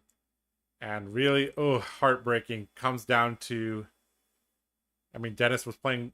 We saw, the pace that Dennis plays at. Yeah, it was the yeah. It was the koi too, so it would have been another card on the because Kelvin was at 3 in the prior turn, which means Dennis would have had a whole nother card to come at him with, which would have been another card on this turn. Yeah. It's the small things. Yeah, small things, but they can add up. Okay, let's see if we can do this correctly. Go here, go here, go here. Okay. All right, guys. Well, we've completed our day 1 mission. We have successfully cast 9 rounds of the Hong Kong Flesh and Blood National Championship. We will be wrapping things up pretty soon because it is 7 in the morning right now in the USA. How is Pudding doing? Well, I can tell you that he was in pod 3 going into the second draft. So either ended amazing or not so well, depending on, how things go. Okay. All right. So we will be back. Oh, nope. Hold on. Ugh. Okay, that's the last time you mess up my frames today, Kelvin. Or not Kelvin, Ken. Okay, we will be back tomorrow, same time, to present rounds 10, 11, 12, which will be classic constructed, and then we'll cast the top 8 immediately after round 12. So 6 rounds of classic constructed. A champion will be named tomorrow. Looking forward to it. Same time tomorrow, 10 p.m. Eastern, which is 10 a.m. Hong Kong time. All right. You can find the link to that in the TheCardGuyz YouTube channel or on your, YouTube homepage. So, bookmark it, share it around, like this video if you can. It helps us out a lot. Thank you so much. Nathan? Kind of the whole gambit of games today. You know, some good, some bad, some entertaining, some, you know, some 20-0, 21-0. A little bit of everything. All right. The Kano turn was cool. The Kano turn was really cool. Yeah, I agree. I think we got to see, you know, a good variety of matches. I think, you know, yeah. Even the classic constructed games, all three of them were quite different. All right, Nathan. I'll shut up and we will get to go to bed. All right, this has been Josh Lau and Nathan Crawford with the Card Guys. Big shout out to Homerun in Hong Kong. Thank you for hosting the national championship. All right, we're out. See ya. Bye-bye. Thanks, everybody.